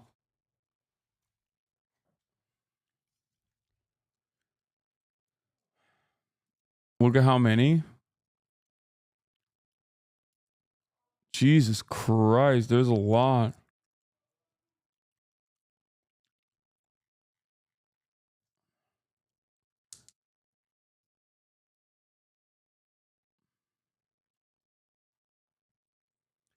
HasanAbi industrial complex got monetarily boomed for a hot minute, to be fair.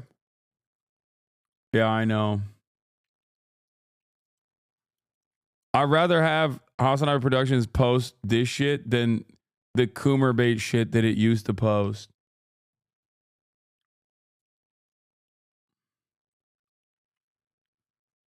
%65% straight, 44% white, 83% male, 100% Coomer.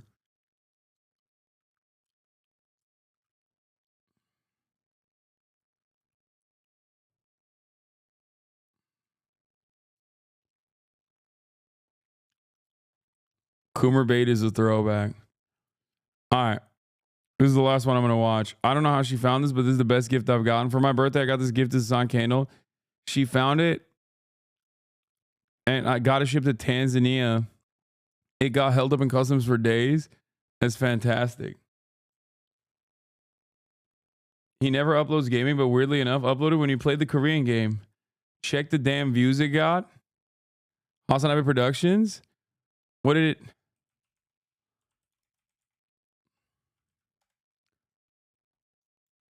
The Goon Platoon champion, dude. Oh no, is this gonna piss me off?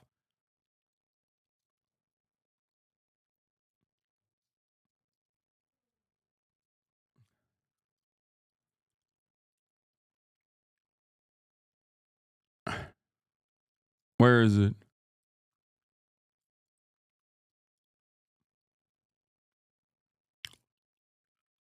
Hasan debates his Uncle Jang on election. Response to ordinary gamers. Those ones banged.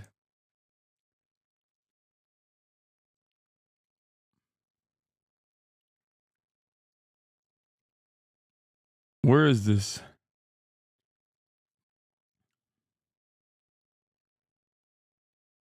When did I play the fucking Goon game? I passed it?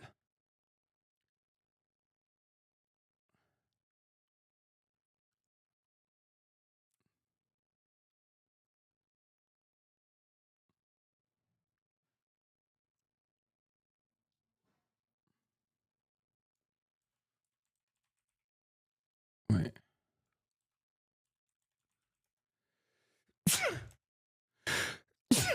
Hasan goes on a virtual date, 94,000 views.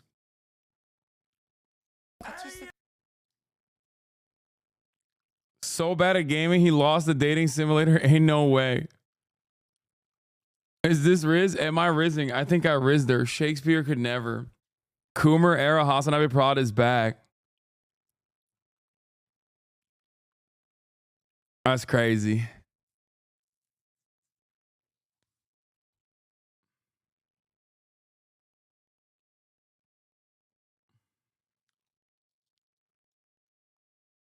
That did better than the fucking gaming channel. Oh my God. The gaming channel's views are pretty good too, though. God damn. HasanAbi Gaming, rise up. I gotta do more gaming. This is peak video gaming. 38K views. You won't last 30 seconds playing this video game. Damn. Gaming editing team is going crazy with the... You know what? It's not bad. It's not bad that the... It's probably better... It's probably better to post them as like one big video rather than like clipped out in different...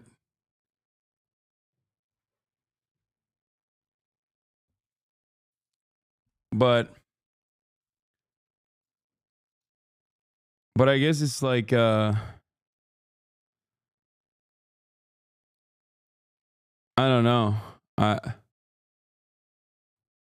If we have access to the YouTube gaming channel, you can go live and Twitch, and then if you play, I don't have access to the YouTube gaming channel. I don't even know who does. Actually, like I don't know who controls the HasanAbi gaming channel. It's technically under the official banner. I have no idea. Oh, you guys do? You guys get revenue for it? I mean, I want you to get revenue for it. Do you get the revenue for it? Is it even monetizable? You joking, right? No, dude. Oh, hell yeah. Perfect. Great. I wonder if there's a way I can get access to it or stream to it when I play video games. That could be good.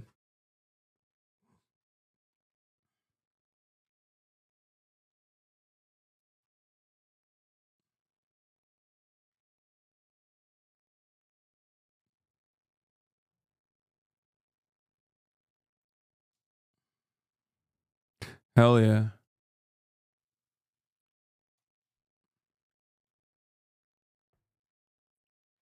All right.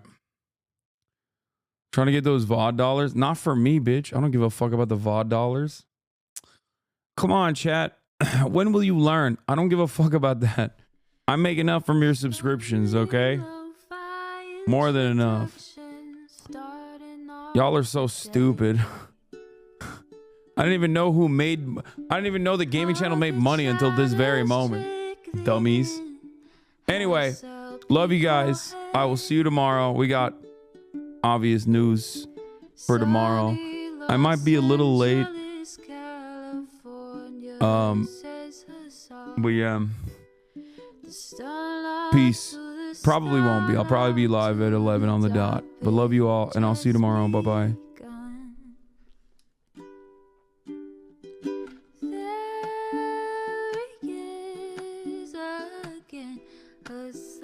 Streaming, Hasan is streaming. There he is again. Hasan is streaming. Hasan is streaming. Review in the P.O. box. Uncle Uger's face. Sat in Discord at your prop. Great names take embrace. Tiny Bernie Sanders, LGBTQ Air Force. The whole left at your fingertips. Ane at your door. H3 crowded up, the young Turk York's online show. 3 full fucking years of this, plenty more to go. 90-day fiance talks of champagne bourgeoisie. A Trump rally live reaction, a mass riot at DC. There he is again, Hasan is streaming. Hasan is streaming. There he is again, Hasan is streaming. Hasan is streaming. Reading a live stream, fair comments, Austin show chat advice, and all the ways the right-wing pipeline can suck you in online. JCS REACTLORD, frame gets broken, cover blown. A full-blown mass pandemic, monster streaming at your home. Total radicalization coming out to find. The system you were taught to trust in was broken the whole time. All these daily streams, whether big or whether small, have helped me and so many find the meaning through it all. There he is again, Hasan is streaming. Hasan is streaming. There he is again, Hasan is streaming. Hasan is streaming.